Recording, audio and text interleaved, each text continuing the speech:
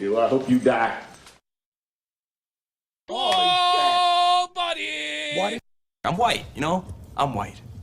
All the way Virginia, bitch. I don't think I smell like vagina. You can act like a man! What's the matter with you? Oh no! Oh jeez! Jews be Jewing, niggas be niggaing. That sounds like you're saying Jews.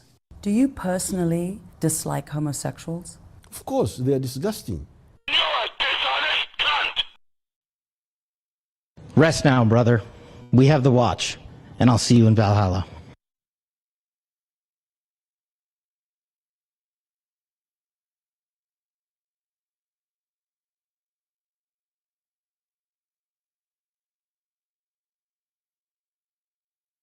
Oh, fart nigger.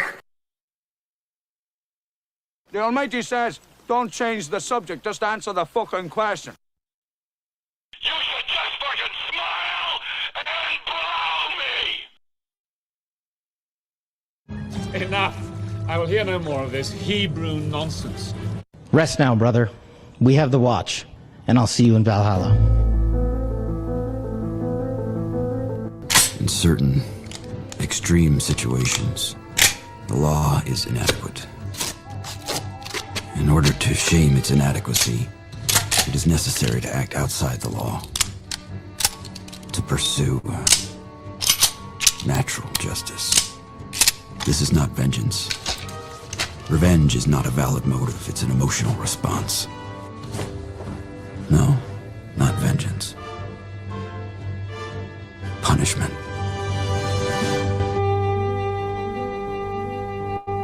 Tonight we have a chance to say, yeah, you're right. We're too extreme, we're too wild, we're too out of control, we're too full of our own shit. Or we have a chance to say, hey, fuck you, you're wrong. Fuck you, we're right. Because you have all made it to the dance. Because believe me, this is the dance. Start the show.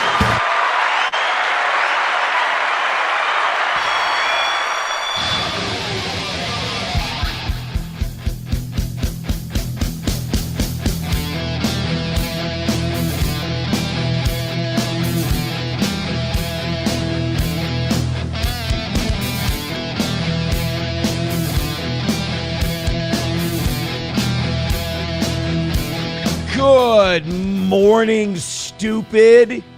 You big, dumb, white pigs. You colonialist iconographers.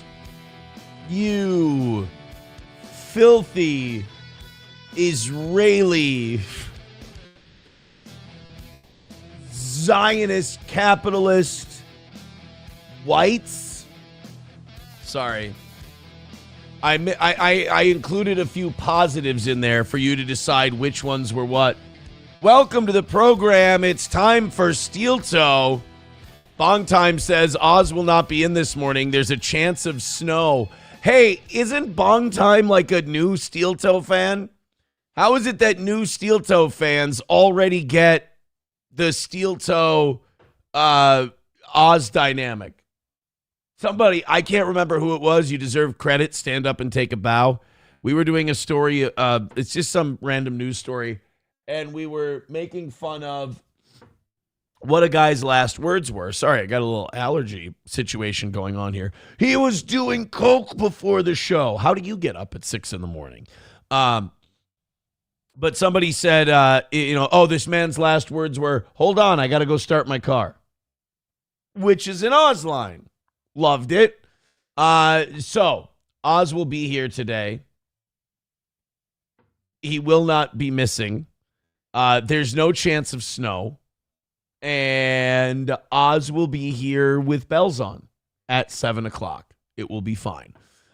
Chips and Diff says allergies. Sure. It is. I'm a little plugged up. I think I'm going to dust today. Went to the gym yesterday. Got to get at least 3 days in before sparring. Sunday is sparring. I got to get 3 days in the gym before that. So that's 4. That's pretty good. So today I'm going to take a rest from the gym. I have held up my Lenten sacrifice now for over a week. Yeah. We're on what, day 8 or 9? So I have maintained my Lenten sacrifice of no soda. And so today I go out into the world and I go grocery shopping. And I will Now, here's the problem. I've stayed off of the soda for a week. But I've been drinking these quite a bit. These are Trulies at 6 a.m. No, these are Bubbalos. Bubbalo, as my youngest used to say. By the way, I'm starting to feel like it's bullying to continue to tell my youngest that we're drinking Bubbalo, because it is making fun of the fact that until she was like 5 or so, she couldn't say bubbler. But she can say bubbler now, so making fun of the way she used to say bubbalo is technically not traumatic, right? That's not it. If you're even wondering, it's probably shitty. But anyway, got to go do groceries today. And when I go do groceries, I will be tempted by the devil to get a Diet Mountain Dew. I will say no. I feel better. I feel pretty. Oh, so pretty. I feel pretty and witty and gay. And I pity any girl who isn't me today. So no Celsius, no soda. I got the Zevia. I got the Bubbalo. The problem is I had a Bubbalo yesterday and I had 2 12-ounce Zevias. So we're a little over-carbonated, I would say. A little too much carbonation. 09 Canyon says if it upsets her, then stop. If she's fine with it, it's fine. She handles it hilariously. It's great. Chips and Diff says next time try no baking soda for Lent. No baking soda. Skousko says, Aaron, have you signed your professional contract yet for your upcoming fight? I have no idea how those get signed. I have no idea how it works. Every Sunday I have a conversation with the training staff and everybody else, and I figure out what's going on. They want to shoot for the spring. I've given them a list of names of opponents I'd like to face. After some online scouting, and we'll see where it goes from there, I suppose. Waiting on physical and blood test, and when those results come in, then the professional license is satisfied. The professional license is filled. I did get, what do you call it? Safe Sport checked in on me yesterday. They're like, hey, how's everything going since we had our interview last year and we got everything squared away? And are you going to renew your USA Boxing, your Safe Sport, your all that? I said, no, fuck you. I'm just going to get my professional license. I'm fucking done with you people. I interviewed. You told me I was getting it back. I got it back way later than you told me it was. I'm not giving you people another fucking dime. I'm not giving you any more money. So that was very satisfying to be able to do that. And then I looked up online the criticisms of that organization, and apparently they're absolutely getting pilloried, and they're talking about replacing them. And the whole organization was created because the United States government fucked up so bad on Larry Nassar. It was basically created as a pedo cover. So it is nice that I got to say that to them yesterday. That felt good.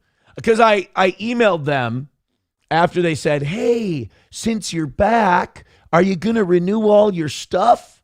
Like, it was basically a recruiting email. And I'm like, I interviewed with you in February of 2025. You said you were going to activate it again. It took you months.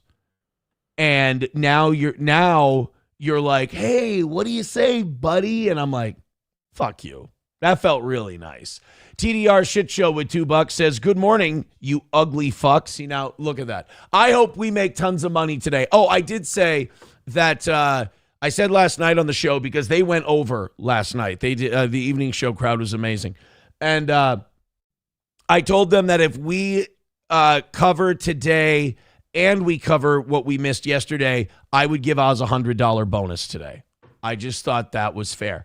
Because with our merch sales and a bunch of other stuff that went really well this week, that miss from yesterday is not the end of the world. We're not going to have a perfect week this week because I'm not going to let the merch cover the miss. That's not right. That's just fungible numbers so you can create voodoo to call yourself a winner. We're not going to do that. But I'm very happy with this week. So if we knock out what we missed yesterday, which we're 150 short on now, I'm going to give Oz the 1. I'll take the 50. So thank you, TDR Shit Show, for the great start. He says, I'll save the 5 and 10s for when Oz is here. All right. I like that people want to give money to Oz. Balls Deep gifting a membership on YouTube. Yeah, are Super Chats working today? Because YouTube had a problem where their chats weren't working. People's chats were getting deleted by YouTube. It was being auto-modded, and Super Chats weren't posting. People were pissed. Luckily, we don't make any money on Super Chats. People do Rumble, Venmo, PayPal, all that shit, mostly on our show. But if you want to test the Super Chat system, I'm not against slutting myself out. Zen Man with $5 says, ignore the crappy content creator. This is interesting. Oh, until Valhalla, brother. Okay, let's take a look. Oh, we've got A. Smith seething in our chat. Oh, no. Sorry, I guess nobody's ever threatened to molest your kids or release private information of you. It is funny that when I release private information of people, people like A. Smith it's the worst thing you could possibly do. Oh, lock him up, blah, blah, blah. But when someone does it to me, it's like, no, the toe's lying. A. Smith is triggered. Bigot on Socialist Media says, does amateur record count for professional? No, it doesn't. It doesn't count. It's two different things. Veldrain says, hopefully Aaron will box his opponent and try not to eat them. Bigot on Socialist Media says, you should have said renew for free or suck my balls. I don't want to come back. I just want to get I've got everything on the pro license except the results on blood test and physical.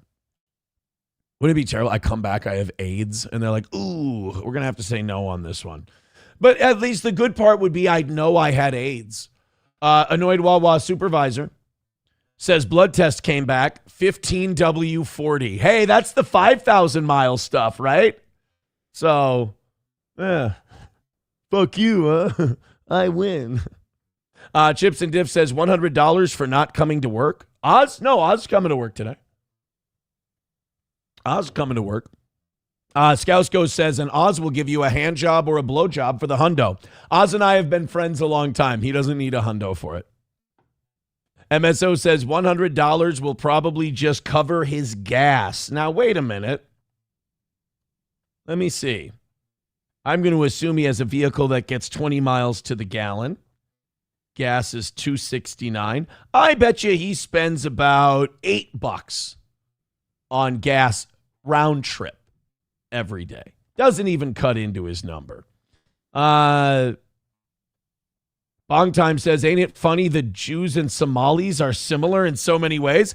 You know what? I'm really interested to hear your approach on that. That sounds fascinating. Whoa. Charger with $10. Wow, thank you. He says 4-10 schedule, so it's my Friday. Here's a little something to celebrate. All right, I like celebrations.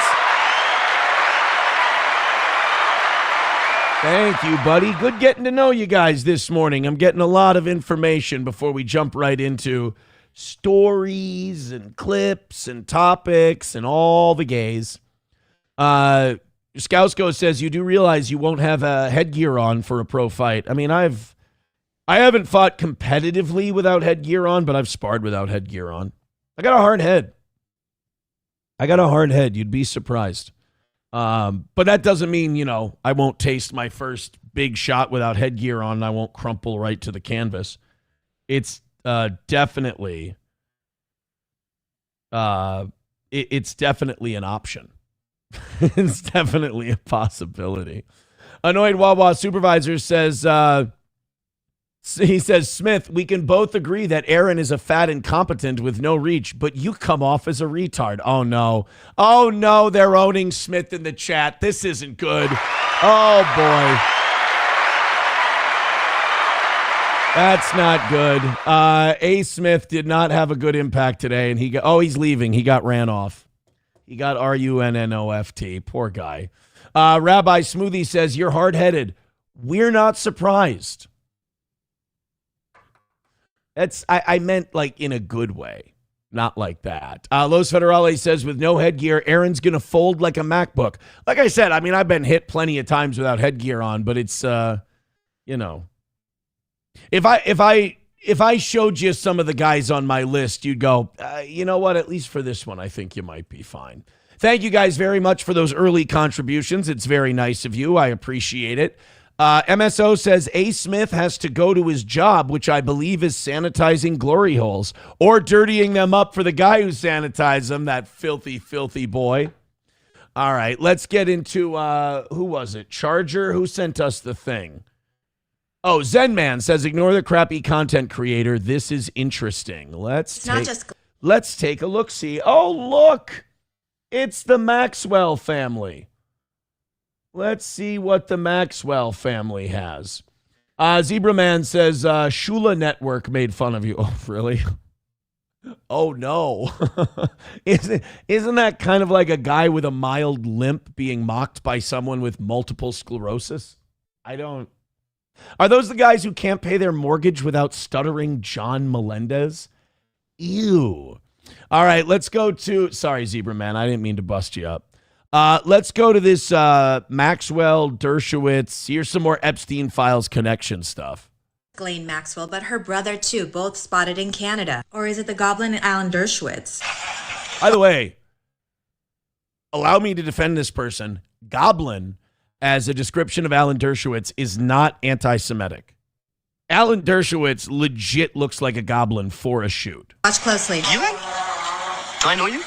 Same teeth, same nose, same hooding of the eyes, same lips, same laugh lines. We already know this isn't the same person. She literally did a double take when he said Ghislaine. Closely. Do I know you? Okay, first of all, if you no. If you walk up to anybody and you call them by a name, they're going to look at you.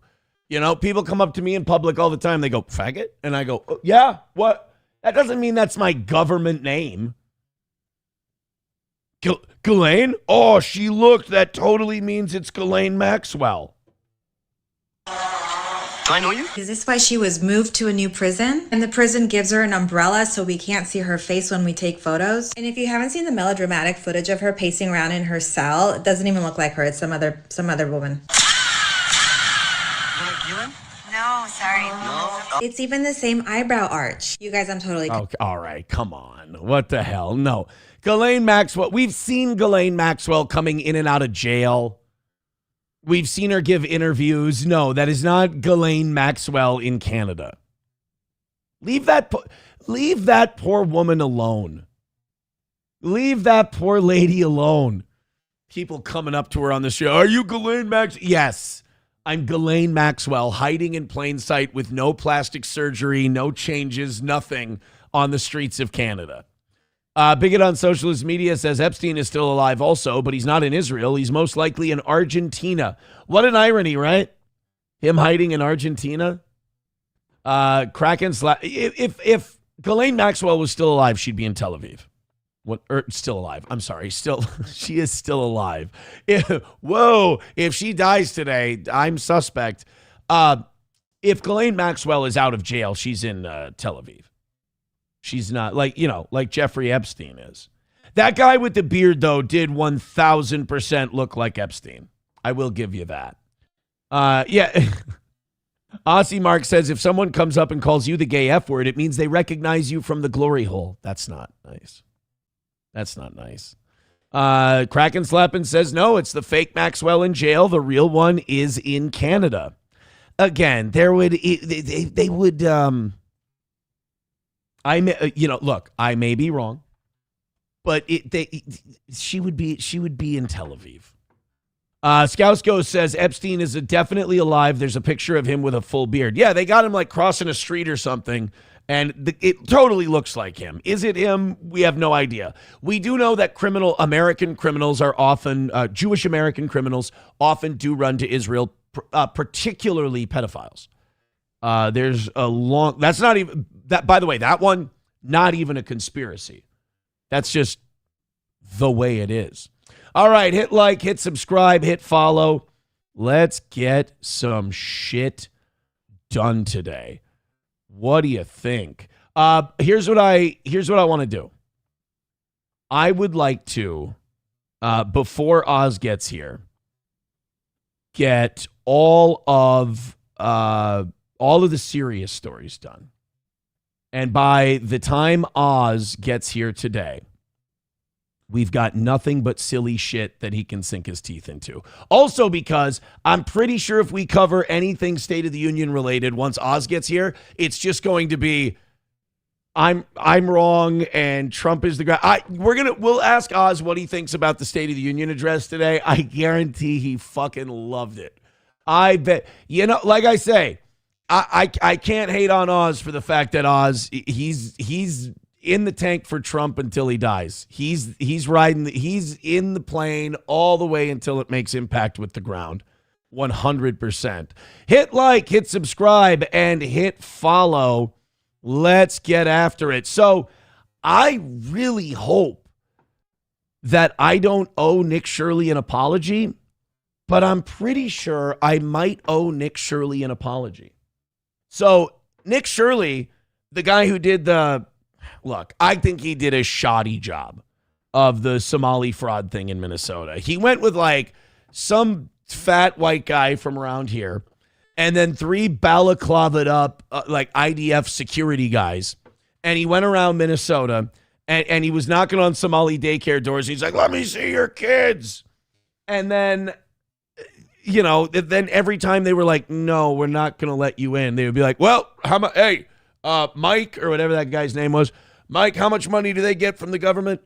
$4 million. Well, we just uncovered $4 million in fraud. And you're like, look, I'm sure there's billions of dollars in fraud going on in Minnesota. Like we said, we don't check our work. But at the same time, just because a couple of black ladies in hijabs won't let you into a building, you and your armed security friends, that doesn't necessarily mean that you've uncovered the fraud. So, plus his Channel 5 interview was brutal for him. I've always thought Nick Shirley's kind of a hack. Then Tyler Oliveira started doing these Jewish community documentaries. He's done one on Kiryas Joel, a town in New York. Now he's done one on Lakeland or Lakewood, the community in New Jersey, where Jews are taking massive amounts of welfare, having shitloads of kids, like basically living the Ronald Reagan welfare queen stereotype. But when Tyler Oliveira exposes it, he's now had his Patreon canceled and sponsors are dropping him because they're like, hey, we love it when you go to India and show them all throwing shit at each other. That's wonderful. But why do you have to go do this? So Tyler Oliveira goes and does these. He gets harassed. He gets bothered. He gets his Patreon taken down, all of this other stuff. He's really cooking. And I've been saying that, yeah, Nick Shirley doesn't have the fucking balls to do this. Nick Shirley is bought and paid for. Nick Shirley probably thinks what Tyler Oliveira is doing is awful, but what he's doing is heroic. I might owe the kid an apology because I might owe Nick Shirley an apology simply for the fact that he's got Laura Loomer worked up. Nick Shirley responded to Tyler Oliveira's documentary post with, expose it all. I didn't even expect that coming out of this Shirley kid. And him writing expose it all in all caps caused Laura Loomer to chimp out as she... By the way, Laura Loomer is suing everybody. If you didn't know, Laura Loomer is suing the entire world, everyone who says anything bad about Israel. Laura Loomer is people will say shit about Laura Loomer on Twitter, and she'll retweet them, and she will write, send me your address so I know where to send the lawsuit service to. And it's like, why would someone give you their address so you could serve them with court paperwork? Like, isn't that your job to figure it out? So she's mad at Nick Shirley now, which, by the way, I'm sure if we just did a cursory Google search, we would find Laura Loomer digitally filleting Nick Shirley after he exposed Somali fraud. But after Nick Shirley just compliments Tyler Oliveira on Jewish welfare issues, now Laura Loomer chimps out and she goes, as I said before, the GOP has a massive Nazi problem.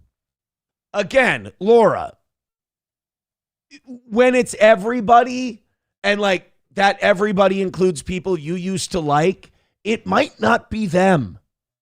It's possible. So Nick Shirley then responded to Laura Loomer. You know, this is the kind of thing that turns Nick Shirley's into Nick Fuentes's, is they finally have the glass broken and they finally realize, oh, wait, if I just try to take my beliefs and take my positions and make them universal across everyone, I don't give anyone a pass, eventually I'm going to be called an anti-Semite and a Nazi and all these names. I guess it really doesn't help to kiss up to the Laura Loomers of the world. So I think the kid might be redeemable. Nick Shirley tweeted at Laura Loomer, calling me a Nazi is the furthest thing from the truth. I'm simply anti-fraud. I am not anti-Semitic. Here's the problem, Nick. They don't see a difference. Me saying expose it all, referring to all fraud, is not anti-Semitic. I've been very clear. I am simply anti-fraud. There was no hatred intended whatsoever. If anything, Tyler's video creates conversation about how our welfare system operates, whether you think it's fraud or not.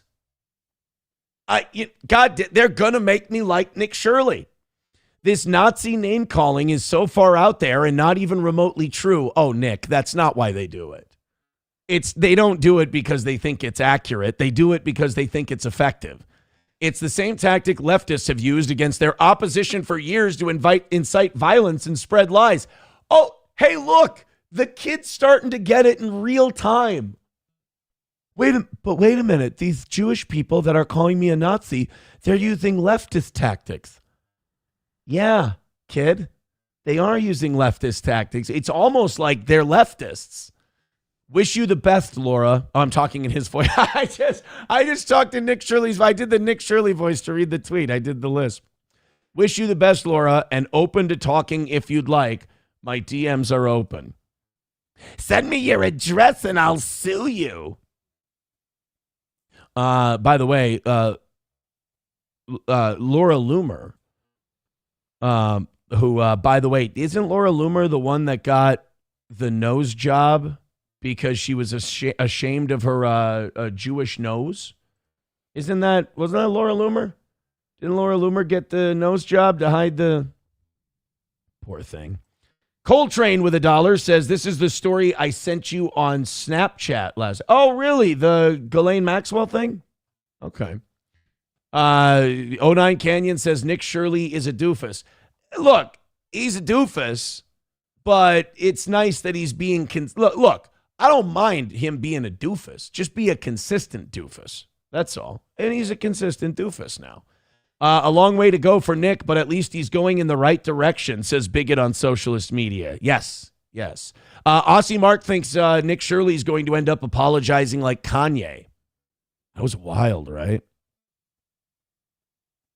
That was wild that Kanye apologized. Somebody must want to make an album with him or something. Aussie Mark says Laura Loomer is a tranny, actually. Oh, see, I didn't know that. That helps a lot. Annoyed Wawa supervisor says Laura Loomer, the Gringotts bank-looking bitch Mersh used to brag about being friends with. I mean, okay, like you can attack Mersh for that, but in the same breath, like a content creator who's on the level of a Mersh having a Laura Loomer talk to him, I mean, I brag about that too. It's fair. Aussie Mark says, oh, we need to send you the links then. Go for it, baby. Go for it. Let's get after it. Thank you guys very much. Great start to the show today. I appreciate you. Like, subscribe, follow. All right, we got one more angry Jewish guy thing today, and then it's off to Italians trying Olive Garden for the first time. We have a mafia in Minnesota. You know, this is good. I like that we have, they're calling it a Minneapolis family mob. Number one, good to see families back in Minneapolis. And number two, Minnesota needs like some mafia mob type of stories. We need to get our rep back up. I mean, right now our rep is, you let a bunch of Somalis come in and fuck your state to death. And, they all commit fraud, steal all your money. You pussies. Tim Walz is your governor. Tampon Tim, they call him. We need some mafia, dare I say, a car bombing or two, as long as it's a mafia car bombing and not a Somali one. We need to get our rep up a little bit. Thank you, Zen Man, for gifting a membership over on Rumble. Veldrain with $1 says, not all Jewish broads get nose jobs, but they do if their nose sticks out further than their tits. Oh, just make your tits bigger. Joey Caravello with $2. Then nobody will look at your nose. You can cut the fucking thing off. You can look like Red Skull. Joey Caravello with $2 says, Aaron, if you love Sean and Marley so much, why not just pound? Oh, my God. What the hell was that, Joey Caravello? I'm not even finishing that one. Jeez. Thank you for the $2. I appreciate it, but that $2 will haunt my dreams. Stack says there's going to be a new hot drop from Milo today. Can't wait. Yeah, honestly, Milo has been... Are you talking about him saying that he's going to... He said he's going to blow off the cover, phrasing, on who took money to trash Candace Owens before part 1 of her documentary came out. By the way, I watched some of that Candace Owens thing yesterday. I not to criticize, slow start. It was all about like her parents' divorce and her grandparents and shit. I really, really didn't care. I didn't, to be honest with you. Slow moving at first. Speaking of Candace Owens, one of the people who led the charge on what a terrible demon she was, followed by 15 other conservative influencers calling her the exact same thing in a completely unorganized, completely random criticism. Ben Shapiro, I honestly had 2 Ben Shapiro clips today. And by the time I got to the end of the second one, I had an epiphany. I went, I can't do this to my audience. I can't do this to them. They support you. They keep you going. They're amazing, fine, wonderful people. You can't play 2 of these clips. A, you'll lose them. B, they'll get mad. And I don't want that. A lot of people, like Charger, they do the 410s work schedule, right? So my audience might be going to work for the last day this week, and I don't want to give them 2 Ben Shapiro clips and make them mad. So Ben Shapiro's big thing now is bombing Iran. If America doesn't bomb Iran and get Israel's back, then Israel can't attack Iran, because if Iran attacks Iran, or if Israel attacks Iran unilaterally, Iran will eat their fucking lunch. Iran will destroy Israel, which, there's something to be said for non-interventionism is all I'm saying. So Ben Shapiro's trying to get Donald Trump to do it for him. And there's this tug of war for like the soul of the United States of America. Have we learned the lessons of Iraq? Don't go to war for Israel. That's the lesson. Iran is not trying to develop a nuclear weapon. They're not close to developing a nuclear weapon. It ain't happening. So Ben Shapiro goes on his show yesterday to his dwindling audience, and he starts to tell them, hey, we have to attack Iran. And he and Mark Levin have the same talking points. Iran's developing long-range nukes that are aimed at the United States. Do they believe this? No. It is a disingenuous lie so that we will feel like we have anything to do with this, or Iran has anything to do with us, so we bomb them. There's no reason to. It would be a sin to attack Iran. They've done nothing to us. Meanwhile, we've fucked with that country so much since post-World War II. It's ridiculous. The other disgusting thing that Ben Shapiro and Mark Levin and others are doing, Adam Sosnick from PBD, these guys are all trying to pretend that they give a shit about Iranian civilians now. This one's really disgusting to watch. They're like, oh, the regime in Iran is killing all these poor Muslims, and we have to stand up for all these poor Muslims. You know who's annihilated way more Muslim civilians in the last year than Iran has? Israel. So stop. Stop with the all of a sudden you care about dictatorships. You helped install the former leader of Al-Qaeda as the leader of Syria. So let's not pretend that you're caring about democracy or giving those people a better life. You want to overthrow their government and install, I think his name's Ramdani or something like that, this Israeli lapdog as the new leader of Iran. It's overthrowing Mossadegh and putting the Shah in there again. So anyway, Ben Shapiro is trying to sell to his Daily Wire listeners that we got to get in there and start, giving some rock and rolla to the Ayatollah. Several issues that are on the table with regard to what the Iranian regime must do or should do. One, must do. So all of a sudden, if you don't do exactly what Ben Shapiro wants, we get to bomb you. It's good to see some people don't change. No nuclear program, not no nuclear weapons, no nuclear program, because, of course, a civilian nuclear program can be converted into a military nuclear program pretty quickly and easily. And so how about that? Not only can they not have a nuclear weapons program, they can't even have nuclear energy in Iran. You know what's funny, Ben? You know that Obama nuclear deal? You always say, this is Obama surrendering to Iran. That kept Iran from having a nuclear weapon. The JCPOA was working. Israel hated it. Obama was like, Netanyahu, shut the fuck up. I'm doing this. This is a big achievement for me. So he did it. Trump in his first term tore the thing up. We broke the pact. We had a promise and we broke it. It's not surprising that Israel doesn't care if we do that, seeing as they've broken how many ceasefires, Bappa? Go ahead and count them up.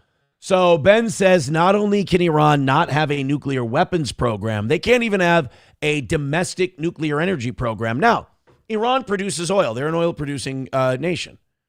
So it's kind of smart that they would want to develop a shitload of nuclear power. They don't consume any oil, and they sell a shitload of it on the global market. Smart move. Ben Shapiro says, no, they can't even have nuclear power. If they're not living by burning turkey shit, then I want to bomb them. The Iranians simply saying we won't build a nuclear weapon is no assurance they won't build a nuclear weapon. That's called the JCPOA, and Barack Obama did it. Yeah, and it was good. God, these fucking people thinking that there's a left and a right and a Republican and a Democrat. Everything they do is bad. Everything we do is good. You've seen with the Epstein stuff now. Just because there's an R next to their name doesn't mean they're any good. Yeah, it's called the JCPOA, and Obama did it. All right, what's your criticism of the JCPOA other than Obama did it? He also talked there about the ballistic missile development of Iran, but he did not really link that ballistic missile development to concessions that Iran must make. This has been... Okay, if Israel wants to wipe me off of the face of the earth, if Israel wants to get rid of my government, guess what I want to develop? Long-range ballistic missiles. Really good missiles that can blow up Israel. You know, kind of like we wanted to do with the Ruskies and the Ruskies wanted to do with us. Sort of an open divide inside the administration. Some members of the administration are pushing the Iranians. They need to give up their ballistic missile program as well so they can't threaten surrounding countries. Here, totally. Isn't this wonderful? And like, none of these Israelis, and Ben's an Israeli, he's not an American. None of these Israelis will cop to it. None of these they're like fucking robots with an inability to respond to any outside critique. They just have their talking points and they just spew it all over everyone. And when you ask a follow-up, they're just like, Iran's terrible and they need to give up their long-range ballistic missiles. So in Ben's mind, Iran has to totally disarm themselves, not have a military, not defend themselves at all. And even when they do that, Israel will declare that they're making a nuke and then they'll bomb them. Iran needs to put down all of its weapons. Iran needs to never fight anyone ever again. Okay, did they agree to that? Cool, let's bomb them. They were a week away from developing a nuke. And allies ranging from Israel to Saudi Arabia and all the way to Europe. Should that be part of the negotiation? There are some people who are saying, no, that shouldn't be part, which of course I think is insane and ridiculous because they can attach not only nuclear weapons, but chemical and biological weapons to warheads that are capable of hitting populated centers in allied nations. Right, because that wouldn't be fucking suicide.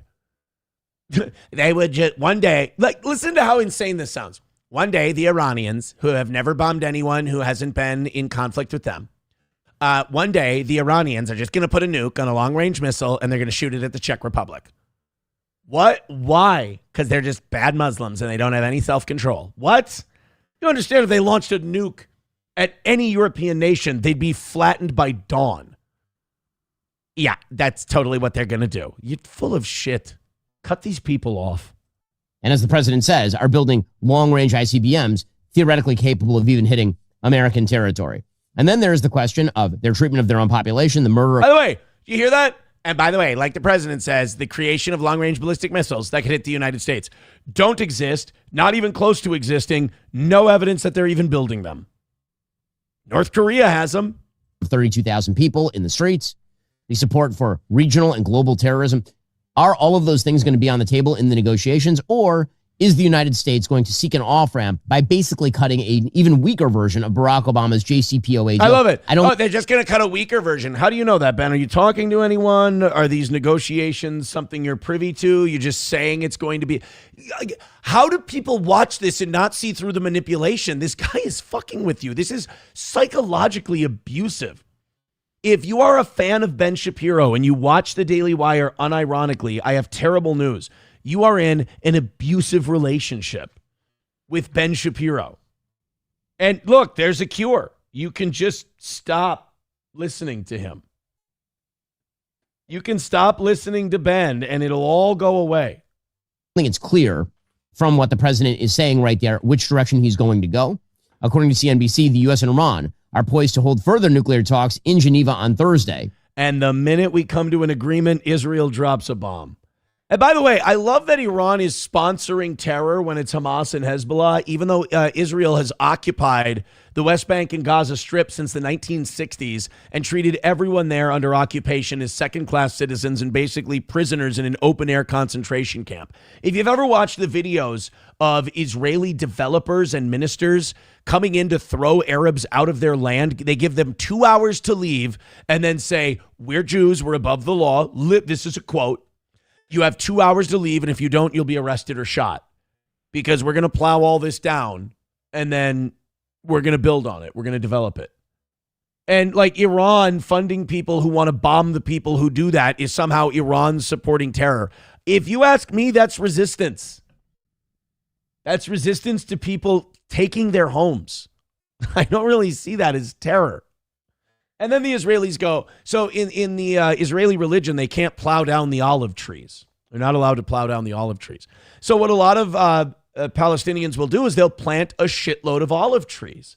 And they'll say, well, you can't develop here because, look, your religion says, and you're very godly people, God's chosen people, you can't knock down the olive tree. And the Israelis go, oh, no, the Bible says it's totally fine if we're fighting terrorism. And they just bulldoze the fucking olive trees. Ew, they're gross. Again, he says that his preference is negotiated endpoint here. The question really, in the end, is going to be whether the president of the United States is too concerned about the possibility of a multi-week air campaign against the Iranians to actually do it.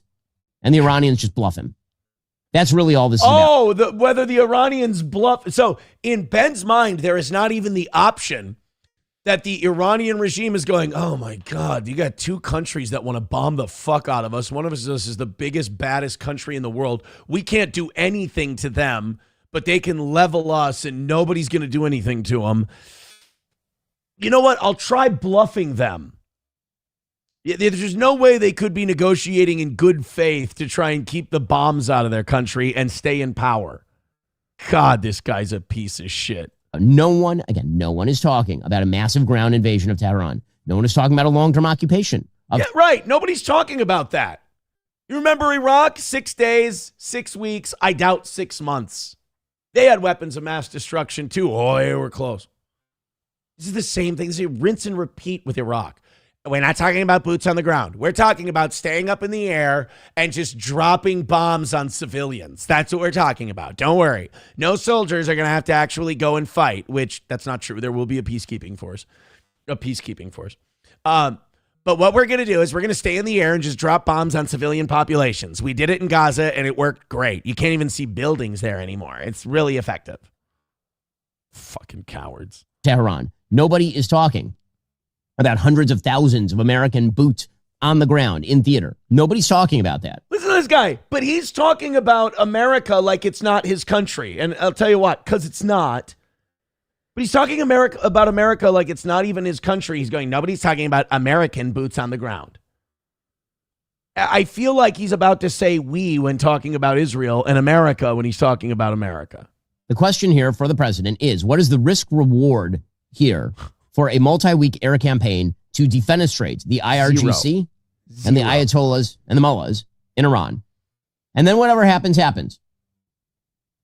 Because I will tell you that everyone else is watching. If the United States backs off of this and cuts some sort of unbelievably weak deal, Trump's approval rating might go up because he kept us out of war. A war that we don't need, we don't want. Here's why Ben's terrified. If Israel has to go it alone, they'll get their ass kicked. And it's time. Maybe Israel needs its ass kicked. Maybe it's time for an ass whooping. Maybe that would humble them a little bit. Maybe we take off our apron. They can't hide behind it. We sit this one out, and Israel just gets its fucking shit pushed in. The consequences will not just be for the Middle East, where Israel will be forced to ramp up its military even more and probably go and attack Iran itself, given Iran's capacity and increasing capacity in both nuclear and ballistic missile development and its renewed attempts to support terrorism. I thought that 12-day bombing we did totally neutralized that nuclear thing. You said a decade. Is apparently 6 months is a decade. You know what? Jewish calendar. That's probably what it is. If you guys don't do anything, Israel will have to go it alone. Good. Go for it. Go nuts. See, I'm not stopping you from doing that. You want to pay for it yourself? Pay for it yourself. You want to use your own military? Use your own military. We're busy. We got fucking, Israeli types buying up all our houses and jacking up the prices. But aside from the Middle East, the Russians are looking on. The president has put a lot of pressure on the Ukrainians and not enough pressure on the Russians. They're probably thinking to themselves, the United States is backing off. They probably renew their offensive in Ukraine, redouble it, triple it. What? Because we didn't go to war with Iran? Because we chose peace and a diplomatic solution? Putin would then ramp up the invasion of Ukraine. He wouldn't go, we can talk with these guys. Maybe we can come to a deal. But if we attack Iran and we start bombing them, Putin's totally going to cower. That's in his DNA, to cower and not do anything in response. Right, Ben. Just move to fuck. If this fuck would just move to Israel, I would be fine. But he uses America. China probably looks at Taiwan and says, why not blockade Taiwan? Who's going to stop us? And the reality is that the United States remains extraordinarily dependent on the microchips that are... We would. It's our stated foreign policy that we will defend Taiwan. Not we will start wars on Israel's behalf, even though we've done that many times. Produced in Taiwan. And if you're China, and if your window of opportunity is closing, which it is demographically, the Chinese have a massive demographic problem, they have a major debt problem. If your window of opportunity is closing, you're being outcompeted, particularly in the AI industry, then why not make a move on Taiwan if you no longer fear the big red button that President Trump holds? Right? Yeah, because, if we don't attack Iran, we don't have a shitload of nukes and a $1 trillion a year military. How do you watch this guy and actually take him? I don't know how you watch this guy unironically, this Ben Shapiro. Unbelievable. And by the way, Ben Shapiro doesn't give a fuck about Ukraine. He doesn't give a fuck about Taiwan. He doesn't care if China takes it tomorrow. He's trying to manipulate you into supporting a war that he wants for his actual country, which is Israel. Oh.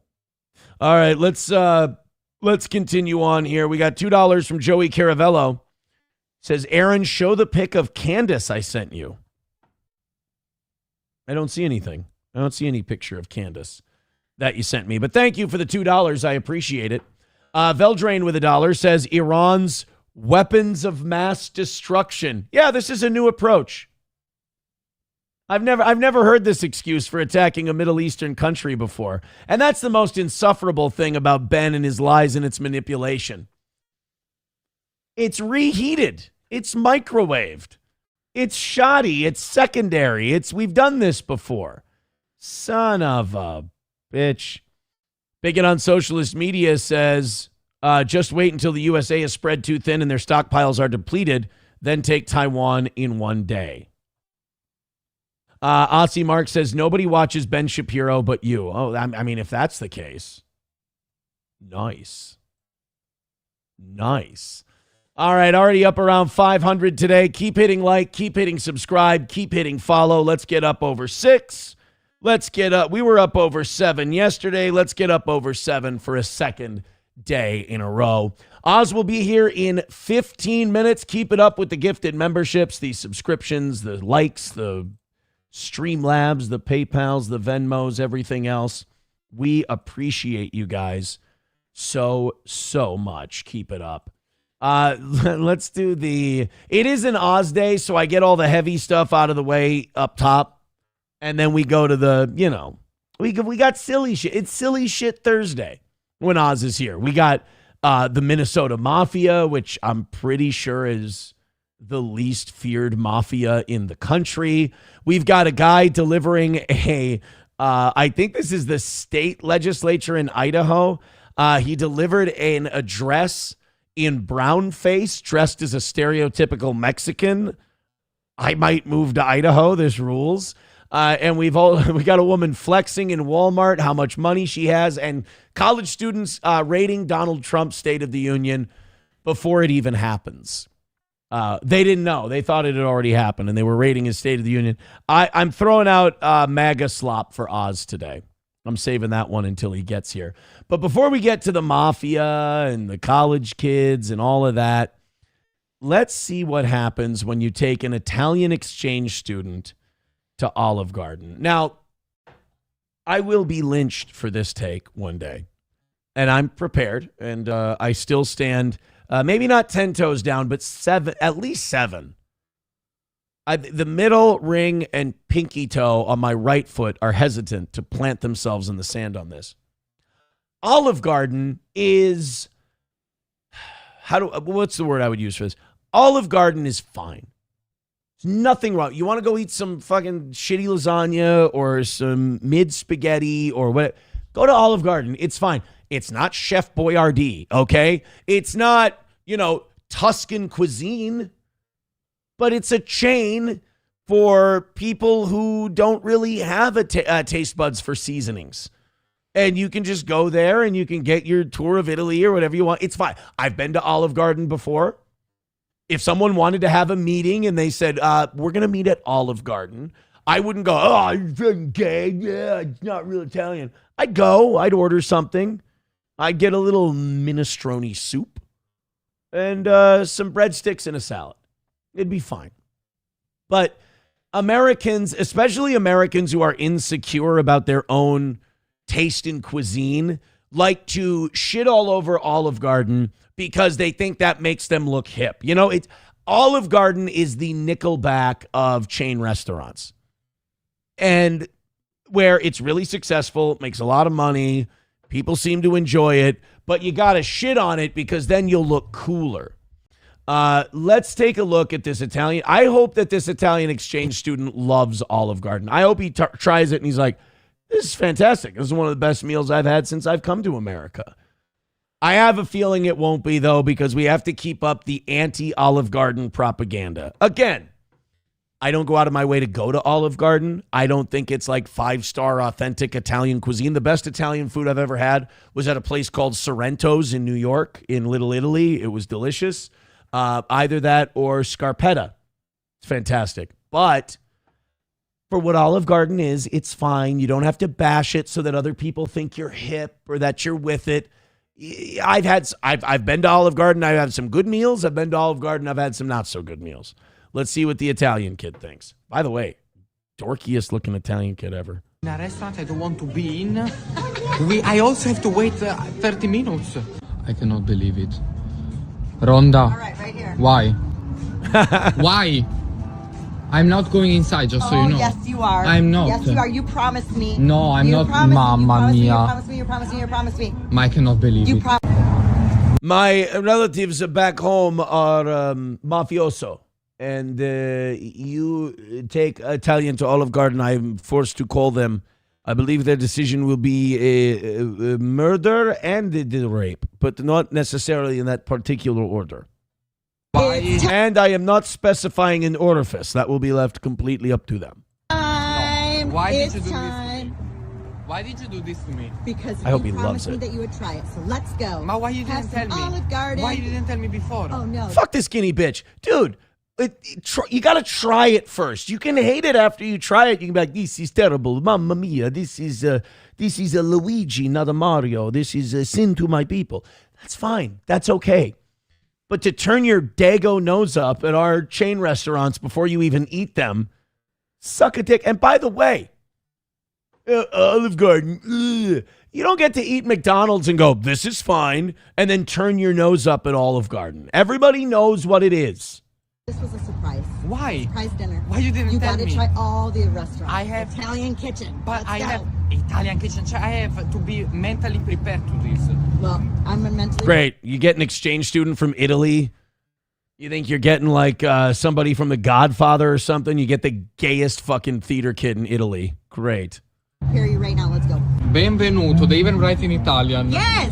I will ask if there is anybody Italian in there.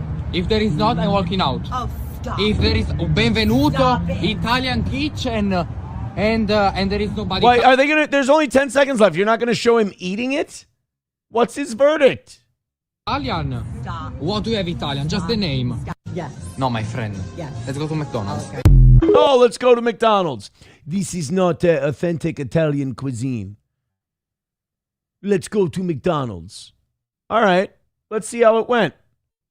Let's see that. Let's watch this mouthy little wop fucker try his spaghetti and meatballs. You little bitch. Sorry, Italy. Love it. I'm sorry. And please get a calamari and a fried mozzarella, please. Thank you. Italian kitchen. What is this? That is Alfredo. This is Alfredo. See?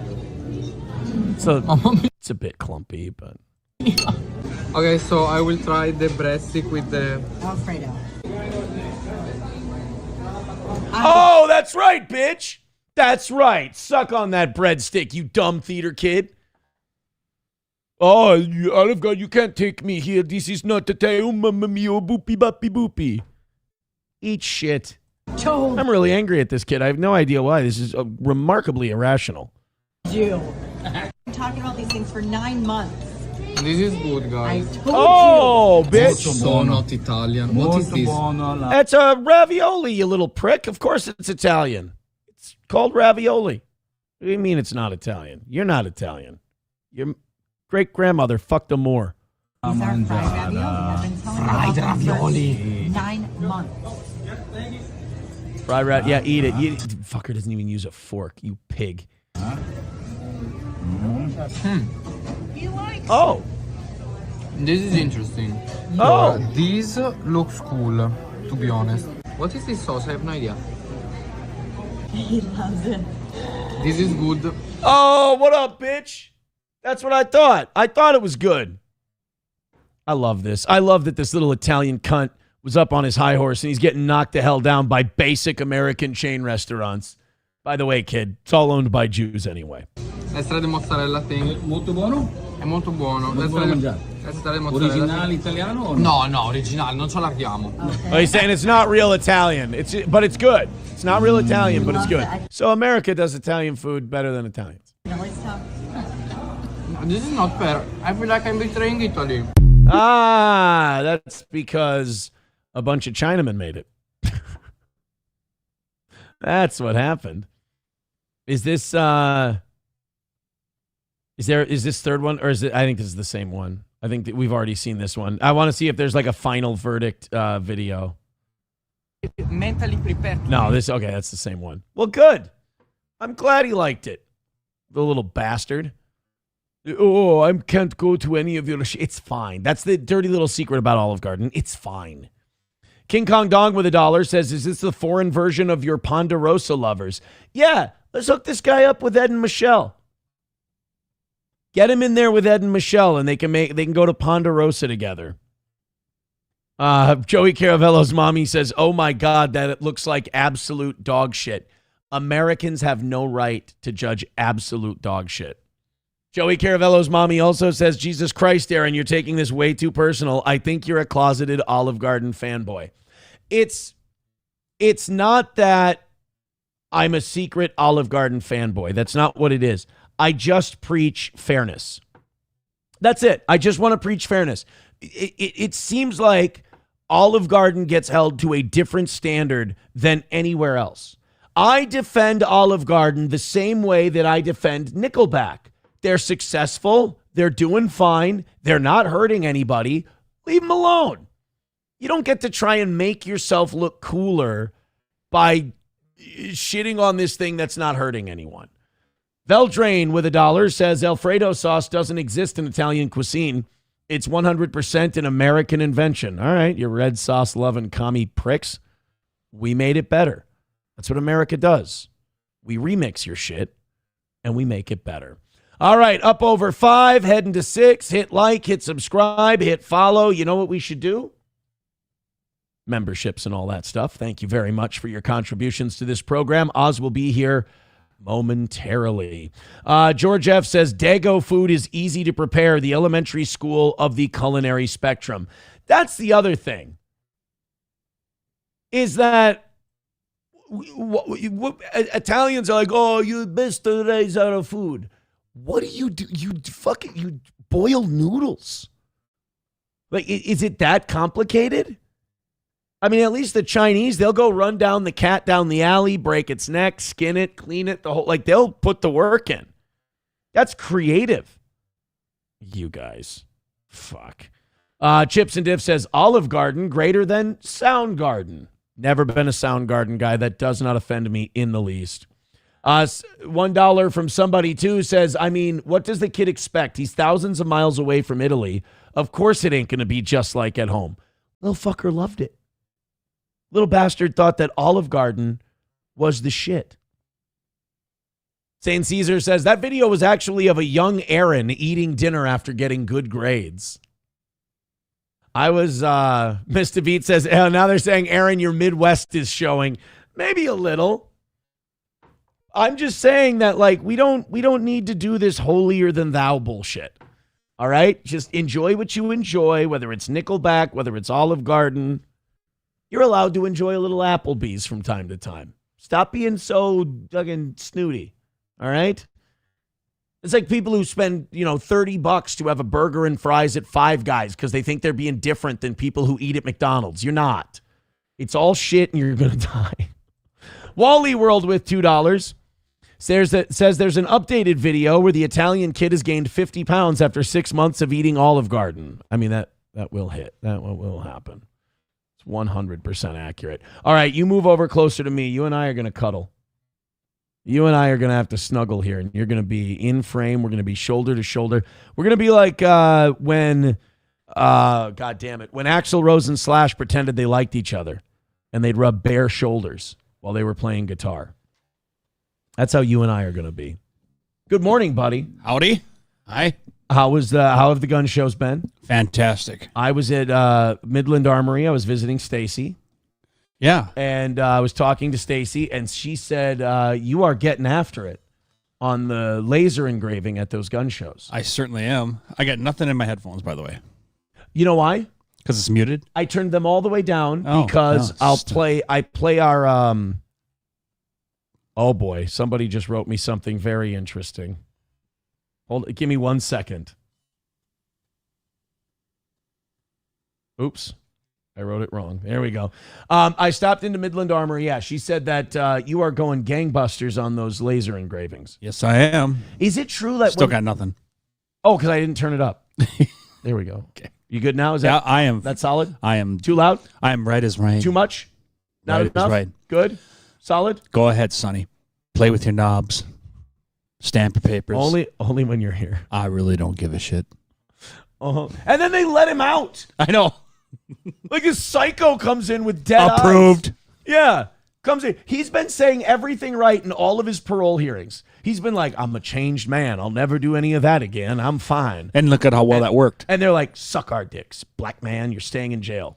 And then this black guy in like the 70s comes into a room full of white people and goes, I don't fucking give a shit what you think. Suck my big black cock. Take my big black dingus and put it in your mouth like you need to keep warm. Yeah. I hope you all rot in hell. And they're like, it's time to let this guy out. Get him out of here. Although, that is kind of New York's release policy now.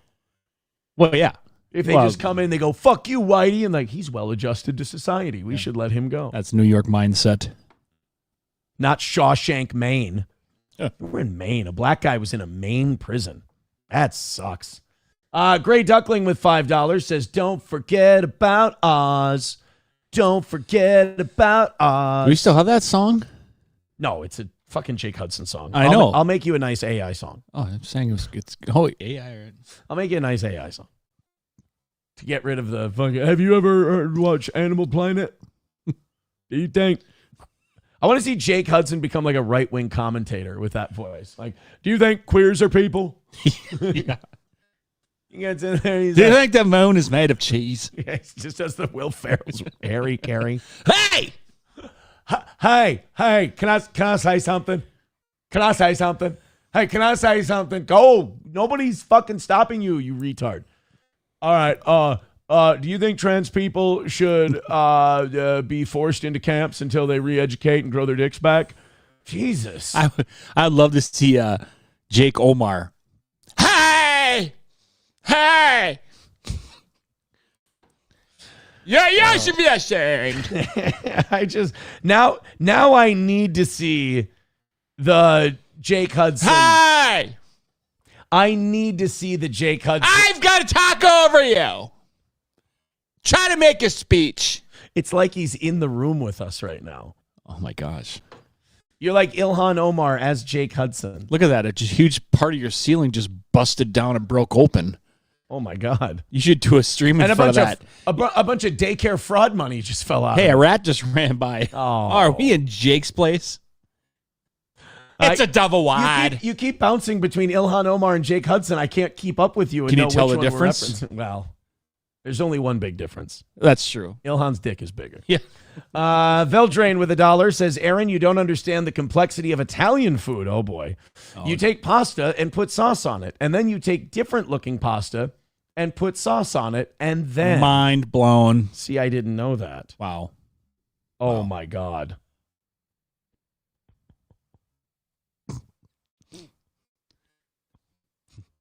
I'm gonna cover up the name. Okay. Guys, we're good for today. What the hell? We're good for today. What?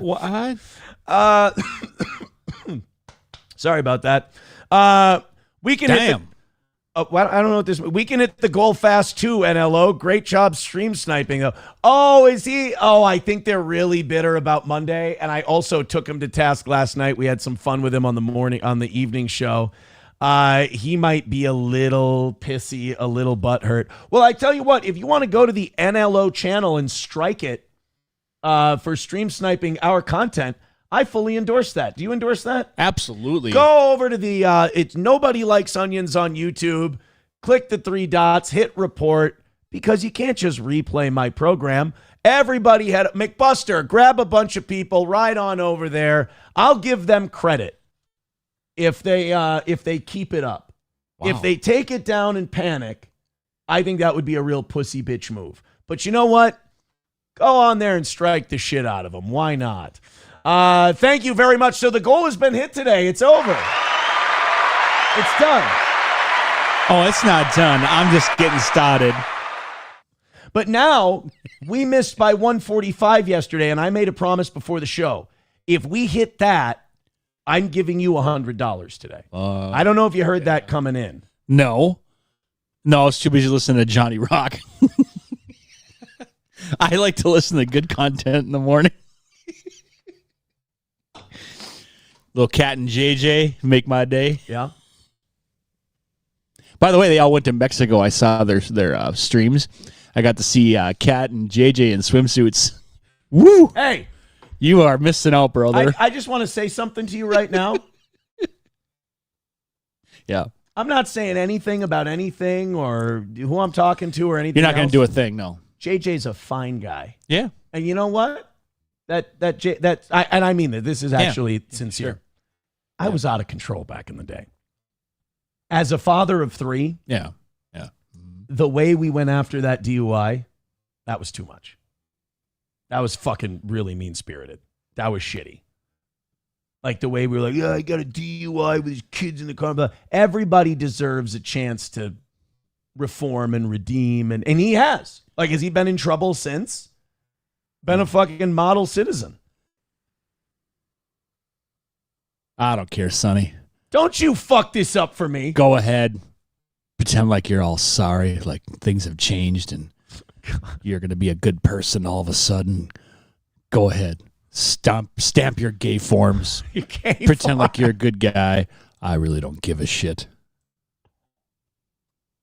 I'm saying that when we did that, I was talking to somebody in radio recently, and we were talking about kind of my show's rise and our, how our ascendancy to number one and all that. And they were talking about like all the crazy shit we did back then. And and they're like, how did you get away with it and this and that? And I'm just like, because nobody was watching us.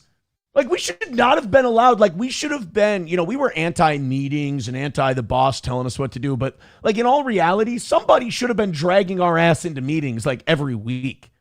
And being like, hey, guys, you can't do this shit.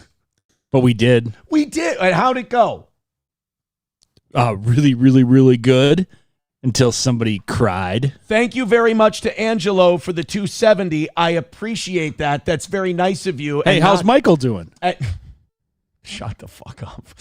And knocking it out for today. But our behavior got us here. Yeah. All right. Some would say, wow, it's amazing. You've done something that nobody's ever done. You've taken a mid-market number one radio show and you brought it online. You kept it going. Oz and you are still together. Great. Awesome. All that's wonderful. It's not ideal. Thank you. So, like, I would say a lot of the stuff we did back then didn't necessarily add numbers to the ratings. It just made all of us laugh in the studio. Are you kidding? Go home laughing the whole way home, smiling. But we could have done that without, borderline harassment behavior. I know, but almost putting people in the ditch so like they'd call in. Like, I just almost went in the ditch because I was laughing so hard. That made my day. But we could have done that with we had somebody going to cancer treatment. They didn't die because we made them laugh. Okay, but we could have done that with just the racism. The racism could have done that. Well, true, but we like to take it an extra We didn't step. have to harass our neighbors. That was so much fun. Oh my gosh. Think of how childish we could have been. Like, let's just say the competing station would be across the street with their cars, and they're like, hey, let's take some of our station vehicles and park in their station vehicles in front of the Sauk Rapids City Hall. We did that. Oh my God. And then watching them walk outside going, Who did we do that to? Was it JON? It was one of the Wild Countries. I don't remember. Some station had. And here's the problem. If we had a real boss and real structure in that place, they would have gone, don't you fucking leave this building. You're not doing that. That's not a good look for us. Yeah. Instead, Gary was like, here's the keys. That'd be fucking hilarious. Like, our boss is sitting there going, this sounds great. Yeah. Yep. Remember that guy who used to post like $100 bills on Facebook and like a knife? And he's like, I've got more money than you fuckers. And if you want to show up somewhere. And then we would go on the air and taunt that guy. Yeah. We made him cry. He was putting knives and $100 bills on his bed. He was trying to flex, and then we took a bunch of IOUs and wrote those on pieces of paper and showed our spread. It's like, these are just as good as cash. And, we taunted people. That one was for $100,000. You might want to hang on to that one. That's a car. Yeah. Mr. Sista, oh, God. $1 from Mr. Sista says, kitty girl, Cheetos, fell for it. He sat closer to you. So like you do to the twinks at the gay 90s, he will sit in your hand as you try to stick a finger up his butt. That never happened. I just want to let you know. Take that out. No, thank you. Not the sound I don't know what the sound a butthole would make, but it wouldn't. Anyway, it's not important. Joey Caravello at $2 says, do Sosa's speech to Tony about not fucking him in the voice of Jesse Lee Peterson. Ooh. All right, hold on. That's asking a lot. All right, I only going to tell you this one time. Don't you ever fuck me, Tony. Don't you ever try to fuck me. You understand? I like you. There's no lying in you. You speak from the heart. Now it's turning into Rocky. My Jesse Lee Peterson. If you want to sell cocaine for me, I can do it for like $13.5 key. $14.5 cost me more. I used to hold your balls in my hand. No, what? You were just a little guy. Why are we holding balls? They grew bigger and bigger, and pretty soon I had balls. Let go of his balls. Sorry about your balls. Adrian. Whoa, what the fuck? She was trans the whole time? She's a black comedian? The character or the actress? King Kong Dong with $1 says, JJ, Tailpipe Girl, Nurembergers, Iowa, and Tradio in Buffalo was worth every legal paper that came in the mail. Okay, right. JJ was too far because it involved his children. That wasn't nice. Tailpipe Girl was fucking hilarious. She was a news story. That one I don't feel bad about at all. Right. Nurembergers, fucking hilarious. Yeah, great food. Jew broads got in a funk about that one. Iowa, again, way too far. Like that. It turned out she was actually hot the whole time. She was like, I called her fat the whole time. Meanwhile, she's far better looking. She probably than me. said the N-word. Remember that? I did say she probably says the N-word in her private life. She was so self-conscious. She took all that to heart. She was so right? mad. Of And then all her the- streaming bitch friend, she's the one who made it. Look at me, I got all these hits. I'm gonna make this. By the way, end. she looks like Coco Beware now. She's just this bloated fucking. No, looks almost trans. Anyway, almost the Iowa one. Yeah, the fact that we're like, oh, she says the N-word in private. That was the one she like reacted to the most, and we're like, that would be the one that we wouldn't care if people believed it. That one was fine. And there was I'm gonna tell you a story about the one that got away. Yeah. Cal Murray. Who? Cal Murray from Right On. Oh, wrote me that a was- song, and I always had a thing for her, and we haven't visited Right On in a long time. I don't know if they've even done any new content. they don't make anything anymore. Uh-uh. Kel from Right On. Yeah, Kel Marie, she made a song for you. She certainly did. Or girl. King Kong Dong also says Tradio in Buffalo. Oh, dude, I do Tradio in Buffalo all day. I do Tradio in Buffalo today. If you guys knock out what we missed yesterday, we go back to a perfect week. I'll do Tradio in Buffalo. What do you think today. it's safe to say we've done Tradio probably at least 60 times? Yeah, a few dozen at least. Oh, sure. yeah. Yep. They sent us a cease and desist. Don't you still have some of those on the wall? Oh, you took them down. They're in the Steel Toe Museum. Yeah, he's got it filed under D for donut. Gary has some of them, though. Oh. Yeah, Gary has some of my cease I mean, and can you desist. imagine that? Just like see people flex their ones. You should just flex like your cease and desist. Look at how many people have threatened to sue me. You think you got haters? Bitch. Yeah. I didn't even have to threaten to molest a kid or release people's private browser information. I did it the old school way with talent. You hack. Yeah. TDR shit show says, I agree with King Kong Dong. Every single bit you did on the radio is what made people listen to your show and made Steel Toe what it is. You think that's what made us, I don't know, number one in the, I don't know, I don't Okay, know. but we were number one. We took this shit of a station and returned brought it to glory. Straight. Okay, yes, but we had a 30 share, and the next station had like a 14. We probably could have eased off the throttle a little.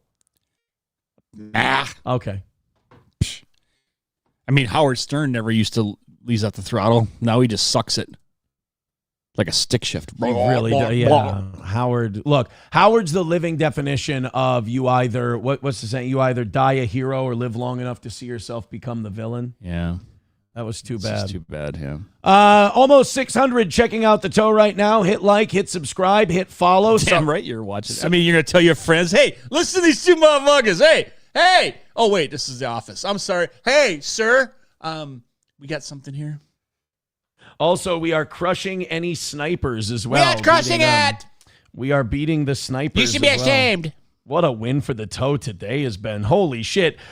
We've got... Oh, hold on. Doorman with 437. Oh, that's 5. I'm reading it off the thing. He says, since you're going down memory lane, where are Whiskey Pete and some of the other co-hosts from the golden years? You been in touch with Pete at all? I haven't talked to him in a long time. I know he's still doing the production thing. So He's still doing sound? Yep. Okay. Yep. Hannah's still doing sound with him? I'm not sure. I think she's still with Hairball. So I didn't know she was with... Oh, she's like a sound person with Hairball? No, not sound. I think she's doing like I forget, something production-wise. But Oh. Yep. Holy shit. $5 from You Need Me More says, I love Ozday. You two play well together. Let go of his balls, though. Geez, see, now look what you did. I mean, he does have a point. I don't have anybody's balls. I'm not a ball man. Unnerving Brain with $1 says, shared the link with my mom. She loves the show. Unnerving Brain's mom loves the show. Yep. Oh. Really? Yeah. His mom's a cunt? No, it's a her. Oh. I think. Oh, I hope Unnerving Brain's not a dude. Oh, I've been no. referring to Unnerving Brain. Does as it a really chick. matter nowadays? People No. are identifying with more crap. It doesn't matter. No, you can identify how I mean, can you imagine like being a congressperson and then also the president says something about transgender and then the camera pans over to you and you just have that look? Kind of like the same look you would have when somebody's talking about Somali pirates, and then you have this angry look, and you're like, well, I don't know how to act. You should be ashamed. No, wait a minute. Now, who is that now? Oh, that'd be Omar. Oh. All right, let's continue on. We can get some stuff. We do not have to turn today into a going over my entire history and why I say, hey, maybe we went a little too far, and you and everybody else watching goes, it was fine. Like, that doesn't need to be what today is. And also, Oz is only $135 away from getting a $100 bonus today. I mean, that's a big day for you. I was going to say for the toe, but it's bigger for you. Yeah. Huge. TK 800 kilowatts says, I found your show on the scan button. You were raging about something and dropping cuss words. Been with you ever since. And a 2-time VIP. Don't get soft. See, I didn't have to say I hope someone gets eaten by pit bulls or anything like that. He just joined because I was cursing.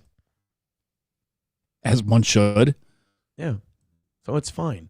Do you know about the Minnesota Mafia? I can't talk about it. Sorry. But laser engraving all their guns, are you? Right over where the serial number used to be. That's where you do your best work, in the margins.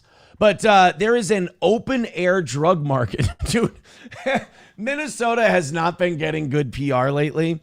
It's just like Somalis ripping us off, and our governor's basically trans, and it's just really been a shit show from start to finish the last year or so. Florida, here I come. Well, now we've discovered, people say, Minneapolis is turning into Mogadishu. And we're like, no, it's not. And then here come federal agents and they say, look, we made an arrest. You guys have open air drug markets like the Baccara market in Somalia. And we're making busts. This is really? So it's not just daycares anymore. Now it's powder. Well, they're taking away the daycares. Did you see J.D. Vance? Well, they got to make money somehow. Yeah, J.D. Vance is in charge of the anti-fraud stuff now. Oh, I know. I know. And J.D. Vance is, what was it? They're freezing like $260 million in Minnesota funds until they can, figure out where this money's coming from. So you're about to see a lot more Somali daycares report incidents of robbery where a bunch of whites broke in and stole all their employment and enrollment records. I know, that's terrible. We never heard anything from that guy. Oh, Leering Center guy? No, not Leering Center guy. The other one. The guy who was wearing the expensive glasses and hat. He was like, a bunch of white racists came in and they broke into my, he wasn't a daycare though. He was a home health care center. Yeah. And he said, they stole all my employment records and my enrollment and customer records, which is what he had to provide to the federal government to make sure they could keep getting money. I know. The coincidence was just incredible. I mean, how many times have people broken into a building and stolen all the employment records? It happens all the time. So we never got an update on that guy. I mean, clearly he should be arrested for filing a false report and, staging this Jussie Smollett-like event. Haven't heard anything about it. And I don't think we will. No. So anyway, open air drug markets and family mob in Minneapolis. Do you want to play the color game or you want to be surprised? I want to be surprised. I'm saying white or Somali. I will go with the latter. That's not fair of me to guess that, though, is it? That's like 90% of the population, white, Somali. That's true. Doesn't really even matter. What are they going to be, native? Yeah. It's like going to Popeyes and finding a Chinese person. Yeah. Just law enforcement operations the city has seen. From South Minneapolis to suburban Burnsville, SWAT teams swarmed the homes of suspected members of the gang called the Family Mob. Boy, real creative. Boy, wow. Yeah. Well, I mean, daycare, family. Yeah. Home health care, family. We're starting a new band. What are you going to call yourself? The Eagles. What? That doesn't. Hey, we're starting a mob, but we want to kind of keep it low key. Yeah. We want to make it like a family business so nobody suspects it. So hear me out. Family Mob. Whoa. I think that's the one. Frankie McLister reports investigators say that gang not only peddled deadly drugs, but they also triggered at least 2 mass shootings. The gang like gangbusters. You like that little headline they had in the background? They really just threw it in there, didn't they? They're fucking shooting people and killing people and robbing people. I got an idea. Let's make a witty headline. That'll take the sting out of multiple gunshot wounds to children. Going to Dave & Buster's, but different. Yeah. Business today, we expect that 12 defendants, Going to Dave & Buster's, most with violent criminal histories, will have been taken into custody. A joint investigation exposed. I would venture to say one of the largest law enforcement operations the city has seen. That operation meant to dismantle the family mob, a gang that they say turned parts of Lake Street into an open-air drug market. The breaking in the case came after 2 Minneapolis mass shootings last September. Oh, hey guys, don't rush. We got a break in the case. What happened? Oh, like 9 people got murdered. Oh. Both that happened within a 12-hour time frame. 10 people were injured by gunfire. Oh, by the way, this guy is completely fucking useless. Brian O'Hara. The glasses say it all. Yeah, the police chief of Minneapolis. He is so fucking bad at his job. 2 individuals lost their lives. Those standing next to the police chief confirming that hundreds of officers were involved in seizing firearms, fentanyl, cocaine, meth, crack, and even cash and vehicles across the metro. On Wednesday. Even cash and vehicles. Like the crack thing's a bigger deal to me, but it's cash me outside. Yeah. We found a shitload of crack. Oh God, thank God that's off the streets. Yeah, and we found cash and vehicles. Yeah, I don't care. Cash and vehicles. People can have cash and vehicles. The crack thing's the biggest thing. Today, this video taken by a witness where the FBI says that one was detained in Burnsville, and our cameras were rolling when the FBI executed this operation at the Abbott Apartments in South Minneapolis. If you're a criminal in the city of Minneapolis or in the state of Minnesota, I recommend that you don't commit crimes on the assumption that the U.S. Attorney's Office doesn't have enough lawyers. We've got enough to get you all. And that the search isn't done. There are additional cases being developed that I believe will impact not just open-air drug activity, but open-air drug activity that's connected specifically to violence. All a collective effort. I mean, part of the drug game is that you have to be violent. I mean, there's not a lot of drug operations where they're like, oh, what? Oh, they didn't pay our dealers. Oh, that's what you can let them off with a warning. You know, that authorities say make your streets safer. Because we could not have done it by ourselves. Frankie McLister, WCCO News. I have to admit my own racism here for a minute. And anytime I see a lady like that who's like an officer, like one of the higher ups, and this is my fault. I think DEI. I was just going to say the same thing. Yeah. Yeah. That's like, that's media. DEI, A1C, whatever. $5. Thank you very much from Kyler with 5 says, the member berries never change, Toe. And hello, Oz. Yeah, Oz is not doing the right kind of member berries, though. He's being the member berries for the audience. I'm trying to say, hey, maybe we were out of line once in a while. No. And Oz like, fuck that, you're gay. No. None of the pseudo rock starism of the entire show operations ever became to our heads. Like, it never went to our heads, ever. Halfway Jam never went to our heads. You know, any of those things never went to our heads. We were always. What do you mean halfway pleasant. jam? What did I ever do at halfway jam? Nothing. You just enjoyed the time, you know? I did. I had a good time at halfway jam. Yes, you certainly did. Every year. Every year. And everyone. What do you mean? It was a good time. Right. I had a good time. Mm-hmm. Not allowed to have a good time at halfway jam. Absolutely. It was a concert. I call it halfway in. That was the hotel we stayed at. Oh, that's what, Yeah. That's all he's referencing. The halfway in. Yep. Nothing more than that. Nope. It wasn't a hotel. It was a blotel. Should have locked that door, though. Yeah, he did, actually. Oh. How'd you?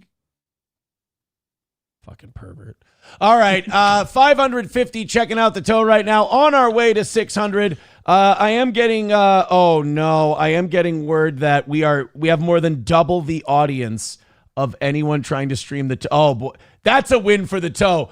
Goal already knocked out. Working on a bonus for Oz and doubling up any competition. Oof, it's over for them, buddy. It's over. It's not over till it's over.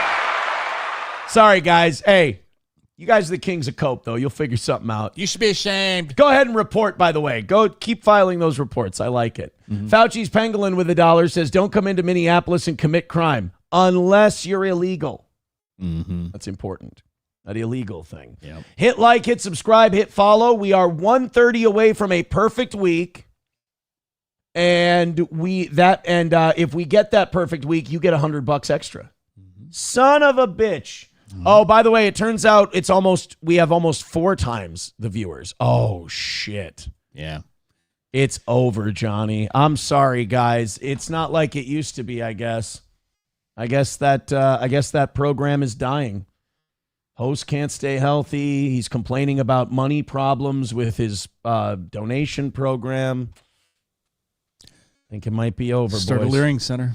I think either get a gym membership or I think it might be time. Maybe check into a probably hospice facility.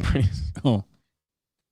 All right. Los Federales told me to check X. He goes, check X. I sent you something. Now, can you let everyone take a look at the sign behind us here? Can we just, there. Yeah. You see what that sign says, right? It's very clear what that sign says. And can you show I'm wearing a shirt. You're wearing a shirt. Yeah. So I'm going to go ahead and say that this. I like the pads. First of all, my shoulders are much more impressive than this photo would have you believe. Los Federales sent this in. This is not inaccurate. That's not what. Look, again, that's clearly edited. I'm sure Oz's body looks way worse than that. Why is my chest hair so gay? Why am I getting like a flying V tuft of chest hair? Why am I staring at the bare-chested chest hair on these two edited AI men? It's like a landing strip. This is not an accurate photo of how we do our shows on Thursday. Thank you very much. Not with the cameras on. People in the chat are saying that that's an accurate photo. To say gaslighting, it's not even close. It's not even close. It's not anything we've ever done on this program. T. Thompson says, I love that picture of you two. It's not a picture of us. 09 Canyon says, why is Oz the one looking so happy? It's Aaron's fantasy. That's not accurate. Okay, on we go. I thought you would like this one. I wanted to give you some MAGA slop today. You've earned it. Okay, good. You know, you defend the I wanted to ask you, what'd you think of the State of the Union? I would say it's a good solid 9. Is that what you had watching it? You're just a good solid 9, just happy as a pig in shit. Oh yeah, there's Erica Kirk. Oh no, there's Melania. Oh. He's the goat of all trolls when it comes to knowing how to piss off Democrats. All right, look, pissing off Democrats is like beating a retard in basketball. I know, but it's fun. No, that's what I meant. Oh, okay. I played 21 yesterday at the gym, and I was playing against these two guys who were shorter than me, and I won. Yeah. But it's not like I didn't take pride in it. Oh. Like I was professional about it. I shook hands after and everything. But like in my head, I was going, "Yeah, that's right, motherfucker. Eat shit." Yep. 21 king over in these parts. I hold down this court. So no, the State of the Union was. I'm not as pumped about it as Oz was pumped about it. But it was funny to see Ilhan Omar, and I think it was Rashida Tlaib, losing their shit and yelling and screaming. I love that, like, ever since that guy yelled, "You lie" at Obama, the State of the Union has become like Showtime at the Apollo. Yeah. It's just you get to scream and yell and throw shit and everything else. Thank you very much to Wally World. He says, Oz, and then he gifted 5 memberships. What a guy. What a mensch. Wanna fuck? Let's fuck! Oh, my.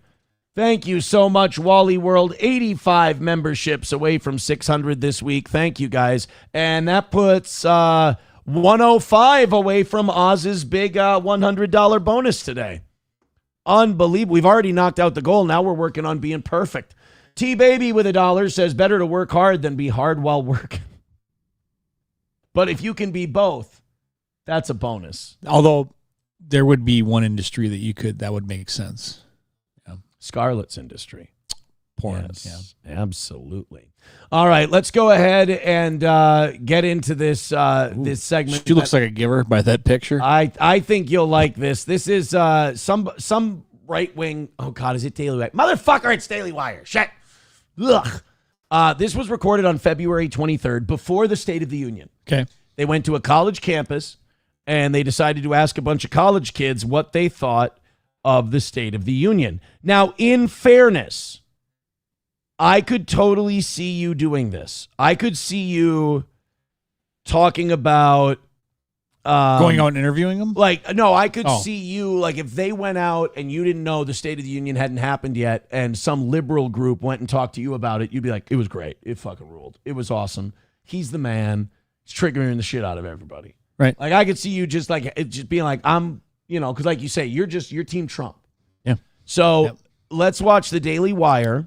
I'm just glad the Daily Wire is doing content that isn't let's bomb Muslims for Israel. So that's an improvement. College kids are telling us Trump's State of the Union didn't go so well. The only problem? It's tomorrow. Rate Trump's State of the Union speech 1 out of 10. 1's the worst, 10's the best. Negatives. And why? Racism. I think we all know a lot of reasons. Oh, see, yeah, we all know. If you don't know, you're just stupid. Yeah, obviously. It's clearly one of the retards. Yeah. You know why I think it was all negatives at this point? Because it hadn't happened yet. Oh. Yeah, what about the State of the Union last night? 1 to 10. It was like a 1 or 2. I mean, it was all... Oh my God, is that a... See, now, here's what's unfair about the trans community. Now I don't know if someone's a trans or just butt fucking ugly. Are they one of the same? No, but it's different. Because, okay, show me a good-looking trans woman. All right. We can't put Pornhub up on the screen now, so that's not fair. But that's such a small demographic. Don't put me... The trans is a small demographic, so the fact that there are any good-looking ones is, kind of impressive. All right. You wouldn't stove in Blair White's keister? I'm just kidding. You don't answer that. No, Bailey J, actually. That's, yeah, attaboy. How about Buck Angel? Oh. Jesus. Oh, never hit the goal early. Never. It is the closer we get to the goal, the higher propensity for gay talk. All over the place. Probably just give it a 0. I'm gonna give it a 1. And why do you say 1? I don't think he's very articulate. How did Trump do at the State of the Union? In fairness, this is how I would talk to anyone about the Lord of the Rings movies. Same I've only seen like an hour of one of them. And if someone said, what do you think about the Lord of the Rings movies? They're fucking gay and awful and hobbits are dumb. And they'd be like, oh, really? What was your favorite part? I've never seen them. Shut up. These would be the same people, though, that, hey, sir, come here.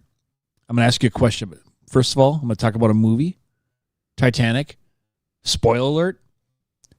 It sinks at the end. And they'll be like, what? No. You just totally ruined the movie for me. Thanks a lot. Now I can't watch Avatar. 0. I'll be real. I didn't watch it. Oh, see, there was an honest guy, an honest man. Yeah. He admitted he didn't watch it. No. Now we're not going to deport him or his family. I didn't really watch it much. I watched it for a little bit, but turned off. Okay, that's a bigger lie. Yeah. Like, it would be less of a lie if you said, oh, I give it a 0. It was dog shit. But then to say, oh, I watched a little bit of it when it hasn't been on. Union last night. How was that 1 to 10? I didn't know it was last night. I thought it was tomorrow. No, you're good. You passed the test. See, like, but I would rather see the Daily Wire do low-hanging fruit. Like, going to a college and making college kids look retarded is like it's easiest. Pretty easy, yeah, it's the easiest thing you can do. Yeah. But I would rather see them do this than be like, you know who we should fucking bomb next? Oh, you know, the dirty muzzies we ought to get. Like that's... The originals, like Jay Leno and Conan, and they would always go out and do the same thing. You go to a college and what year was country founded? Right. Howard used to do it too. Yep. Like Tom Green used to do his man on the street shit. He didn't even ask questions. No, he just put a piece of dog poop on the end of the microphone and they kept it closer to him while they're interviewing him. That old man telling Tom Green to go take a flying fuck is still one of the funniest things. Go take a flying fuck. And people like chase him. They want to beat the shit out of him. Yep. That's back when you still had to be entertaining in front of people. It wasn't like the internet where you just do trolling or whatever. Like you had to actually come up with something and go out and face people, and they might punch you in the fucking where head. that started. It started on a Canadian public access channel. Yeah. Tom Green, it is so cool to watch, the comedy world finally appreciate how ahead of his time and like how much Tom Green has influenced like comedy. Since he's the Beatles of the influencer of all the influencers. I don't want to put that evil on him. I don't want to make him responsible. But like, I don't think a Sam Hyde exists without a Tom Green. Joe Rogan doesn't exist without Tom Green. I think Tom revolutionized the way people do shows, put their shows out there. Think of how many people didn't Hitler. We wouldn't have had Hitler without Tom Green, for sure. John Domingo. Lincoln. By the way, John Domingo and you would get along great. I think you and John Domingo, if you have time, should do like a show together at some point. Yeah. Because you are both like boomers for Trump.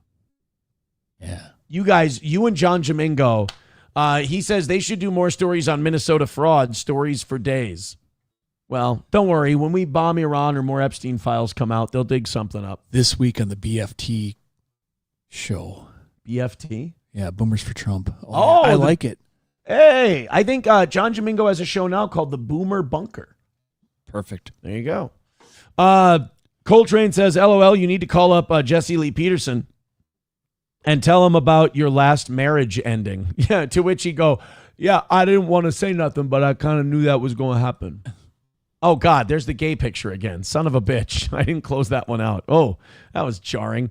Wait a minute. Right. Why are you saving that now? I didn't save it. He's under lying. A file on his desktop saying I didn't save it. Heart? No, I didn't put a heart behind it or any of that shit. He's a lying garbage man from hell. Don't trust him. Right next to the Grinder folder? There's no Grinder folder. Folder. Oh, yeah, it'd be Fuller after some folder. That made no sense. All right, hit like, hit subscribe, and hit follow. We're $105 away from Oz getting himself a $100 bonus today. People are writing in their member berries of Steel Toe now. Oh, bring them on. Whiskey Pete's spoiler of Star Wars Rogue One Oh, was my hilarious. gosh, yeah. That really did ruin it for, like, I think some people are still in therapy because of that. They didn't like that at all. Dr. Dave, miss Dr. Dave. Oh, Dr. Dave was great. His wife was a bitch, but King Kong Dong says you and Corey doing King Keg giveaways was hilarious. Yeah. Dude, that's another thing that the station should have stopped. Like, they should have cut that off immediately because Corey and I would leave the mics on and we would play the King Keg play of the day. And then we would interrupt the King Keg play of the day to answer the phones and talk to people who won. And they didn't know they were on the air, this was probably fucking illegal. But they would call in and we would be like, your caller won. And we totally fuck over the count and like make people think, like people would call in that like I'd get pulled aside by Gary or Randy the next day. And they would go, hey, you got to make that count legit on King Keg Fridays. People are calling in now and claiming we're rigging it. Because we go, you're caller 7, you're caller 2, you're caller 48, you're caller that. Like, it didn't take very long to get to 101, but it'd be funny though. I remember one day you answered it. You're like, "Hey, how's it going, King Keg?" Yep. And then you have a conversation with them. And by the way, oh yeah, cool. You're number 100. We have to cut to another caller, and it would just ruin their day. I would take the 100th caller, and there would be people going, "You motherfucker!" And I would just go, "So that's not okay, sir. We can't be talking like that on here." Coltrane with $1 says abortion boats, Macho Man, COVID buttholes, fucking classics. I laughed so hard I cried. Thank you. Veldrain with $1 says I am a. I don't want to read this. I don't want to read this. What? You don't want to read it yet it's on there. Oh, $1 from Veldrain. I am a giant fat blob of a guy that needs a haircut. But if I say I'm a trans, then it becomes hate speech to call me a giant fat blob of a guy that needs a haircut. Is he talking about me? Or is he talking about the guy in the video? Could be. Because I got to say, I'm choosing to take that personally. That's all. All right, hit like, hit subscribe, hit follow, and make Oz a $100 bonus today. So, Kenan Thompson was in front of the Idaho state legislature. No, there's a lot of people in Idaho that are in trouble, and people are like calling for lawmakers' jobs and saying they ought to resign because they let this guy give testimony. Not like, this isn't like a city council where like it was just open speaker time and any citizen come. This guy was asked to testify in front of Idaho lawmakers, this like their state legislature, and he showed up dressed in racist Mexican garb and in brown face. and gave an address, and people are none too pleased about this. This is the testimony. Let's play this. The one guy back there in the back was laughing. The one just. Oh God, I think that's the reason. I think that's a lot of the reason they're in trouble is because it was funny. Like the guy was. It's one of those, hand over your mouth laughs because you're in a professional setting and you're like, Jesus Christ, I can't believe this lunatic is doing this. God, all of a sudden I'm interested in the news. Really, you like her? Yeah. I mean, look, for Idaho, wouldn't you appreciate it though if her eyes were the same size? Don't matter. She's all right, now she's a Corky's 11. She really is. She walks into Corky's. Oh, game over. One hip at a time, like a broken field runner slipping through the line. All right, let's take a look. The State Business Committee is facing backlash after allowing a man in racist makeup and costume to testify. David Petting. It's really hard for her to wink with one eye over the other. Yeah. Takes a little longer to wink with the right one on the right side. Look at this fucking guy. By the way, what Mexican wears beads? What? This is really racist. Yeah, that's not a big Mardi Gras thing with them, is it? No. Who has a history of costumed appearances he kept at the his State hands House white. Appeared before the House Business Committee wearing. Alex Stein has gone way too far. Alex needs to be stopped. Alex has a radio career now. He's trying to go legit. He doesn't need to be doing shit like this. Brownface and stereotypical Mexican attire. Mi interpreter is presente. Señor Skeet Bennick. Mr. Chair. You know damn well he found that guy in the street, gave him $50 to put on a suit and do what I tell you. And that guy had no idea what he was supposed to matter. do. Yeah, don't matter. Sir, were you brought here under false premises? Okay. Chairman. Senor give me 20 dinero. Tell me, do what he say. So I do what he say. No hablo inglés. He was there to testify on a bill that would require some Idaho contractors and agencies to use federal e-verify software when hiring. Pettinger. What the fuck does that have to do with? I guess to check for illegals. And so he dressed up as an illegal immigrant, and okay. If he would have busted out into Genesis illegal alien, that would have made it even funnier. Oh, that would have ended it. Began his testimony in a mocking accent before Democratic Committee member Representative Steve Birch called for a point of order. Real quick, lazy or funnier to not paint your hands and arms? Funnier. Funnier? Okay. Yeah. He responded by asking the committee to proceed in Spanish before the committee took a short break. Please deliver a straight testimony. If not, we'll move on to the next Yeah. Yep. You fucker, you're in back. Dude, you're in so much trouble now. He's trying to get order and he's trying to bring this thing in for a landing and he's like, it's like when your kid does something shitty, but it's really funny and you're like, buddy, you're trying to discipline, but buddy, you can't do Please deliver a straight testimony.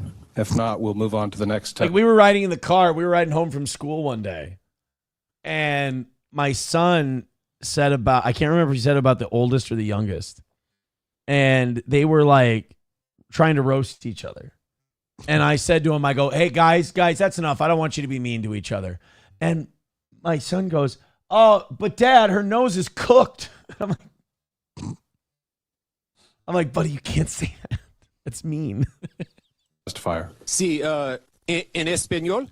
In español? Mr. Chairman, could you just put the committee at ease? Representative Crane, let's do so. Committee will be at ease. Thank you.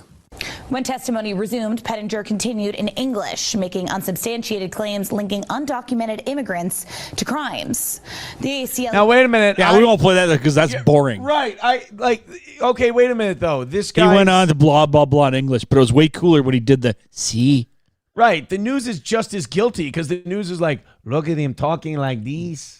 I know habla inglés. Then he made a bunch of social points that may or may not be legit, but we don't want to play those for you because you might make up your own mind. of Idaho is now calling on House leadership to hold the committee chairman accountable for allowing the testimony to proceed. Advocacy Director Ruby Mendez-Mota called the... Well, of course, she doesn't like it. I mean... Demonstration unacceptable. Mendes Moda? No. The committee Weird. allowed racist behavior. On a phone call with Idaho News 6, Representative Birch called the testimony patently racist and says Pettinger should have been escorted out. Birch also noted that Wasn't Birch the guy who was laughing? Yeah, but he told me, he said, go ahead if you do it straight. So he's got that. He's covered. They can't fire him for that. You know, he's like, if you can continue, but, Well, no, yeah, but, they're not- but they're not- stop your funny stuff, man. Huh? They're not going to fire any of these guys for that. I'm just a love machine. the committee chairman has, quote, broad decision-making authority over how public hearings Mexican are conducted. American! Public testimony instructions Don't like on to the make a House Business speech in Committee front page of the. The what? What? state Whoa, that the started chairman with may that. ask people I to know. leave if they participate in disruptive activities. Pettinger was arrested at the Idaho State House Holy in shit. 2021 while Oh. dressed as the Joker on a warrant related to disturbing the peace. Honestly, you can shoot anyone dressed like the Joker in public. I'd be fine with that. Wouldn't matter. Yeah. Oh, I'm the Joker. Get it? I'm a disaffected white man. Shut up, you crying bitch. He was also seen in brownface at the 2025 State of the State address, dressed as Aladdin and holding a microphone out to passerbyers. And Idaho News 6 was there. I saw him there. And in April of 2025, he was captured on video replacing the city's pride flag at City Hall with a, quote, appeal to heaven flag. This guy kind of rules. Wait, we got to look this up. There's got to be more of him. David, is it David Pettinger? Dave. Okay. All right. Hold on. We're gonna find some David. I got to see this Aladdin thing. By the way, not as many balls as I would give him credit for if he had just done straight blackface. You know, the Aladdin thing is kind of like you're doing blackface, but you're not doing blackface. All right, this is him running for mayor back in last year. He ran for mayor. Hi, I'm David Pettinger. I'm down here at Boise City Hall, where we are launching an exploratory committee into my run for Boise City mayor. I want to know what you think, the residents of Boise City, if you are ready for a leadership change. You have experienced... Dude, no fun that he's not doing this in blackface. Fair. Oh, Lord, the users should vote for me because I was going to fix things up here. Mm-hmm. It's the lawlessness of Boise Mayor McLean, not only this past week with HB 96 and the display of the Progress Pride flag and the organ donor flag that are outside of compliance. Organ donor flag. I always think that's weird when they really push organ donoring. Donor. This is a dumb show. We shouldn't be taking on these topics. When they push that really hard because, like, it makes it seem like you just want to harvest my kidneys if I get sick. Like, if people want to be organ donors, they'll be organ donors. I'm an organ donor. I've been told, huge mistake. Don't be an organ donor. Because if there's a conspiracy theory that if you're an organ donor and you're, circling the drain, they'll just let you go. I don't know if that's true or not, but geez. With HB 96, but also during COVID. You might remember that your church was closed. You might remember that your business was closed. You might remember that you were required to social distance. This guy's not as fun when he's being himself. Yeah, he's like an unfunny Ryan Reynolds. Yeah, he's more funny when he's being racist. Oh, here we have the actual clip of him doing the Mexican thing. Perfect. My name is Nixon Matthews. I am a resident of District 6. I don't give a shit about that guy. And run all new. Fuck over that guy. 73% of. Where's the Mexican? And authorizers. I don't give a shit about Nixon Matthews. I give a shit about the guy pretending to be black. That guy's awesome. David Pettinger testified. We got pictures of the Aladdin thing. Oh, here we go. Here's David Pettinger. Just over a minute left in your testimony, so if you'll please resume. And again, as we agreed, please deliver a straight testimony. Sure. And thank you, Chairman and committee. I think I had a little bit more time. I never saw the clock or the timer. It's way more funny to watch him talk in his actual voice dressed like that.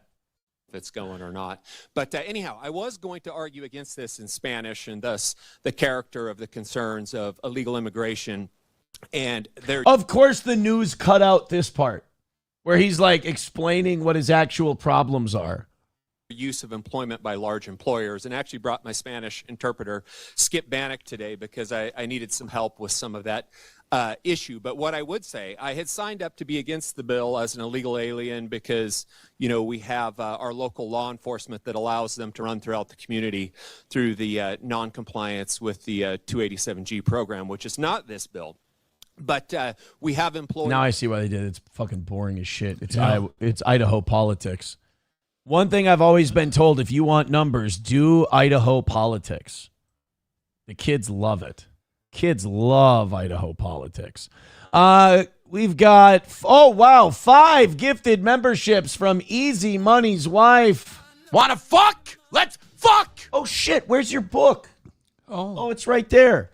We owe like 5 of these. We've been doing very, very, very well today. Thank you guys very much for your generosity. We are now just $80 away from Oz getting a $100 bonus today and having a perfect week for the toe. What the fuck is going on here? Unbelievable. $2 from Joey Caravello says, if I could be any of the Con Air characters, I'd be Danny Trejo's character. But he was the mass rape. Oh. All right, what do you got? Well, let's do one for Angelo, who dropped $270 on us today. Holy shit, thank you very much. There is literally no amount of sucking your dick I can do that will justify the generosity you've shown this program. Thank you. What are bald sea captains most worried about? What? Capsizes. Oh, fuck. By the way, my kids found that book, and now they read those to me. Yes, they do. So Thursdays are every day for me now. Then let's do one for Wally World, who dropped in 5 gifted memberships. Yeah. Oh, you like this one. No matter how kind you are, German children are kinder. All right. And for Easy Money's wife. What is a cow hairy on the inside and on the outside at the same time? Or what is a cow hairy on the inside and on the outside at the same time? I don't know. When it's standing in the doorway of the barn. Oh, inside. Oh, fuck off. Oh, God. Yeah, it ruined my day. Yeah. All right. Welcome to the program. Hit like, hit subscribe, and hit follow. Uh-oh, Byron Granger getting something wrong. I said he should sing Illegal Alien by Genesis. Is Byron Granger ready to admit he's wrong? He says, that was the Police, not Genesis. Wrong. Wrong, bitch. Wrong.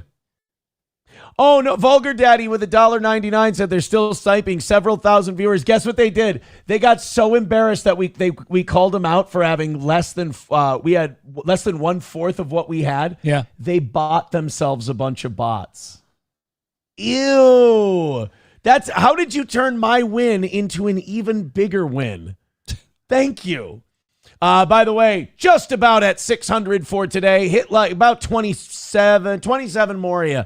Hit like, hit subscribe, and hit follow, and let's knock this thing up. We're even short on YouTube by about 80 people. Rumble, we're getting there, but hit that 600, and that's a good day for the toe. Dude, we made them spend money on bots because they tried to snipe us and got smoked. Oh, fuck, did we kill them today. Thank you very much. About a bot. Don't worry, it's not the last loss you're going to have to take, but the next one's going to be in person. Steel Toe Morning Show. This is not me. This is not me. Somebody else. How much alcohol can Oz purchase with that bonus? Not enough to forget that he is doing this garbage show again. There's never enough. There's never enough. All right. Yeah, they had to bot themselves because they were at 250. Ooh, that's gotta suck. Oh, stop proving me right. It's going to drive people crazy. All right, so this woman was in Walmart, and people were, she was called broke while standing in line at Walmart. So she felt the need to pull up her bank account on her phone and show someone. Now, let me just make something abundantly clear. If you feel the need to pull out your bank account on your phone at a Walmart, you've lost the war. Yeah. It's over. Yeah. if some asshole in line at Walmart forces you to show your financials. I mean, imagine being like at a Dollar Tree. Right. And your card gets declined. Okay, that's legit, all right? But if you got to pull your bank account. By the way, Aussie Mark says, when are we going to watch the Jews invading New Jersey? We can watch the Tyler Oliveira thing today for the members only show at 11. Why not? Why not? So this woman was in line at Walmart. Somebody called her a broke ass, and she felt the need to try and flex on them. And I'm going to say this.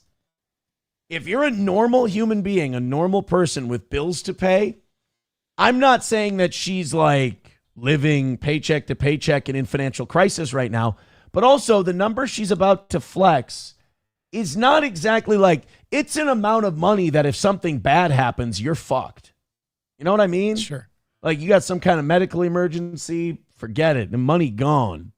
Hell no, she ain't broke. Fuck no. Hell no. She ain't broke. Hell no, she ain't broke. The fuck? And I need a new daughter-in-law. So one person called her broke. So she showed her bank account with $6,500. Now, $6,500 is not like, you know, like I said, it's not like you're treading water if you got $6,500 in your bank account. Sure. But it's also not. It's like a good middle class number to show like, hey, we've had a few good months. We can pay our bills.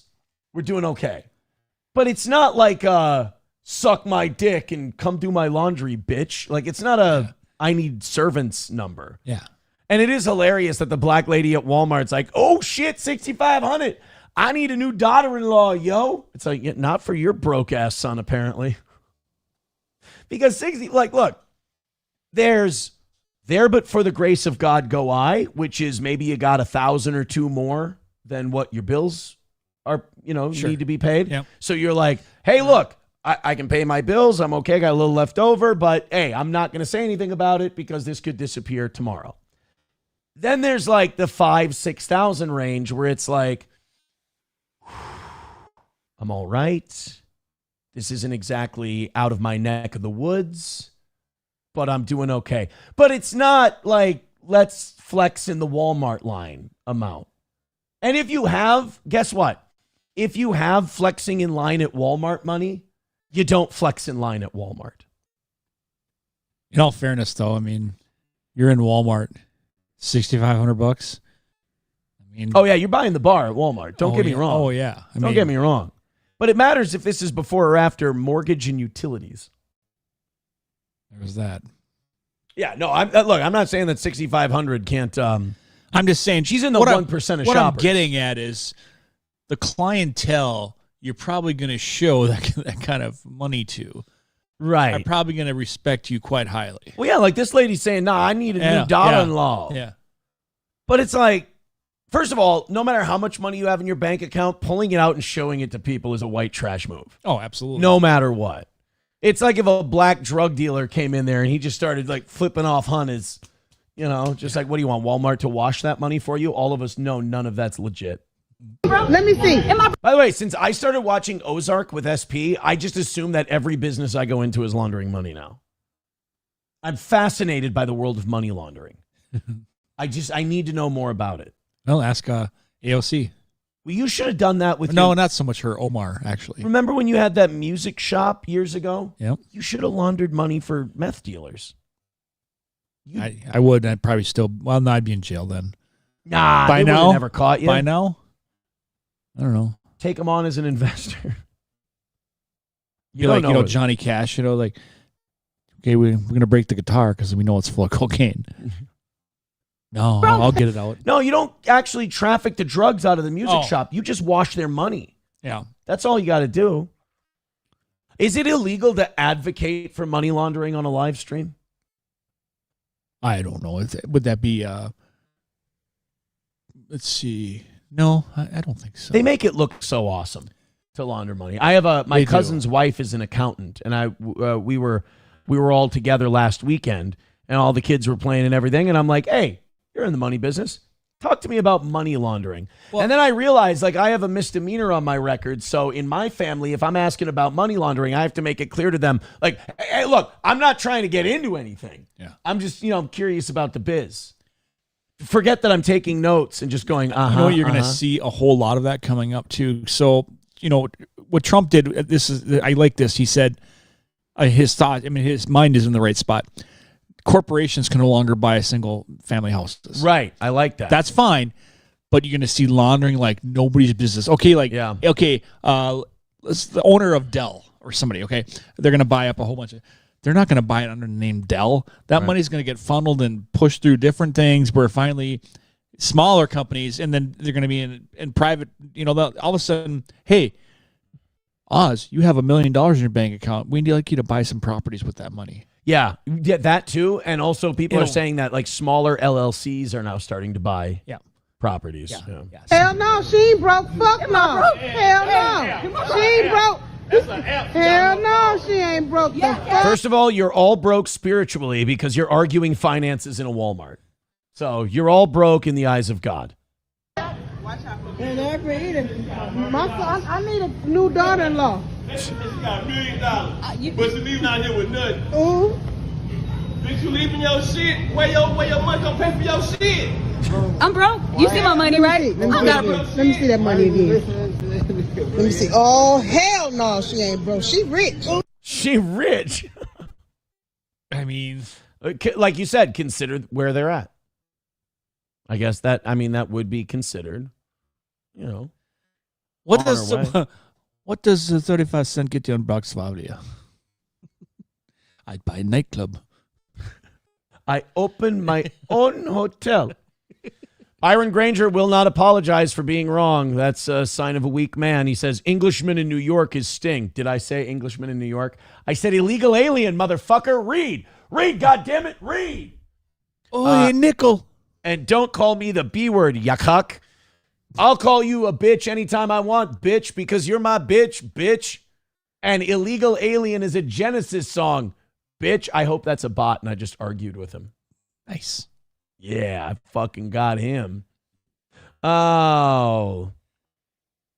Ew. Steel Toe Morning Show with $1. This one's fucking gross. How soon before we find out hobo chili recipe lapping up Mersh's jizz from Ice Dancer's butthole?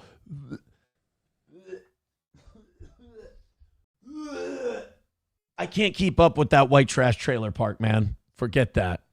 Blues DeVilman says, oh, by the way, get him a membership. Aaron, is this an example of a 960 SAT score? No, there's nothing wrong with an 960 SAT score.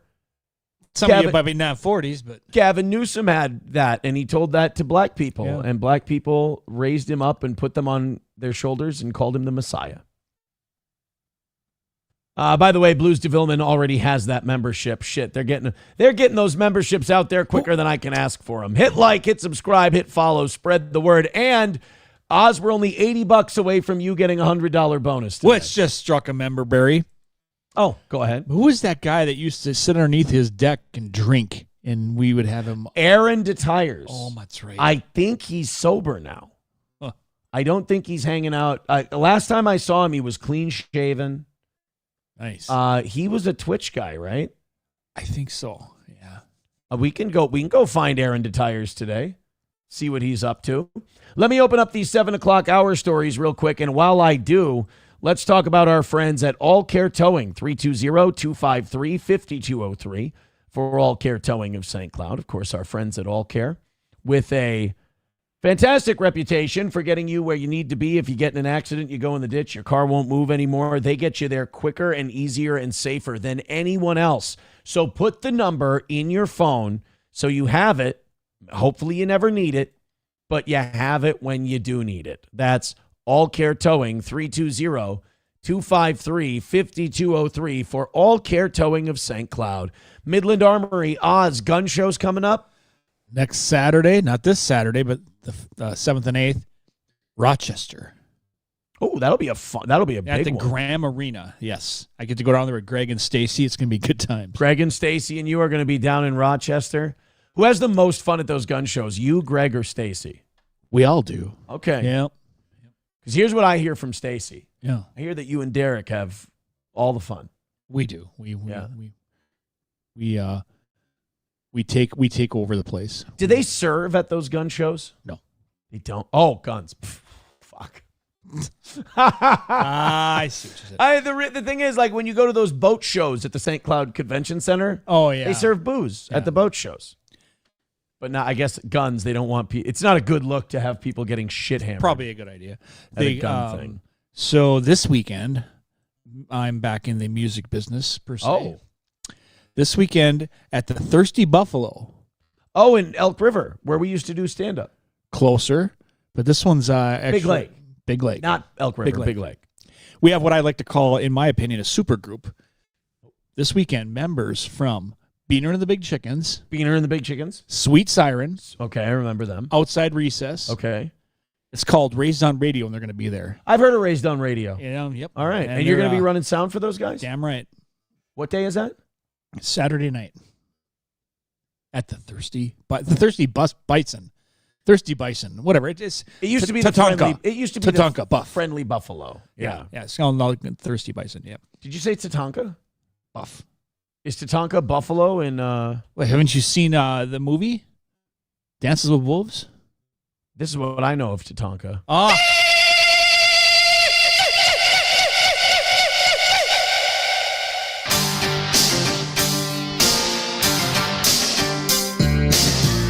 This is Tatanka, bitch. God. He was one of my favorite wrestlers growing up. I loved Tatanka. Oh. 199 from Red Fox Mad says, do you think the gun control bills will pass? Have you been following? They've been trying that crap forever. No, we're going to make stricter. You know, listen to Tampon. It's like, whatever. You can try all day long. That's actually a really good impression of Tim Walz that you just did. How does it go? And we're gonna change this. Too low pitched. Got to be a little bitchier. Yeah. To be honest with you, a little gayer, a little more lispy. Anyway, Midland Armory getting a very long read today. Midland Armory in downtown Foley, Minnesota. MidlandArmory.com. Stephen Bravo says, "Will All Care come pull my swamp buggy out of the swamp here in Florida?" I'll ask him. Doesn't hurt to ask. I'm gonna guess it's a no. Well, I mean, for the right money. And if I tell them it's for Stephen Bravo, I think they might say yes.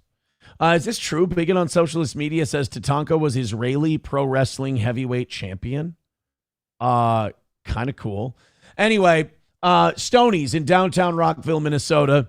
It's not, they don't have White Power Wednesdays. They don't have White Power Thursdays. Don't listen to Cheetos. His blood sugar gets low and he says retarded shit. He doesn't mean it.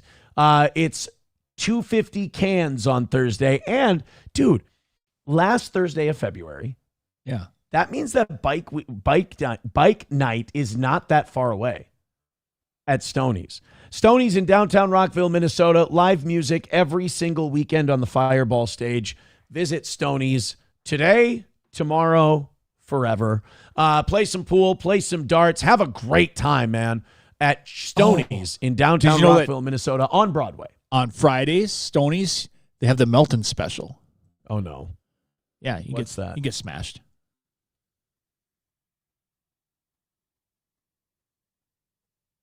I don't get it. Nor should you. That was an impression of their program. I get it. Not funny. All right, let's continue on. We've got, I seriously thought when I first saw this clip that they were remaking Two Girls, One Cup at a fast food restaurant. Awesome. These two ladies, we're catching this mid-video. These two women who are trying to climb through the drive-through window. You've seen these before. By the way, you're cheating, so you can't play. Let's play demo guess. Guess the demographic that we'll be watching in this clip. But there's these videos of people like trying to climb through the drive-through window as they fight with the fast food employees over the order. Oh, yeah, I've seen a lot of those videos. I can't imagine what would make you so passionate about your fast food order that you're climbing through a drive-through window to what? Whoop the ass of the 18-year-old taking your order? Probably lack of a father figure. Could be it too. Well, anyway, I think they've been slinging each other's shit at one another for the last couple of minutes, judging by the beginning of this video. Let's take a look. Does that not look like she has diarrhea in her hair? 2 girls, 1 cup. Yeah, that's what I'm saying. Yeah. Gorilla shit everywhere. And there will be gorilla shit all over the army. Well, you see, baby, you got a big, mean couple of nasty, big... Never mind. You got a couple of big silverback gorillas, baby. And my gorilla's a little bit different. It might even be a little bit human, my gorilla. So it's going to be hard times for the Koloffs, Ivan Nikita Koloff, when Dusty rode the American dream and a full-blooded American gorilla, brother. And there will be gorilla shit all over the Wendy's. I fucked that up so bad. The pause of this is amazing. It does look at the bag.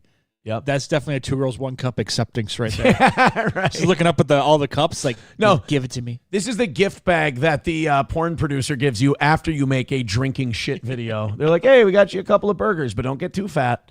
By the way, not a bad core on the kid. The woman. I shouldn't say kid. That doesn't sound right. But this woman doesn't have a bad core. You know me. I'll always give credit for a good core because I don't know how to make one.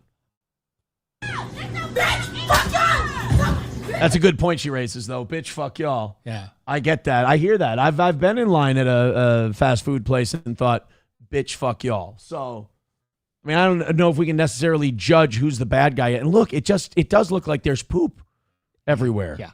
That's Wendy's chili, right? Oh, yeah, that's right. That's what that is. Wendy's chili looks like diarrhea. Oh, that's what I want to make tomorrow. Not diarrhea. I don't want to make diarrhea tomorrow. Eat some Taco Bell today. I could, yeah. No, I want to make Boilermaker chili tomorrow, but I don't think the kids and SP and everyone else would really. Well, they might want a chili night. We'll see. I love how I watched 2 black women breaking into a fast food place and go, this looks like diarrhea poop on their face. I should make chili. There's something wrong. Yeah, and then go for a little anal later. See how that works out for you. Oh, they say not every girl's a squirter, but after chili, they all are. What? That's inappropriate. 1 guy, 1 jar.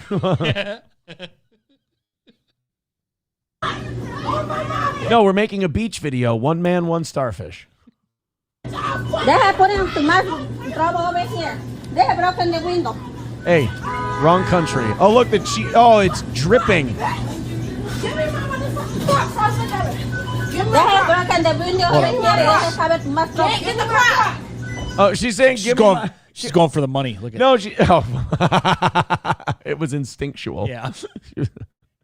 And now we see. Give me my Coke. What are you reaching in the money drawer for? And now we see the urban American pavement cricket as it approaches its prey, as it approaches the cash drawer, its natural adversary. It does not know the code, so it tries to crack open the cash drawer with blunt force trauma. Whether or not this urban American pavement creature will succeed in its hunting of the cash drawer will determine whether or not its family eats this day. And the other, I can't say any of these words. There's so many words. This could be the funniest bit ever. I'm not willing to do it. Its partner in crime seems to be searching for a low-priced urban footwear item that is common amongst their people. Give me my cross, bitch. That's not nice. I'm gonna go on a limb here. They're being rude. Disrespectful. Yeah. Yeah. Give me my crock, bitch. Okay. Give me my cross. Don't you throw straws. Don't you throw straws. She just killed 30 turtles. Oh, you sound racist. Good. Yes. Yes, I am. They have to give me. They have come in, please. First. You know this. Oh shit! I paused it to her. That's a great freeze frame, though. for a little retort? That looks like a Sprite bath. May I retort? Yeah. Oh, well, allow me to retort. Would you like some of this tasty beverage to help wash that chili down? Let me help you. That is impressive. I love the spray there. That's like their shotgun retort. Oh! Knowing that the natural enemy of the urban American creature is water, the inability to swim or breathe underneath it. Jesus.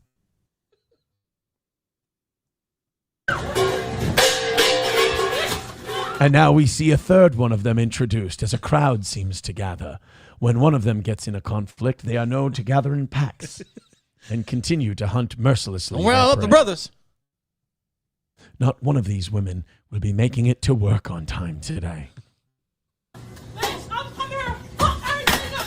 Bitch, I've come here to fuck everything up. You know, most people just come in here for a cheeseburger. I guess. I mean, if you're coming here to fuck everything up. I'm going to kick your ass. That's right. I'm going to take that red-haired, goofy-looking, gap-toothed bitch. We'll put her ass in blackface. Then it would just be Michael Strahan. You'd think the staff would stop keeping throwable items so close to the drive-thru window in an urban neighborhood. I mean, that's just, you're kind of asking for trouble. I hate to, how long was the skirt they were wearing, the Wendy's staff on this, but I mean, that chili is not going to, the more that dries, the harder that's going to be to clean off. Bill Clinton found that out. Where do they keep getting beverages to throw? Holy shit. Don't you girls know the sugar count in those? There's already a diabetes problem in the community. And here you see a complete disregard for nutritional facts as the North American pavement cricket continues to drink sugary smoothie beverages that will eventually one day lead to a loss of their toe and type 2 diabetes in their children. Turned into a Suge Knight. Sure.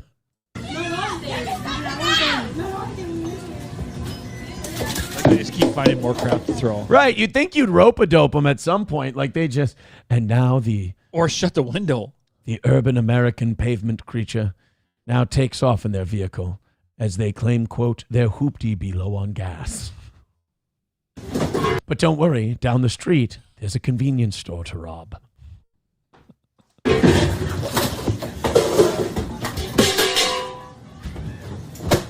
I guess sometimes there just aren't enough straws.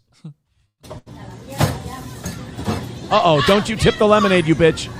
That's like a $5,000 machine. Yeah, what the fuck? I'm starting to think they don't care. No. Oh, my God. That is one mad dog, 2020. Now I see why parents don't let their kids work at fast food You can watch places. her on 2020 because that's one mad dog. $2 from S. Myers says, sorry, do you know how to change my username in chat? I mean, they did give us $2. Let's look it up. How to change my chat name on Rumble. Google. I don't know. Here we go. We're going to do it for you. Based on current information, it is generally not possible to change your username on Rumble once your account has been created, as the platform does not offer a direct username edit feature. To use a new name in chat, you will likely need to create a new account with your desired username. That's it. We're going to have to call a wolf. Maznak with 199 says, Season 18, Episode 18 on Red Bar Radio, Melton. Yeah, a lot of the reason that Melton tried and failed with Steel Toe is because it's kind of like when a zombie bites you, you become a zombie and you have to try to bite somebody else. And when Red Bar completely demoralized and cucked this guy and made him run off the internet, he tried to come back and recreate himself. And then the first person he picked kicked his ass. It's unfortunate.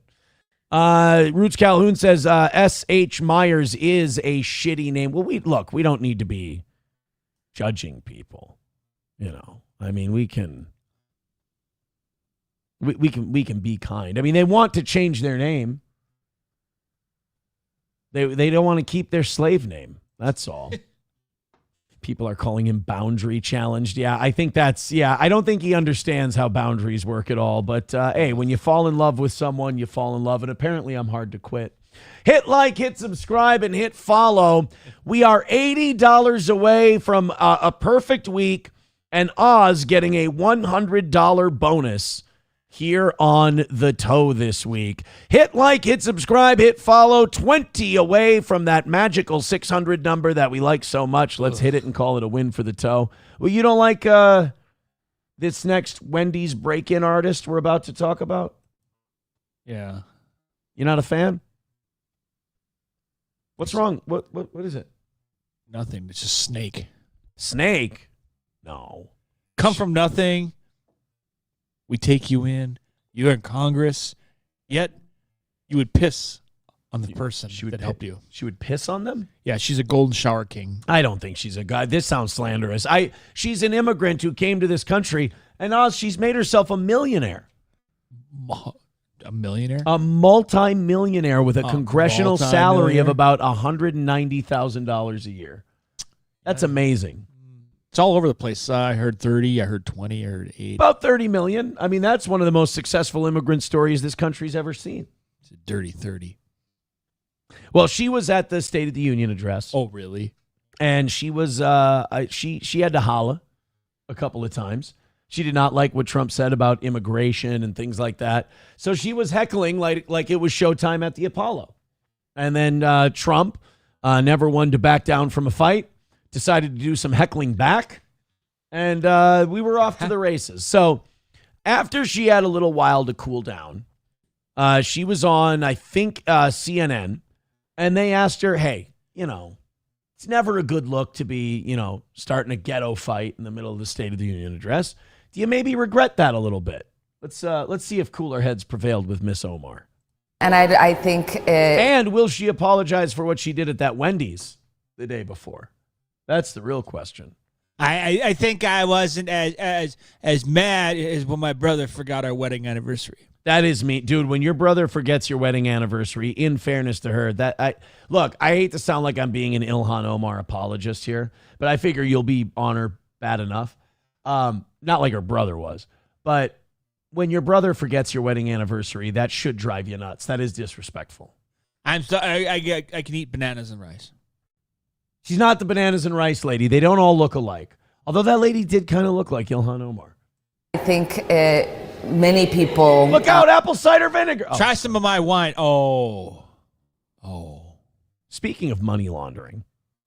Many people look at that moment when the president says it is our responsibility to protect... Is it just me, or is her Somali accent getting thicker? It is our responsibility to protect Americans. And he does not acknowledge the fact that two Americans, two of my constituents, two of our neighbors were killed. And it was important for me to just remind the American people that the president and his administration was responsible for killing. Why can't, I have a question. This is infuriating me about the English language. Why is it that people, and I notice this with podcasters a lot, why is it that people can't pronounce T's? Like she said, important. To me, that just makes you sound so stupid. People can't say button. The word button fucks people up. Button. They go button. Mm-hmm. I mean, even if you do the softy like button, button, button, button, button, button. A softy, not like, you don't have to go button, but button, button, button, button, button, button. They'll go like, but the extra like E in the word button, like you sound like a complete troglodyte when you go button. I hear people they want to hit the like button. You're retarded. Some people who sound stupid, in this case, are actually stupid. Oh, they're just retarded. Okay, that's on me. Sorry. So is that does that mean I'm bullying? It's kind of mildly bullying, I suppose. Whatever works. Killing two American citizens. I brought 4 Minnesotans. See, I know. Yeah, that drives me nuts. Minnesotans. It's an easy word to say. It's not difficult. Guests. I graduated from a college that doesn't exist anymore, and I can do it. Now she's gonna bitch about that chick that she brought with. There's a guest that got kicked out. Yeah. Well, you can't be, Like I said, it's not showtime at the Apollo, bitches.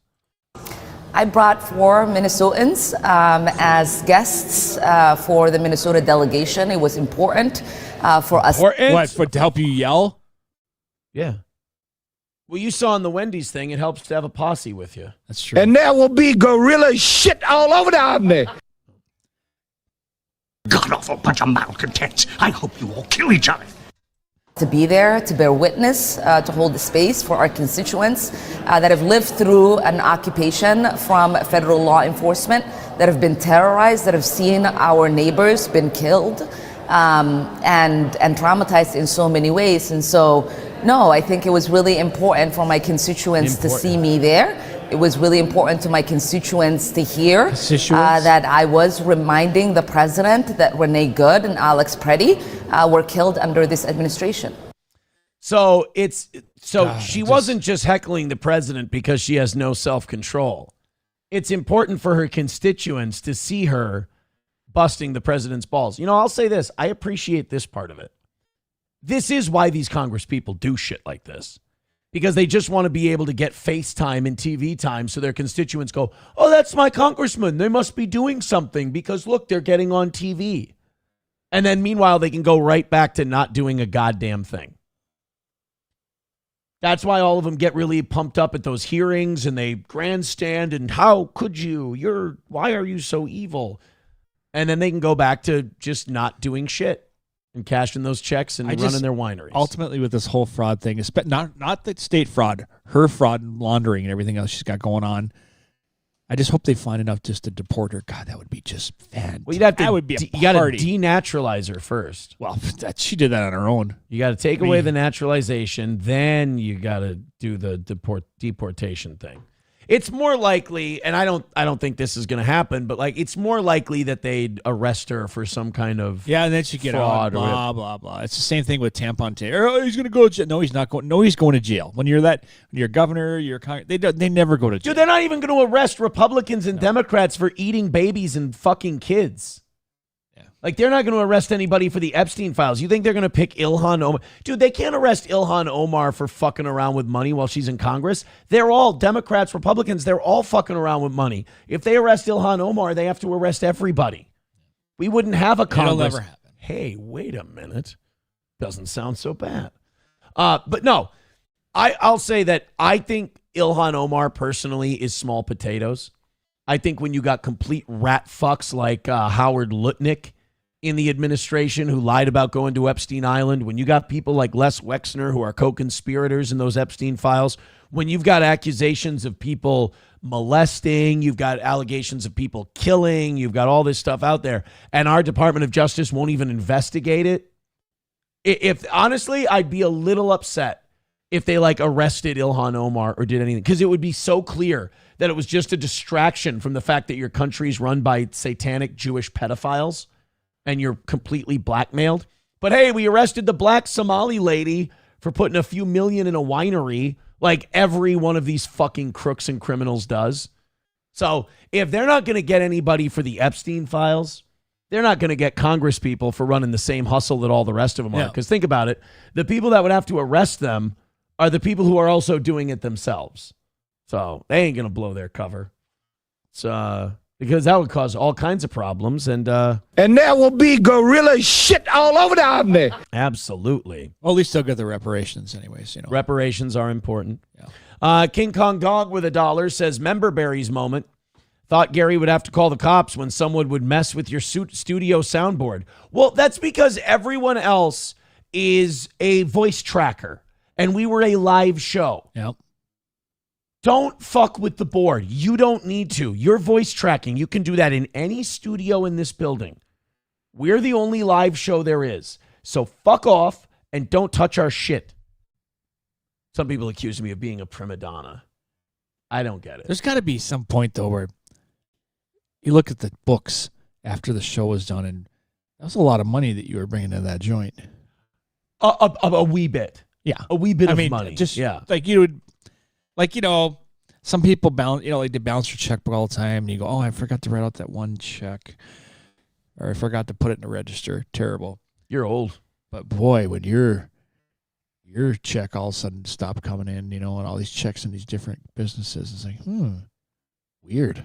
I did hear from somebody in the biz recently. They said it wasn't that you left. It wasn't that you lost all of these clients for them by leaving. It wasn't the drop in ratings. The thing that Gary had a real problem with and got real butthurt about was me buying the trademark to Steel Toe. Yeah, I know. Yeah. And remember, the only reason I bought the trademark to Steel Toe was to call his bluff, because you and I, or me and Corey, one day on the show were like, why don't we sell our own merch? Because this company won't make any, and why don't we do this and why don't we do that? And Gary came in one day and he was just pissed. And if Gary was pissed about anything, he took it out on everybody. And he came in, he's like, another thing, you can't use that fucking name. We own that fucking name. And I'm like, all right, let's check on that. And I Googled it. No one had ever owned Steel Toe Morning Show, ever. So I did. They said, hey, $300 with LegalZoom.com. You pay us $300, we'll trademark it for you. So I did. And I never told Gary. And I never monetized it outside of like streaming the show, doing a simulcast, and then making money on the side off that and paying you guys with it, because he wouldn't pay anybody shit. Tried to pay you in fucking commercials. Yeah. Commercial trade. Yeah. But then when I left, he was like, and by the way, I know you're going to start a podcast. You can't use the Steel Toe name. And it was so satisfying when I got to email him my copy. What is it? It's hanging up over there. The certificate from the patent office or whatever the fuck you get. The trademark. Yep. When I sent him the trademark, I'm like, yes, I can use my name for my show. And I didn't get a response. And I think that was the last conversation we had over email, was that. $2 from Fauci's Pangolin says $1 for Oz and $1 for Johnny's funeral at steeltoe.com. It's not, Johnny's not dead. He's fine. Coltrane with $1 says gun control in Minnesota died in committee 2 days ago. Not that I give a flying fuck what laws they pass. Walls in the DFL can fuck right off. I heard on Monday that those gun control bills were not going to do well anyway, with the way the legislature's made up right now. Keep trying. Because it's not just it's not just the Republicans that are going to vote against it, but there's a lot of rural Democrats in really close districts in Minnesota that aren't going to vote for gun control. Yep. Veldrain with $1 says, you know where Ilhan Omar should go? Oh, where? All the way Virginia, bitch. Oh, all the way Virginia, bitch. He was trying to say. Well, that's how she talks, so. Virginia Beach. Rob G says, Ilhan Omar sounds like the female Somali version of Christopher Walken. You're talking to Muslims all wrong. It's the wrong tone. You do it again, I'm going to stab you in the face with a soldering iron. $75 away from Oz getting a $100 bonus today. Oz, $75 come in. That's 15 memberships from these assholes. And you get fucking paid on top of paid. And we have a perfect week. Oh, no, it's not a $75 goal. I'm sorry, guys. $75 miss from Wednesday. Sorry. That's not correct. It says goal. The goal has been knocked out today. I apologize if I misled anybody. Oz gets bonus. There we go. All right. Now that's accurate. I apologize. Okay. Let's, I wish this story, I kind of want to search more on this La Rose Sanchez story, because if there's a video version of this story, I want it. This is a goddamn disaster. There is a trans adult content creator who also sells her body for a night out. You know, you can get a little hookup. Apparently, this content creator stabbed a man that she was with because he refused to have sex with her when he found something out. And so she reacted very responsibly by trying to kill him. This is her. How does she look? Definitely got the injections for the DSLs. What do you mean? You don't think that that's natural? Well, anyway, this trans adult content creator You would think, right, that the stabbing was because he found Captain Winky. Right. Okay. That's not why he refused to sleep with this trans sex worker. What else could there be? Just wait. Now to this 7 News exclusive, an extensive search by police leading to a wanted person being caught and cuffed. Officers say it all began with an alarming attack inside one man's home. Sheldon Fox reports. Boy, they really went all out on together. South Beach. Miami Beach police pulling out all the stops to catch an on-the-run suspected stabber. It's alleged she stabbed the victim. Is that from all the butt sex?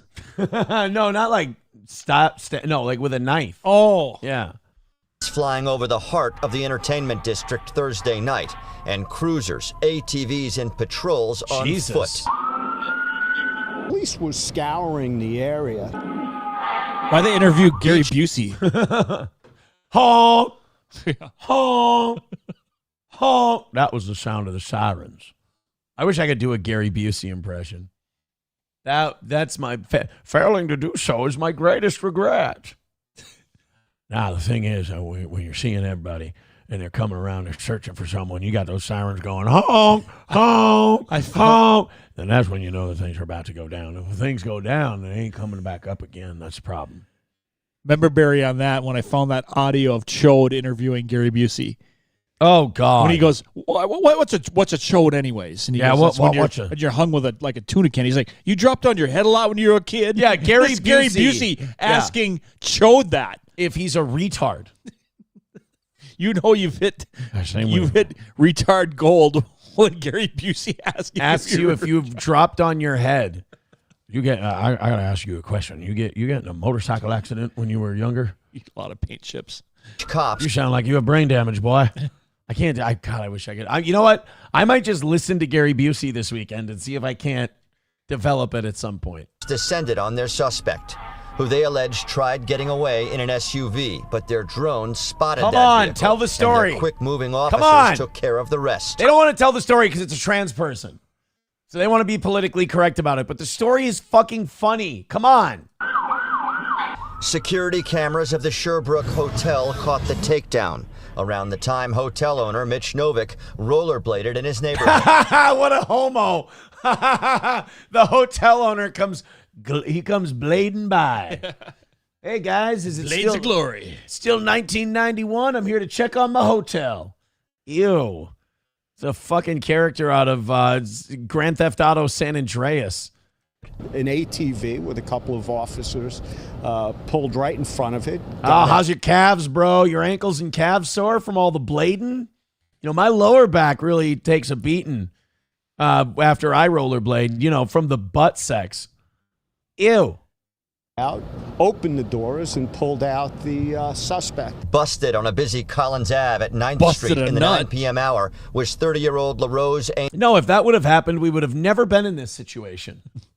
Angel Saint, who's alleged to have attacked and stabbed a man moments earlier. He brought her back to his place to have some fun, but then he found out she wasn't Jewish. Wow. I did not see that. He brought a trans woman home. He was going to fuck the trans woman. But of all the things this person was that he was willing to overlook, not Jewish. It's okay if the shiksa has a cock and balls. That's totally fine with me. Who am I to judge? But to find out that she's a goyim, I can't do this. Come on, you should have known she wasn't Jewish. She's trans. Jews don't believe in transgenderism. They just push it on goy. You guys should know this. They're good at fucking. That sounds like you're saying Jews. And you guessed it, a Jew. Jews be Jewing. Niggas be nigga-ing. Enough. I will hear no more of this Hebrew nonsense. You know what the guy said when he found out she wasn't Jewish? What's that? Oh, fart nigger. That's not very nice. You know what? One thing that you didn't hear throughout that whole conversation between those What's two? that? I'm always sticking my hands in my vagina. And nobody... I don't think I smell like vagina. No, you don't. In fact, when she pulled down her pants and he saw her giant cock, he just went... Oh, buddy! And he ran away. You know where he got to? Where? All the way Virginia, bitch.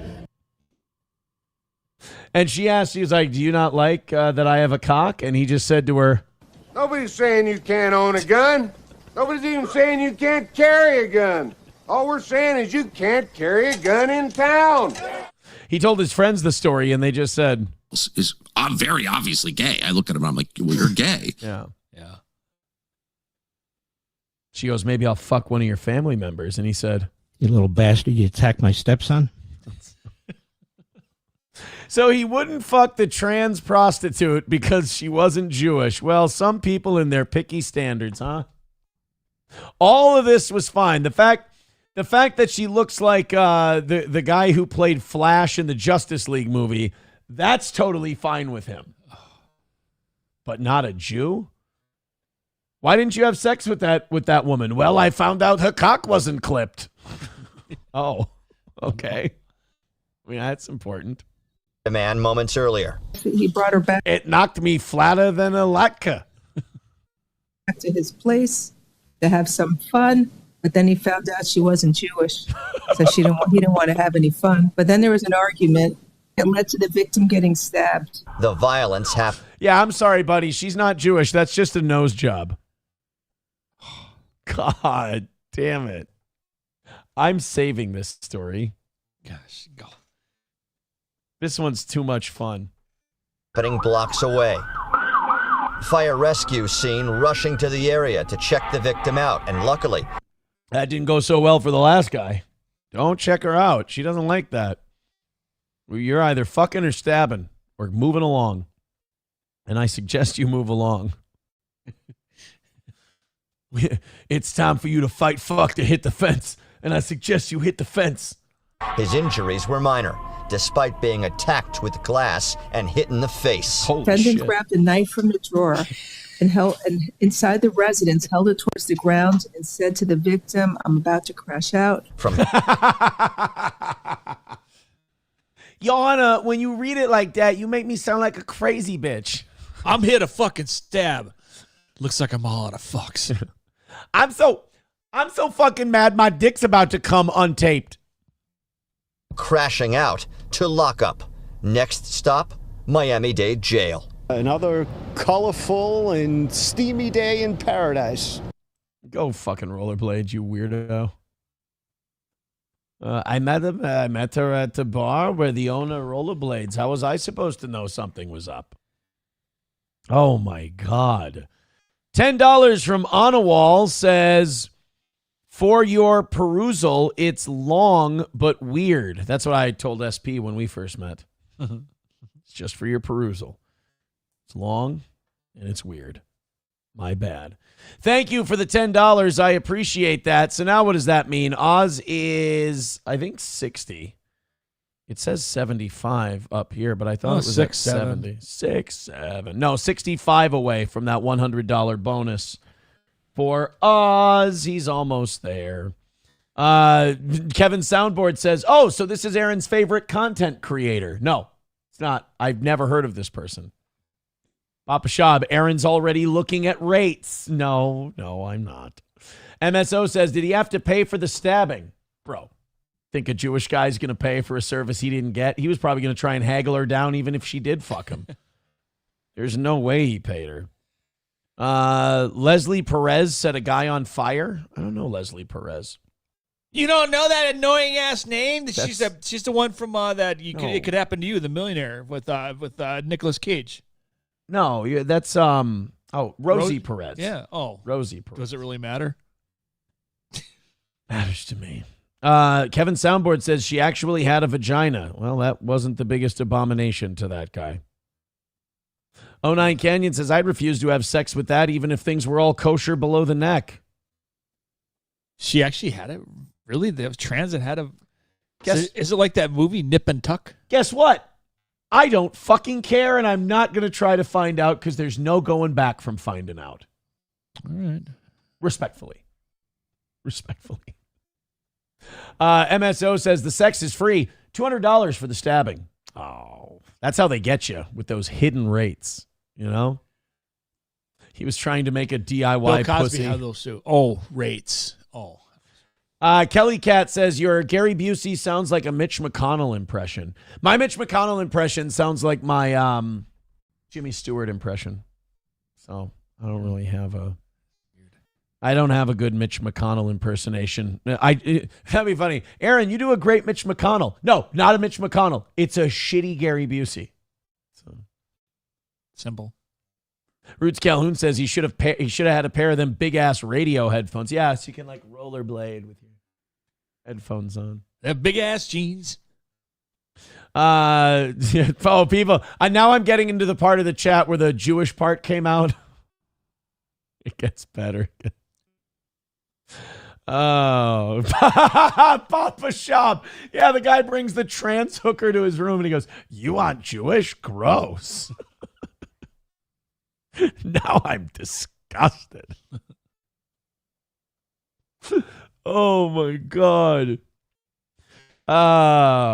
Root says that's a reason deserving of an oy vey if I've ever heard one. Oh, Jesus. I mean, I would have fucked you in the ass, but to find out you're not a yid, sinful, terrible, repented God. I almost said Jesus. Papa Shab says, does she have an SS tattoo too? I mean, might as well at this point.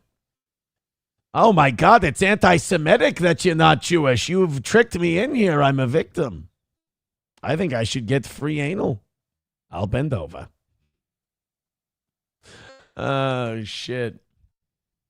Yeah, all he wanted to do was get a lower rate. That was all. Balls Deep with $10 says, hey, Oz, good to see ya. Rock on. That's nice. He says, good to see ya, and you just give him a classic 80s greeting in return. That puts us Oz is just watching the numbers because he's going, all right, 60 away from a $100 bonus. $60 away. Oh, we hit 600 today, too. Thank you, guys. Unbelievable. Hit like, hit subscribe, and hit follow. Let's keep going. I mean, we did 700 yesterday. We could do that again. That's all kinds of fun. Yeah, so that's, oh, look, she's even got a link tree for all her services. I can't remember. Whatever it is. I keyed. It's not one of the chosen people. That's for goddamn sure. Well, I think chosen is her hosen. King Kong Dong says, Oz, can I have your bonus? No. Victor Vic says, if you donate 40, that's $60 free Oz. That's $60 free Oz? He's doing math. That's not fair. Tell him I'm retarded. He's retarded. Thank you. MSO says 600. Ironically, that's the same number of trannies Aaron has been with this year. We call them trans people. I mean, I haven't been with any. Shit. I always do that one wrong. They're like, Aaron, you've been with 40 trans people or 40 trannies this year. And I always correct them on trans person instead of remembering that the most important thing to do is deny that you've been with the trans people. I only fuck the Jewish ones. Leslie Elaine Perez was an American political activist and prostitute. Well, aren't they all? I mean. Yeah. Who was convicted for the murder of Fred Tones, a Houston-based real estate broker. Oh, there's got to be a YouTube story about this chick, right? You feel like learning something today? Oh, why not? You learn something every day, right? You do. That's what they say. You do learn something every day. Leslie Elaine Perez, Carolyn Lima, and Leslie Elaine. All right. Let's go. Gay music, that's a plus. Always going to be a good video if you hear gay music. In the early 1960s, Houston, Texas, was gripped by a case that would stir both public outrage and legal debates for decades. Was she Jewish? They did a shitty AI voice or talk-to-type voice. Oh. The individuals at the heart of this crime were two women, Carolyn Lima and Leslie Elaine Perez. Their involvement in the murder of a local real estate agent named Fred Tones would spark a long and controversial legal journey that revealed deep flaws. By the way, what makes me what really makes me mad about this murder is the Fred Tones were one of my favorite bands. I played the Veranda Lounge. You were so good. In the criminal justice system, explored the role of mental health and criminal accountability, and ultimately became a reflection of the social You want to tension pick a different one? surrounding This gender one and sucks. We sexuality. have time to switch. Yeah. This fucking stinks. You got that one where where they paint the house and watching it. Yeah, watch it as you paint something. Yeah. Salvation of Leslie Douglas, beatnik killers, shocking story of Carol. Here we go. Ray William Johnson's still around. Boy, he's one of the original creators. All right. Yeah, he's one of the 1961. OGs. He is. Carolyn Lima and Leslie Elaine Perez, then known as Leslie Douglas Ashley, arrived at the Houston office of realtor Fred Tones for a prearranged sexual encounter. Authorities discovered Tones' body later that night. He had been fatally shot 6 times and then burned. Lima and Perez evaded police for 3 weeks, driving Tones' Lincoln to Galveston and New Orleans before the FBI found them in New York City. Damn. The That's what beatnik I like killers. to do with my Lincoln. Catch a good stabbing, maybe shoot him, burn him a little bit. Like drive into the sunset like I'm holding a little booger ball. Jesus. That's right. As they were referred to by the Houston press, were back in Houston the following month, facing charges of capital murder. During their joint trial, Lima and Perez claimed to have killed Tones in self-defense. On May 24th, a Harris County jury passed a guilty verdict and sent... Bro, yeah, whoa, what the fuck? Just say rape, right? Just say like he was trying to get after the two of you and you had to kill him. We don't like to be too forceful in our interjection when we use language like that. Jesus. You know? I mean, to say the R word it's a bit much, you know? It's, What movie are we doing? I don't think I've seen it. it'd be a lot cooler if you did. Oh, Dazed and Confused? Well, and then get the Lincoln commercials. I've never, first of all, your Matthew McConaughey is as good as my Gary Busey. This is actually Jim Carrey doing Matthew McConaughey from SNL doing the Lincoln commercial. Then you're off the hook. Who was also on, Dazed and Confused. Yeah. So there's a lot going on here. In fact, I don't even know. I'm uncomfortable. Yeah, I don't even know where I'm uncomfortable. That's good. That's good. That's good. Your discomfort gives me comfort. That's why I drive this Lincoln. Why are you doing this? If you have to keep saying you're driving a Lincoln, it means the voice isn't good. When I drive my Lincoln, I do crappy voices. Stop saying. That's what I like to do. That's like the impressionist who goes, and I'm Matthew McConaughey. That's not. You should be ashamed. That's right. That's how I roll. May I? Continue your conversation. Oh, God damn it. Sentenced both to death. Lima would have been the first woman legally executed in Texas in nearly a century. Fucking based. In this KHOU segment, newsman Mark Hepler reports from the Texas State Penitentiary in Huntsville about the planned executions of Lima. Although when she got there, more like Cuntsville, am I right? Oh. Hey, killer bitches from outer space. Perez. The pair was scheduled to die just after midnight that night, March 29th, 1960. Why do they execute people so late? Yeah, it's always like 12:01 or something. Yeah, right? kill me at like 9:45 the next morning, you know? It's early enough where I'm still kind of lounging around a little bit. I haven't planned my day. I don't really have anything to do. Fucking hook me up to old Sparky then. 12:01. So what, you're going to wake me up? So I drift off to dream. And I'm like, oh, God, maybe I dream that I'm not in jail anymore. I got the wind. I mean, why don't they do it at 9 a.m. like when the View is on? You're going to kill yourself anyways. Yeah, right. Yeah, you could save the government a lot of money. Just give me a straight razor and a television when the View is on and break the TV channel changer. Ugh. And then they'll execute themselves. 63. Hepler then speaks with Jack Hurd, assistant director of the state prison system, on how the unit prepares to receive a possible stay of execution order. Federal Circuit Judge John R. What Brown the issued. Wait. Is that how they do interrogations? You have a dangerous murderer across from you, so you just put your gun on the table? I'm guessing this is probably a little dated, but yeah. This seems mildly dramatic. Days of execution on March 29th, 1963. Why are we holding drugs? Just 4 hours before oregano the pair were and scheduled powdered to die. sugar. The U.S. Fifth Circuit Court of Appeal. What the fuck is this? Sudafed. She's got diarrhea. That's Pepto. Oh, that's yeah. right. She got the shits. She needs to block up her stool. It's Imodium AD. Yeah. Later she's got period shits, and you can't kill a woman when she's menstruating. The bears can smell the menstruation.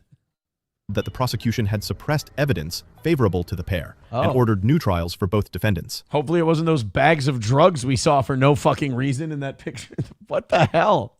Lima was subsequently sentenced to 5 years in prison, while Perez was declared insane and sent to a mental hospital in San Antonio. What? So wait a minute. They were going to execute him for murdering this real estate agent, and all of a sudden one of them gets 5 years, and the other one just gets to go to a funny farm. Tell me that this ends with them cutting off somebody else's dick.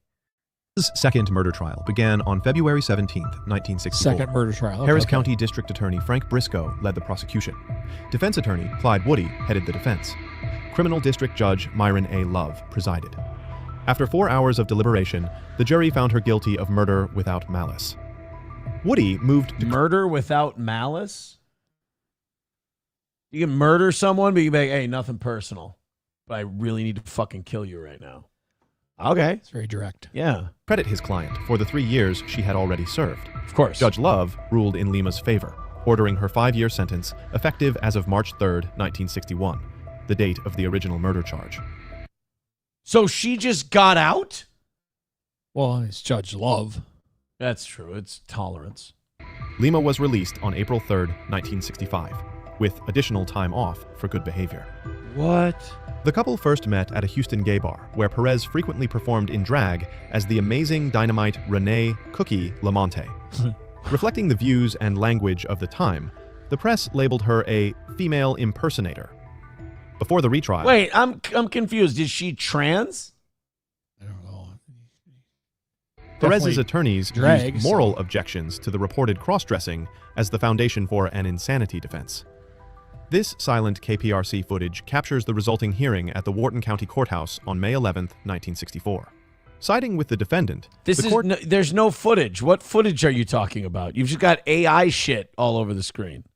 Delayed the second murder trial and sent Perez to a mental hospital for treatment. Perez escaped the facility on October... So all you have to do is tuck your cock and dress like a woman back then, and you got to go to the funny farm instead of prison. Which they should do more of now. Maybe. 6th, 1964. Those were the days when you could dance with your dick tucked and nobody gave a fuck.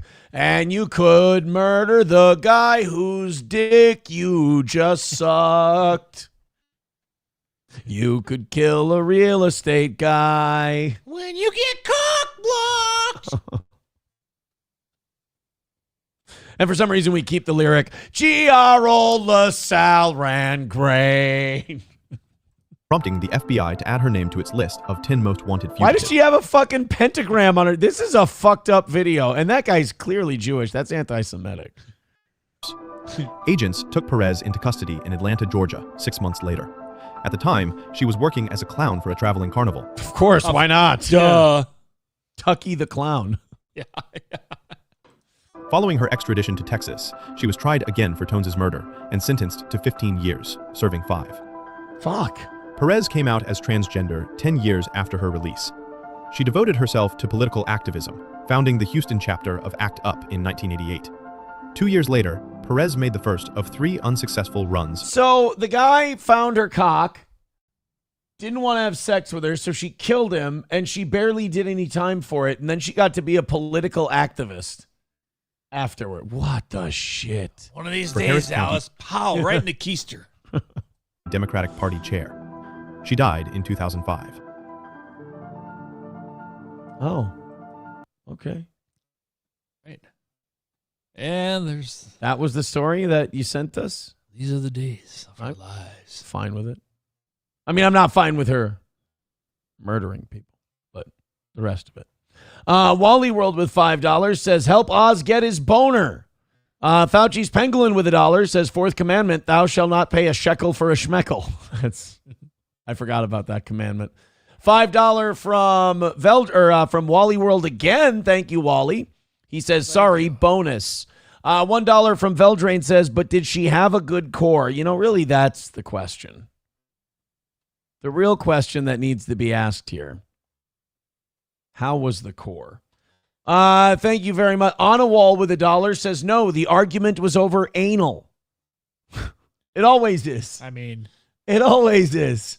You know, if we just take the butt sex off the table, none of this ever has to happen. Sometimes you're the pitcher. Other times you're the catcher. I like to catch my ride in my Lincoln. God damn it. That's Just say I'm Matthew McConaughey. Say it. Just say it. I'm Matthew McConaughey. There you go. That's how we know.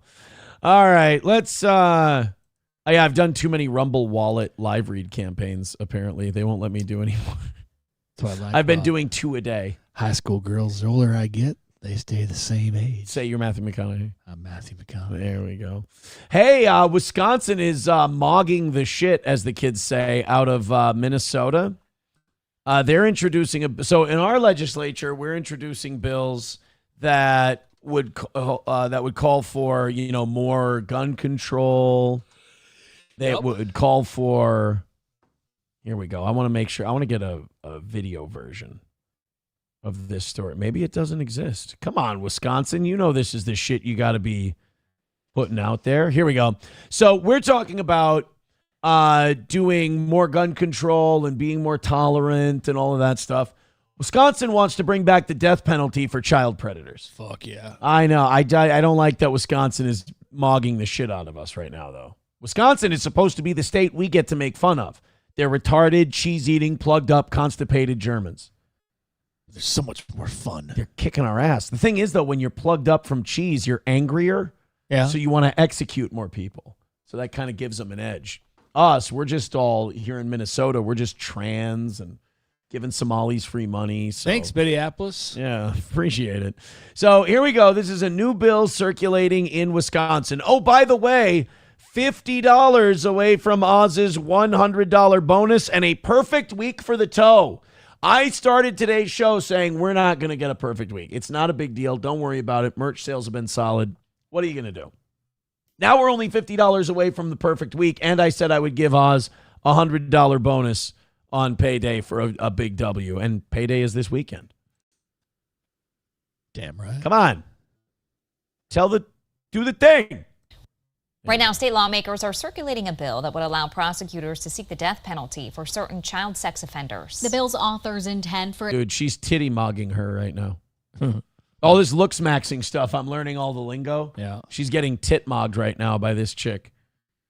...to prevent predators from harming more children. But child advocates warn of... Which one, by the way? Which one do you like? Blondie. You like her better? Blondie Booby. Yeah. They both have their positives. But yeah, I think, yeah. Potential unintended consequences. Ryan Lynch explains why. That's great. So, Ryan's a girl. She's got kind of like an Amanda Peet thing going on, but a little, heavier. It's great that someone named Lynch is doing a story about killing sex offenders. Yeah, I like makes that. sense. Based as fuck. Wisconsin was the first state to permanently abolish the death penalty back in 1853. And it's But guess what? It's back because we were grossed out by pedos. That's nice. That's good. potential return as punishment for certain child sex crimes would mirror similar legislation in states like Arkansas and Alabama. I'm only for this if they do the executions the way William Wallace got executed. Oh. You know, drag him behind a horse cart, put him up on a thing, cut his intestines out, pull him out in front of him, all of that stuff. That's the only way I'm okay with this. Drawn and quartering. Which lawmakers cited as inspiration for the proposed bill. Nice. The bill would allow prosecutors to seek the death penalty for first-degree sexual assault of a child under 13 resulting in great bodily harm, or intercourse with a child under 12. Ew. However, DNA... Can we do it with... Okay, the only way... Okay, I'll vote extra yes on this if we can do it without a trial. Fair. Yeah, like we find out you did it and we just kill you. There you go. That's good. Evidence is required for the penalty. Republican Senator Chris Kapenga is one of the authors. He was unavailable to speak on camera, but told us that, quote, time in prison doesn't scare these type of individuals. But this will get their attention. It's not that prison doesn't scare them. It's worse than that. These people can't help themselves. Yeah. They're just born fucked up. Like, there's no fixing it. I mean, was it you and I gotten a lot of shit from some caller back in the radio days because we pointed out the fact that there was a study that said there's like a 96% recidivism rate. Yep. For child predators. That's because she had somebody she had one, one of the 0.05% that actually is a good, outstanding person now. Right. So, but they're all going to be like that in her eyes. So, yeah, we were terrible people. By the way, can I explain something? Like, remember that? She's like, and where'd you get your information? And then you I pulled it up. Yeah. And you're like, well, you're a racist. Yeah, it was the Canadian Department of Health study. Yeah. I was like, there's the numbers. And there's that phenomenon where people, when they're confronted with the more evidence that runs contrary to their point, they become more ardent in their own belief. By the way, I do want to explain something to you because you've probably seen it, and the fact that you haven't brought it up means that you're just kind of used to it. The only reason these swastikas are drawn on my notes paper is because Johnny and I were talking about how you draw a swastika. Do you do the cross first and then put the lines on it? Or do you do like the weird sideways S's or fives or whatever? I'm so used to it with you. Okay. So, yeah. I Because mean- I keep looking at them in front of me, No. and I'm like, Oz clearly sees these. There was one where... Hey, go back to your room, Jew. Don't talk to my... Hey, for the last time, don't talk to my daughter that way. It's fucking gross. Julie, dude. I meant, yeah. Julie. So, when the T-Mobile fiber guy was here, he was a Muslim, and he was with another Muslim, and they were down here. I was kind of, dicking around with And this that stuff. page was on the table? No, not this. Oh, the Earlier- SS flag in the corner. No, I had that displayed. Oh. I didn't have time to put it up, and because I have a whole ceremony where I play Erica, and then I raise the flag. Was it the fact that your Ethernet cable's tied in a noose? Yeah, well, yeah. They didn't understand. Okay. They said, "Is that for a Jew?" And I was like, let's not be racist. So, no, they were here, and my notes that week, I had the word faggot written down, but it was with fives, because there was a news story where kids were wearing fives on their shirt to spell something else out, and they reorganized it to spell faggot. Sure. Right? Or sixes. I'm sorry, not fives doesn't make sense. That would be facet. But with sixes. Okay. And so I was writing it down with sixes, and I caught the Muslim guy a couple times glancing down at it and smiling. And I'm like, oh, he doesn't give a shit that I have the word faggot written down on this thing. The fun things that working from home gets you. Yeah. When people are over. Oh, God, before the kids get here, I should probably throw away this paper with the swastikas on it. They're going to start to think something's up. However, child advocacy experts warn the bill could have unintended consequences. Children can be afraid to tell because they're worried about getting the offender in trouble. Oh, God damn it. No, not you people who overthink this shit.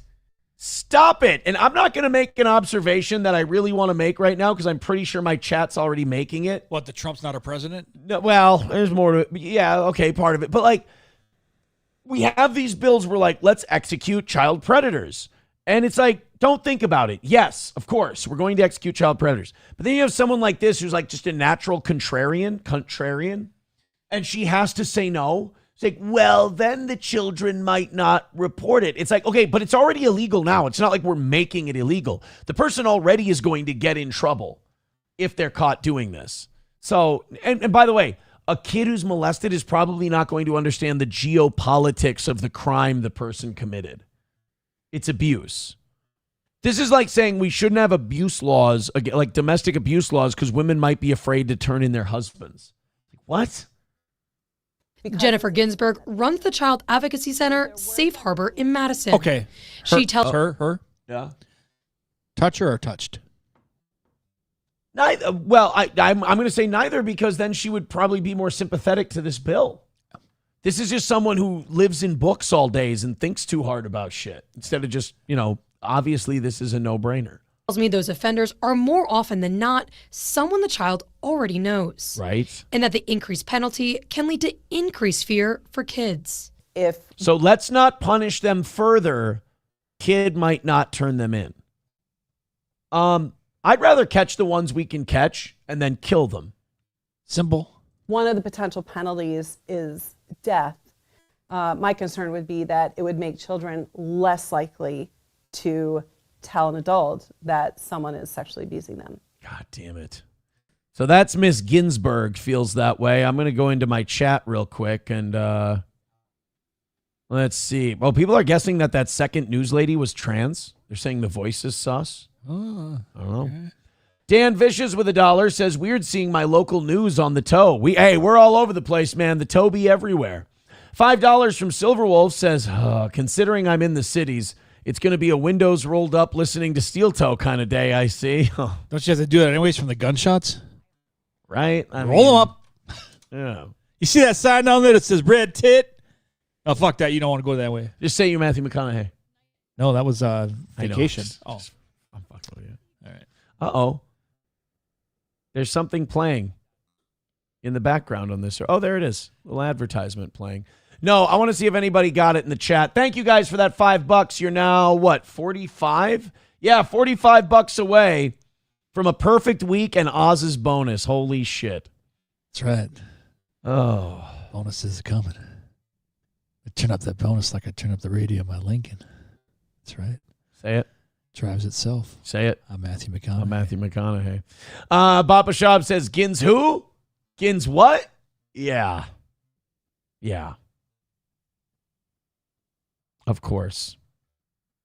It's someone named Ginsburg is like, well, maybe we shouldn't take pedophilia so seriously. I mean, what is age of consent anyway?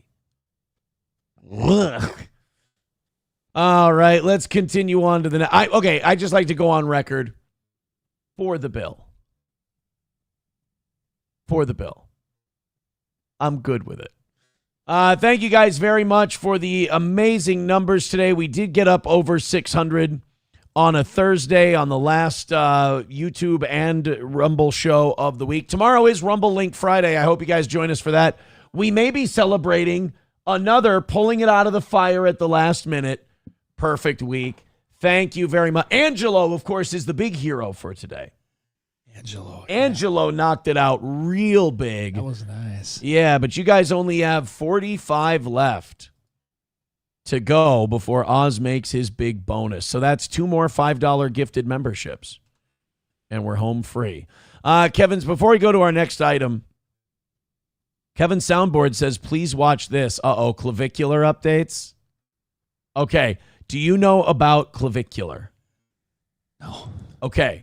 This is going to be my favorite thing. So clavicular is part of this movement called looksmaxing. Do you know what looksmaxing is? Nope, I'm learning today. It's a thing where, so this clavicular guy specifically says that you need to ascend in looks. Like you need to change your features so they look perfect because that's how you get girls and money and success and everything else. It is a completely retarded philosophy because how many tens have we seen walking around with schlubby fat guys? Happens all the time, right? Yeah. Women are just into different shit. To me, looks maxing is for guys who can't cope with the fact that they're gay and really want to get other guys to look at them. Because the whole thing with looks maxing is you try to change your features so you look as good as possible. And you can cheat. You can use steroids, plastic surgery, whatever. I'll tell you about clavicular in a minute. But the whole point of doing it is so you can go up to other guys and mog them, which means stare at them with your features enhanced and dominate their presence. Okay. But this is totally for getting chicks. Even though the whole point of it is standing in front of dudes. So this clavicular guy has kind of become this lol cow online for, he thinks he's like the coolest guy and like, I'm changing my maxilla features and everything else. But really, people are just laughing at what a fucking retard he is. In order to look smacks, he's been doing meth to sink in his cheeks. He's been taking shitloads of testosterone, which has now rendered him infertile at 20. He can't have children. And the best part is he'll take hammers and he'll break the bones in his face so that they reset in a way that's more visually appealing. So he's a meth-addicted testosterone junkie who smashes his skull with a hammer. California look. Yeah. Remember when Leonardo DiCaprio and Django smashed old Ben's skull with a hammer? Yes. Yeah. Clavicular does that to his own face. So he's been going out trying to mog people. Well, the problem is this ASU frat leader. So now there's these standings of looks maxing guys and who's the biggest Chad and who's mogging the most people. And by the way, very rarely a woman in sight. So this ASU frat leader's got these big muscles and he stands in a tank top in front of clavicular and he mogs him. And people online are going nuts and they're saying, oh my God, you can't wear a tank top around clavicular. That's not fair. So then there's this other guy named adrenochrome or whatever androstenedione or whatever his name is. He goes out and he's looks-maxing at people and he's mogging people. This little fucker comes up behind him, takes his hat off to reveal that this guy's wearing a wig and he's Norwooding like a motherfucker. And so he's like been dropped from all the looks-maxing standings. I got to see if I can find this guy's name. Androgenic. That's what it is. Androgenic would be the number. Oh, God. We more than doubled the stream sniping today. Oh, I just saw a thing on there that said it was 247. That's fucking brutal. If they really did buy views because they were so insecure they were getting frame mogged by us, that's rough. That's rough. All right, so this is Androgenic. He's one of the mogger guy. See, this is what they do. They just stand around and they do this. This is why they looks-max, so that they can stand and do this. What's happening to us? But watch this little fucker. Watch this little fucker. Keep your eyes on this little fucker.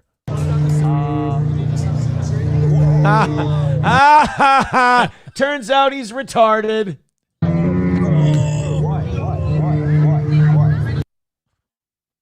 So that's looks-maxing. So one of the main guys in looks-maxing is this gay guy named Clavicular. And people are watching these guys to make fun of them. And they're talking about their cortisol spikes, which is like when you get really tense and you're really upset and you're pissed. That's your cortisol spiking. That's what I cause like Carl and those guys to do. I cause their cortisol spikes. And Clavicular, Kevin Soundboard sent this to us. Clavicular has the highest ever recorded cortisol spike and almost started crying after McDonald's put cheese on his burger. So wait a minute, is putting cheese on the burger against looks-max? You can't looks-max if you got cheese on your McDonald's burger? Okay. I didn't know this, but let's, would you like to be introduced to the looks-maxing community? Sure. All right, here you go. Dude, I'm done. I'm done fucking with online order, fucking retards, fucking this shit up every fucking time. You know what? This might be the meth talking. And by the way, you've got two decent girls at your house, and you're going to spend your time streaming in your living room yelling about McDonald's. There you go. Oh, by the way, the other thing about these looks-maxing guys, cannot talk to women. Like they stand around like this trying to mog people, right? They go up to talk to women and it's fucking brutal. It's because like any like normal guy who's lived a life and dated knows the way you talk to women is you just talk to them. Like you have a conversation. If there's an avenue to be funny, you crack a joke, you're funny. But in other words, you just have a normal conversation with a human. Any of these guys who like have these tricks on how you can like shortcut or trick a woman into, yeah, this is game, bro. Those guys are all gay. I'm sorry to tell you. Just have a conversation with people. If you're Papa Shab, maybe keep the Jew shit at home, but just talk to people. Look at this. Look at this. Look at this. Look at this. I say no cheese. These motherfuckers loaded up with this shit piece of fucking cheese. Who eats a McDonald's burger with no cheese other than serial killers? True. There's something. Just a greasy bun? You know what? People on meth. They don't like cheese, apparently. I don't know. And this also seems like roid rage. We're getting mad at the McDonald's cheeseburger. You've got a beautiful house like this. You've got beautiful girls over, and you're eating McDonald's. They're going to be ready to go have a three-way, and you're going to have the shits. Congratulations, dingus. Two pieces of fucking cheese. They put one in the middle of each. I ordered no cheese. Specifically, I take it off every fucking time. But these retard DoorDash workers. These not the DoorDash. The DoorDash worker didn't make your cheeseburger, bro. And you don't want the DoorDash worker going into your food bag and opening up your burger to look at it. It's not DoorDash's fault, buddy. He really is like, this woman's laughing out of discomfort because she thinks he's like kidding. He's ready to cry. Kids, this is why we don't do meth and beat our brains in with a hammer. I didn't think we would have to have this conversation. No. But this Apparently. is why we don't hit ourselves with hammers and do methamphetamine. Retard McDonald's gets. Don't give a fuck. Wait. Oh, he's Did fucked up. anybody- Oh my God, he's crying.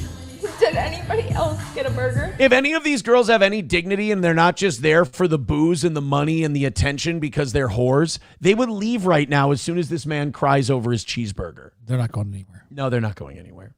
I got the music. His speaker system is nice. No. Nobody else got a burger? No. Are you 100% sure? Yes. Are you sure? Mm-hmm. They didn't like accidentally take yours without No. cheese? No. Oh. I was trying to be helpful. No. Do you want me to peel it off? No. Yes. $2. I'm gatekeeping the body count you ASU looking hoe. And Fuck this shit, dude. and start riding him while he does coke off your tits. Oh my goodness. I think I'm from ASU. Boys and girls, this is the meth talking. Yeah. We're mad about our cheeseburger and it's ruined our night. And all I want to do is jump through the screen and eat the fucking cheeseburger. By the way, double cheeseburger. I was thinking her, but her. Fuck her. I would. The cheeseburger wouldn't give me crabs.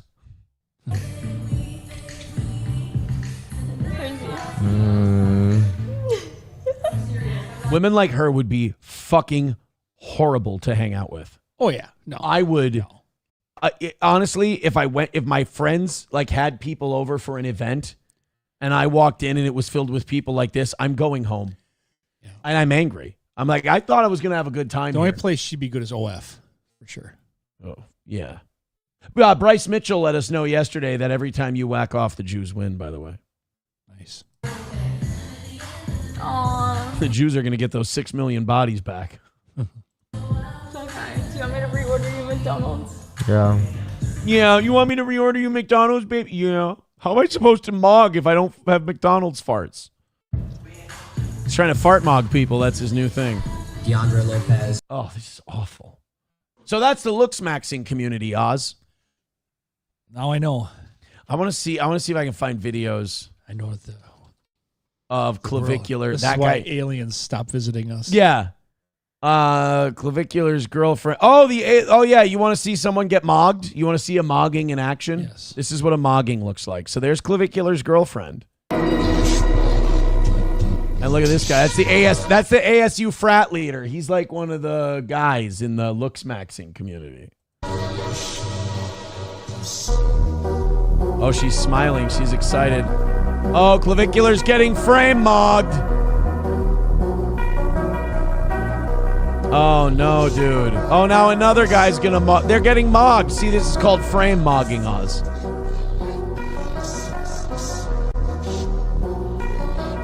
See how he's kind of slunched down, hunched down. He doesn't have good posture. You got the ASU frat leaders all jacked, and he's squaring his shoulders back. He's winning right now. What I'd like to see is the dominant male enter the dominion. Show us dominance by wearing a wife beater. Stupid. Jesus.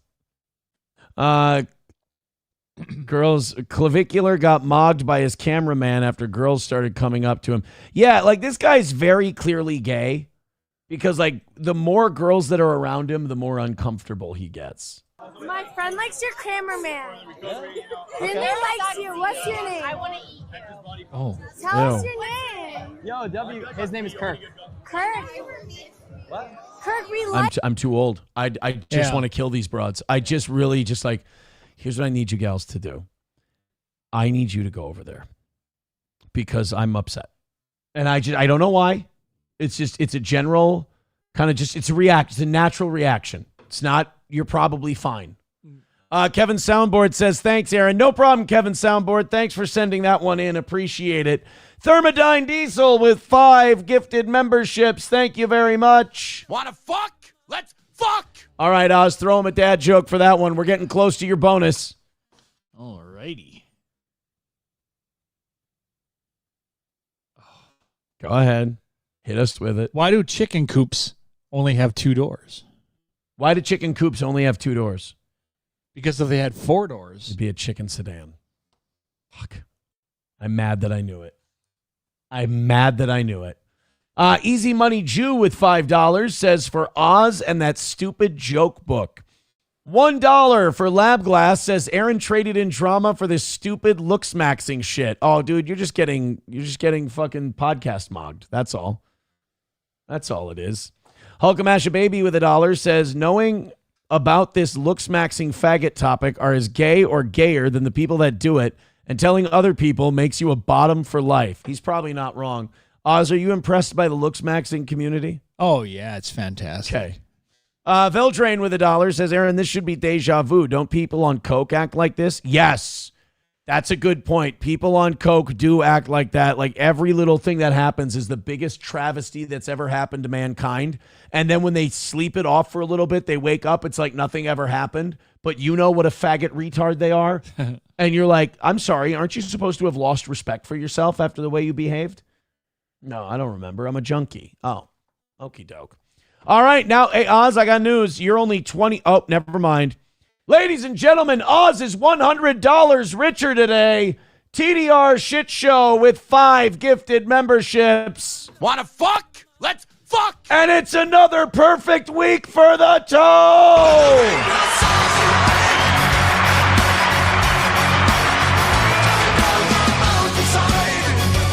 Another perfect week for the toe. Now, here's what the new Oz bonus is. You get now your original bonus deal kicks in. You get 50% of everything that comes in from now on. But there's more? But there's more. Another perfect week for the toe. I don't think this one's going to get clipped by the anti-steel toe crowd. I don't think they're going to like this one. I don't think they're going to like it. Astro Keeper says, ever been mogged by a guy with a mustache and a black hat? Am I getting frame mogged? God damn it. Son of a bitch. Jenny is asking for a membership in the YouTube chat. Hook her up. Hook her up. She might even Jenny applause. She might be a giant piece of shit. I have no idea, but she's asking.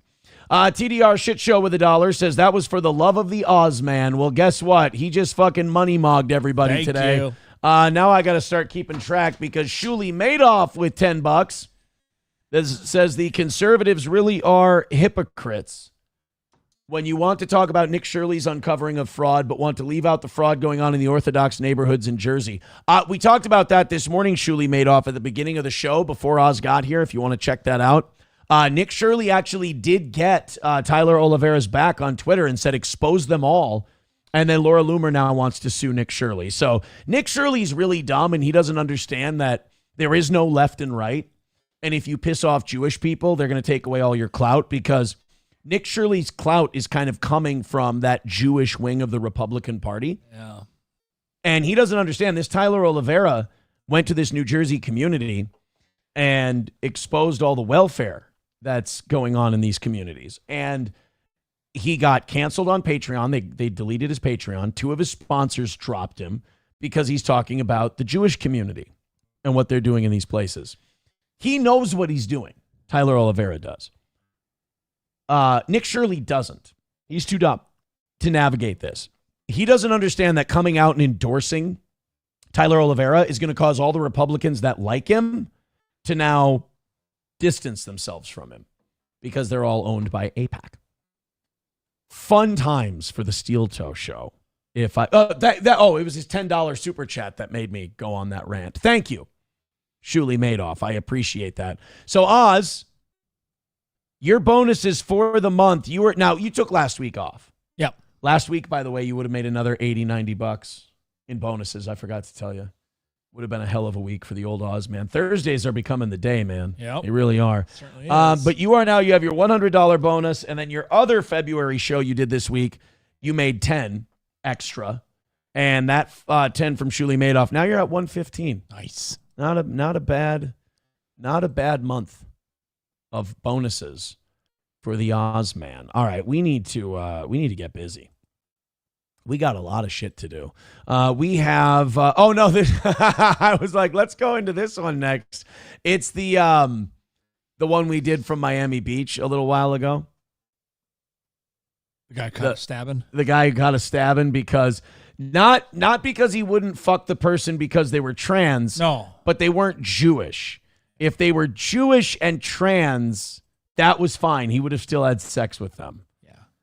In a weird way, that's like the most progressive bigotry ever, though. Because like the trans thing was fine. You get clipped, or you get snipped. You get snipped, you get clipped. Yeah. As long as their cock was circumcised, he would have fucked that lady. As long as you're a circumcised trans woman, Are you for real? No, I'm for skin. Yeah. Oh, well, we're done. We're out. We're done. All right, we gotta. There's an ad playing for one of these stories. I just want to knock this out before we continue on here. Hit like, hit subscribe, hit follow. Thank you guys for another perfect week for the toe. Look at this. We haven't had to mention money all day. What a fine. It's like we're doing a real program. God damn. Oh, and Timothy Bollinger is seething too because we're at 556 right now, still doubling everybody. Sloppy Slop for $5 says for Oz. There we go. Another win for the toe. Sloppy slow. We did this Todd Blanche thing last night on the evening show. Here's another bill that's going through Minnesota. So you know how we said that Wisconsin is mogging us right now, legislatively mogging us? Well, Minnesota is trying to pass an anti-grooming bill, which would be great. There are certain crimes where you can't pass enough tougher legislation. And I think like child molesting and grooming and shit like that and rape and stuff, all of those qualify. You can't pass enough tough laws. So I'm usually going to be for anything that toughens the sentences. Well, this one's for grooming. And this is going to hurt a lot of YouTube podcasters. Sorry. Let's go ahead and take a look. This is from CCO. Designed to stop grooming in Minnesota schools is moving forward after its first hearing today.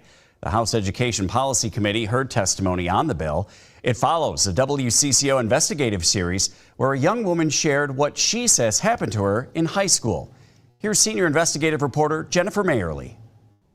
My name is Hannah Lopresto. I'm a victim survivor of grooming and sexual assaults by my high school band teacher. Hannah Lopresto told it's honestly though, like thinking back to high school, it's the arts teachers that you gotta keep an eye on. Band, drama, all of them. All the slipperiest fingers. Fiad. What? Something you want to tell us about? We just had this woman that was like bi. She was bi. Okay. Yeah. Anything else? Then they would have to we did that scoliosis test where everybody has to take their shirts off and bend over. And hold on. She was in the Wait, row. no, hold on. What scoliosis test where you have to take off your shirt and bend over? That's where you bend over and then they run their finger down your thing. Down your spine? Yeah, to make sure it's straight. Oh. You do it really slow Yeah. No, yeah, sure. Right. But it gets weird when they lick their finger beforehand. That's where I Right, scoliosis test. But I heard that's just to determine accuracy. Okay, tell us more about your bisexual female gym teacher that did the scoliosis test with your shirts off. She didn't do it, the nurse did, but she watched. Oh. Attentively. How'd you do on the test? Oh, I passed. Oh, good. That's great. I passed so good I drove a Lincoln. Say you're Matthew McConaughey. Matthew McConaughey. Matthew McConaughey. I knew you were Matthew McConaughey. She was the best at. She would run that finger down my spine. She wouldn't stop. She run that finger down my spine, man. I say, why don't you go all the way home? I'm Matthew McConaughey. I can't do a McConaughey either. I can't. No. She was somewhere between T1 and T3, though. That's right. I said, why don't you skip those vertebrae and go right into the mud pit? So you go down there, you find the Holy Grail, you tell me if it stinks or not. I ain't showered in a couple of days. I'm different. I played the bongos. She played where the butt goes. And that was all right with me. All right. She got close to my tailbone, and turns out it was the bone. That's right. We're doing a grooming story here on our show. We're talking about getting fingered by gym teachers. That's how we do shows. It's a terrible Matthew McConaughey. These are the worst. These are probably the two back-to-back worst Matthew McConaughey impressions ever. Yep. We were playing football. She asked me if I wanted to be her tight end. I said, it's one of my favorite positions. Turns out she was a wide receiver. That's right. We went down to Kilgore, Texas. It got really hot out, so we took our shirts off. And she pinched my nipples. She said she'd never seen them so long before. I said, I'm big everywhere. I'm starting to turn into Aben Cooper from Red State. You're already dead, sinner. Okay, back to the Can we be mature enough to handle an anti-grooming bill and not turn it into Matthew McConaughey getting molested by his gym teacher? Absolutely. All right. Maturity is where I like to start. All right. Enough. Run my greasy fingers down your greasy spine. All right. That's enough. We're done. God damn it. Definitely my Frankenstein. That's right. She could feed my Frankenstein anytime. She hit that switch and I was off like a lightning bolt. All right. Fuck. These aren't good impressions. Nobody's entertained by this. And sexual assaults by my high school band teacher. All right. All right. God damn it. Bring it back together. This is a serious story. Huh. Yeah. Huh. Presto told lawmakers which... Presto changeo. That's what my teacher used to say. She used to say, presto's a magic word. I said, not till you're in the mud pit, baby. She used to give me the B flat. Turns out she was into percussion. That's right. Quite heavy. That's right. She could snap her fingers inside. She had quite the bass drum herself. Like to play with her She timpani. says... All right. Hey, well, you know something, Sammy. You know, you get those gym teachers. You know, gym teachers are the most likely to molest you. Hey, Cliff. happened to her propelled... That'd be the most fucked up episode of Cheers, where instead of just being really funny and silly, Cliff Clavin is like giving facts on child molestation. Oh, yeah. Just change everything. Ah, well, you know something there, Sammy. You know, you're most likely to be molested by somebody you've known your whole life. It's a fact not a lot of people know. Jesus. Hey, you know that, Sammy, it's actually in the gay community where a lot of that grooming happens and they start, you know, they don't have the thoughts about the age of consent like we do. Guys, isn't this supposed to be a comedy show? Where everybody knows your pain. Sometimes you want to go where everybody knows your pain. Oh, my God. Cheers if it was a bar for victims of molestation. Oh, no. That'd be a way less funny show. Oh, gosh. They couldn't have a character named Woody anymore. That's for damn sure. That would be inappropriate. Her to act. My story exposed numerous gaps in our state laws that need to be strengthened to better protect K-12. That's right. My gym teacher used to say I had gaps for days. 5 gaps. She liked to fill it. Like a 5 head. All right, this is bad. This is a fucking terrible show. Students from sexual abuse. Republican Representative Peggy Bennett introduced the bill All right. to strengthen protection. All right. Turns out Peggy Bennett had a lot to do with the sexual That's abuse. right. You won't know someone named Peggy. They called her the Peg. That's right. That's right. No, I want to hear which Jewish Democrat is against this one and what excuse they have for it. For students against grooming. Don't. You know what? Honestly, no, don't. I was joking. I will not be able to take it if the voice against this bill is a Jewish Democrat. I'm going to lose my fucking mind. I'm going to turn into Sam Show. After meeting Lo Presto last fall and sharing her own experience with grooming in high school. It's something that it still sticks with me today. So it is a really important issue. Among enhancements to training and improving mandatory reporting, the bill calls for making grooming a chargeable felony offense. Often when I share that I was groomed and sexually assaulted, most people focus in on the sexual assaults as being the most horrific and impactful. But for me, the 5+ years of grooming were even more harmful to my long-term health and well-being. Like, honestly, how does not anyone hear this and just go, stop, we're all voting yes. Just stop. I'm uncomfortable as fuck. This is gross and creepy. Whatever executes these violators. Calm down off the details. We good. Oh, my God. Yo, can you chill with the deets? Lydia Deets. Oh. It was years of psychological manipulation that harmed my understanding of intimate relationships, my own value, and my ability to trust others. Detective Chad Clausen took Lo Presto's statement as part of a larger... It's okay, though, that her teacher groomed her and treated her unfairly and abused her and everything because he claimed he was just like King David, so it's fine. Sorry. Police investigation a few years ago and testified in support of the bill. These proposals are practical, preventative, and focused on child safety. They target predatory behaviors, not educators. All right. Supporters and committee members asked for clarifications on language in the bill, but mainly expressed admiration for Lo Presto. So I'm just really proud of you, and I hope that you feel that walking out of here. But this is an abhorrent practice that is all too common. Oh, good. And so I This want guy's to against it. thank you for telling your story, and I want to thank you for bringing this legislation forward. Let's have a good law that makes sure we keep kids away from these kinds of predators. All those in favor say aye. Aye. The ayes have it. Thank God. I thought this was going to be like that Wisconsin story where one person's like, well, you got to be careful because what if the groomers are, good teachers? Oh, thank God we're all for it. All right. So that's a little light at the end of the tunnel for the state of Minnesota. That's like a good thing that we did. Phrasing. No, we did a good thing. Light it. In that we're going to pass the thing. Somebody just talked about sexual abuse and you're talking about lights and tunnels. God damn it. Okay, now the audience got together and decided to copy paste something about tummy sticks. They do this. It's really funny, but God damn it. So one person will write something twice in the chat.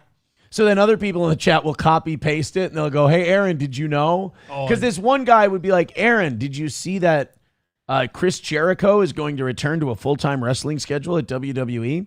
And I didn't read it because I was waiting to get to it later. And so the rest of the people in the chat started putting in like donations, and then they just put in free chats and copy and paste it. And then they'd be like, Aaron, did you know that Chris Jericho's returning to WWE on a full-time? I'm like, yes, I get it. So Roots, Das Optic Nerve, Hobo. So they're doing a thing. And a couple of other people wrote, tummy sticks is the situation commonly referred to as a game in which two erect men cuddle closely and face-to-face, causing their two erect penises or sticks to push against each other's stomachs. Oh, wow. That's so much different than docking. I didn't know that's what tummy sticks were until just now. I got to be honest. No, I did. I thought tummy sticks was like you tapped each other on the tummy with your fingers. I thought tummy sticks were like you took your fingers and you drummed on people. I honestly thought that's what tummy sticks was. I didn't know that it was two hard cocks. What the fuck, you guys? Veldrain with $1 says, one day at band camp, that's not what we're talking about. $1 from Fauci's Pangolin says, when I was in high school, I had long blonde hair. I groomed myself. No, they don't mean. It's not about hair. Yeah. Landman. What about Landman? Fantastic series. Oh, you're just getting into Landman. I'm just waiting for the new season. You're done with season 2. I'm all caught up, and it's You didn't think season 2 was kind of boring as fuck? No, because you put Sam Elliott in there, it just changes everything. Sam Elliott. Okay. Anyways, I got a new one. I want you to look up a trailer. This one just came out. I just saw it this morning, and for me to get me to actually make noise laughing at a trailer. It's a ripoff. The title's a ripoff of an old movie. Better not suck shit. No, it's a ripoff of an old movie, but it just looks funny. Birth of a Nation. It's called Joyride. It's out for Netflix. Remember the old Joyride with the guy with the CB? I'm guessing Paul Walker isn't in it. No. Okay. Steve Zahn. No. Lily Sobieski. No. Jonathan Demme as the Rusty Nail. That's Buffalo Bill, right? Yeah. Fucking Buffalo Bill, crushing it. Jonathan Demme.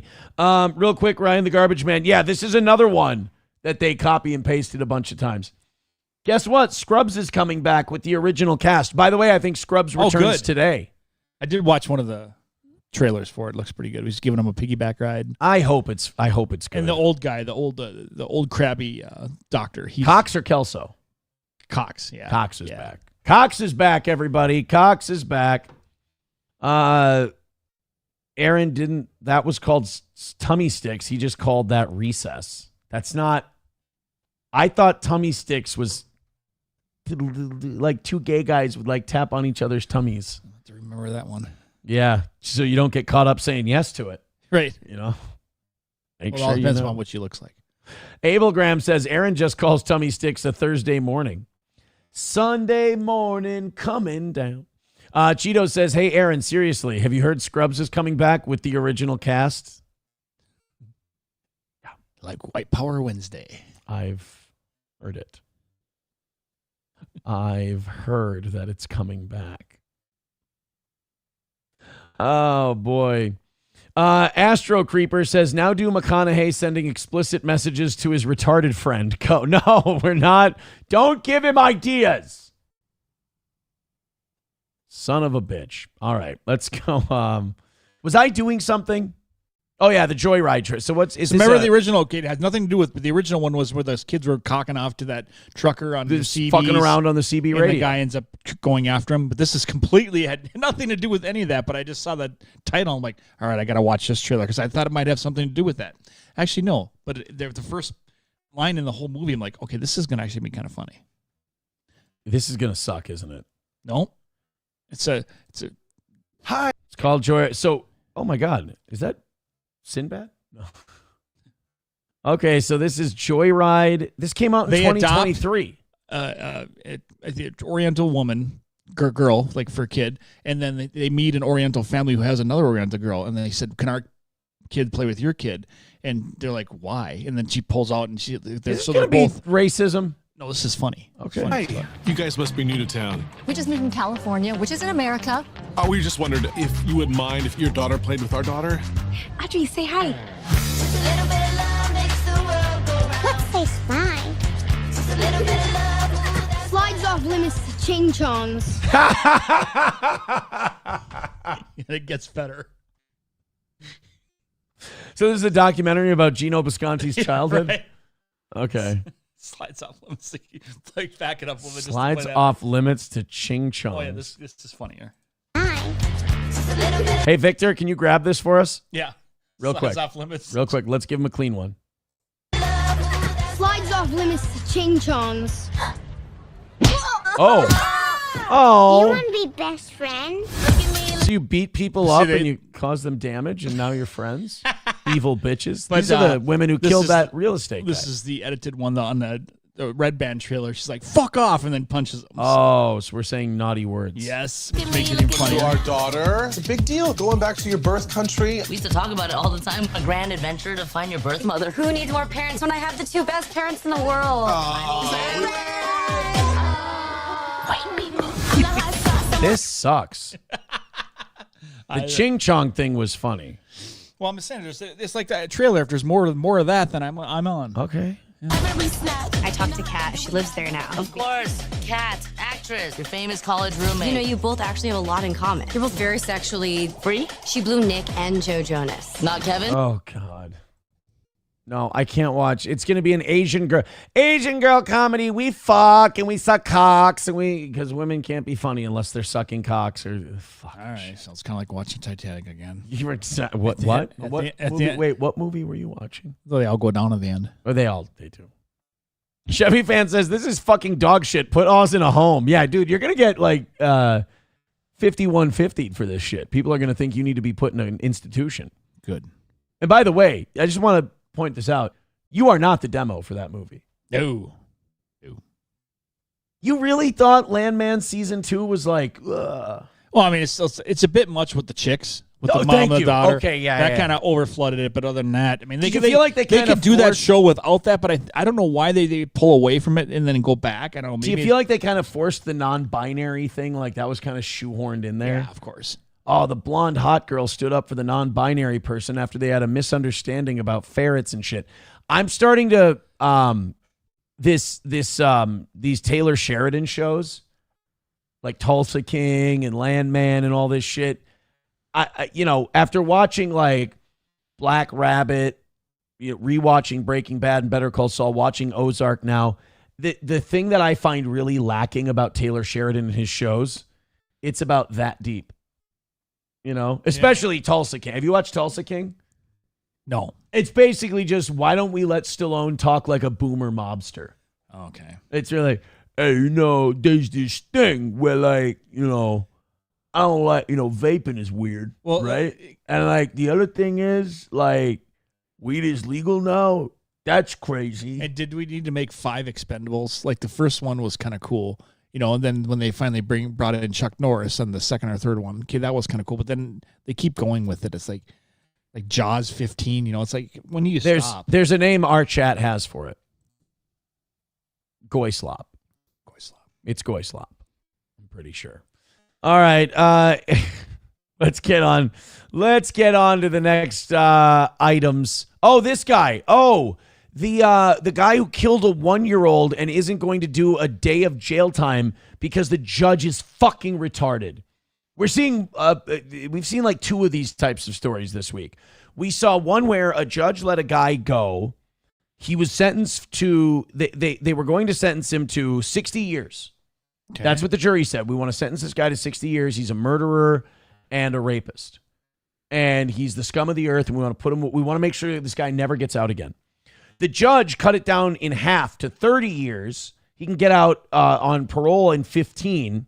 He's like 20-something. And she said the reason is because he grew up a black man in America, and because of all the social pressure and judgment he faced, he should get a second chance. Okay. Now, this guy with the neck tattoos and the face tattoos and everything else. He looks upstanding, you know. He beat a 1-year-old to death. And I mean, everybody's got their thing.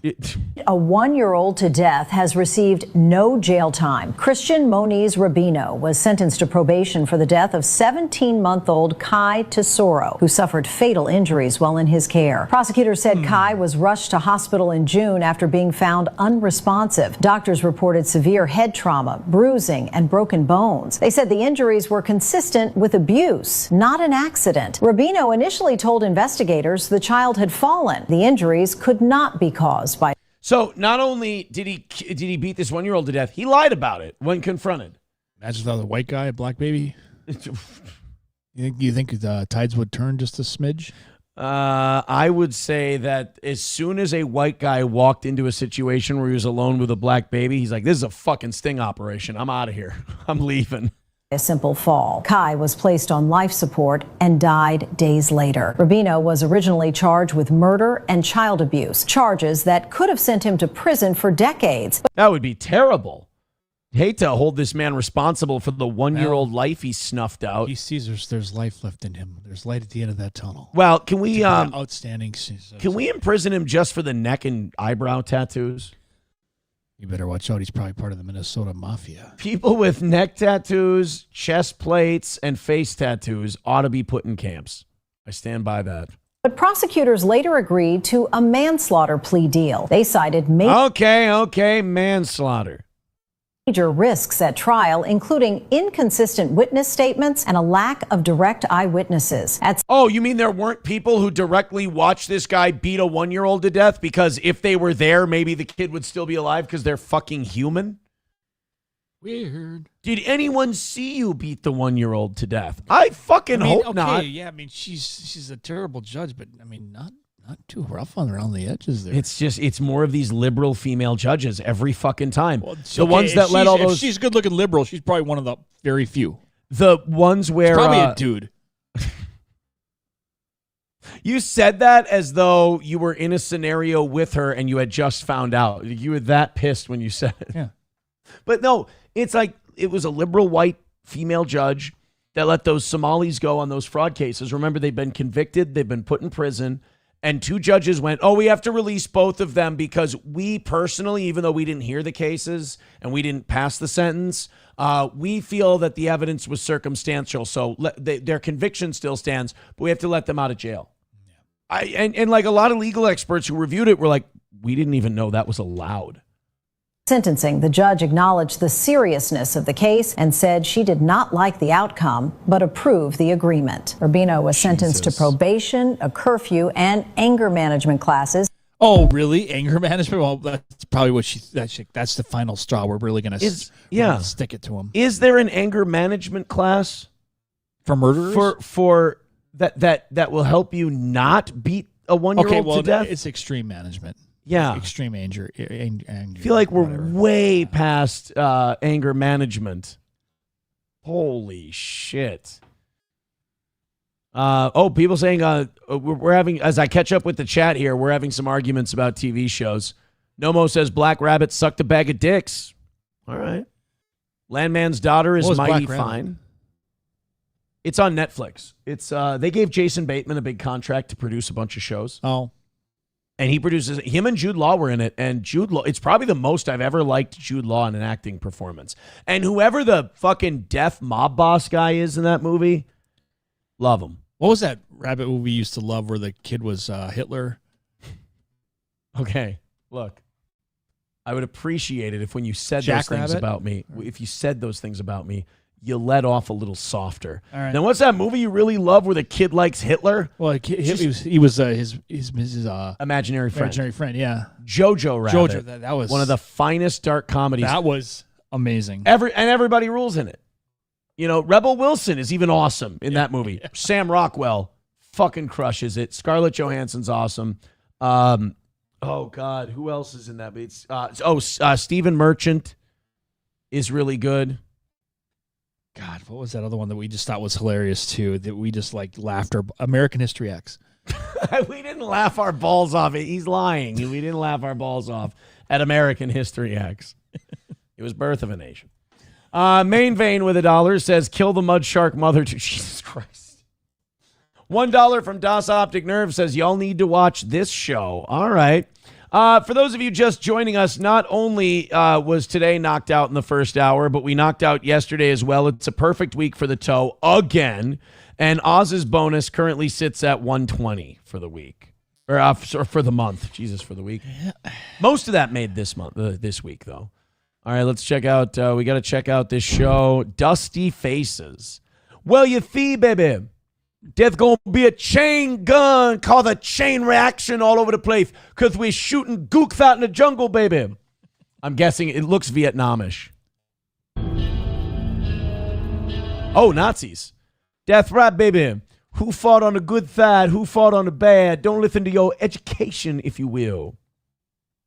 Listen to your heart. Can we maybe get them a W this time around? I mean, Jesus, all the World War II movies you see, the Nazis are getting their shit pushed in. Can we get, how about one about the invasion of France, you know? I guess Dunkirk, they made a Dunkirk movie. Level the playing field. Yeah, Dunkirk, the Nazis kicked ass. They let the British escape to the sea, though, because Hitler wanted to come up with a peace deal so he could invade Russia. Didn't work. Churchill just wanted more people to die. Aw, German soldiers fuck too. I bet you this is a really controversial show because you're not supposed to show, especially in Hollywood, you're not supposed to show Germans as like empathetic. But I think it is kind of important for people to know that like those soldiers had girlfriends and wives and children and families that they left behind, and they died for their country, and they didn't probably give a shit about Jews or, you know, Holocaust or anything like that. They were just fighting for their country. And I just got canceled.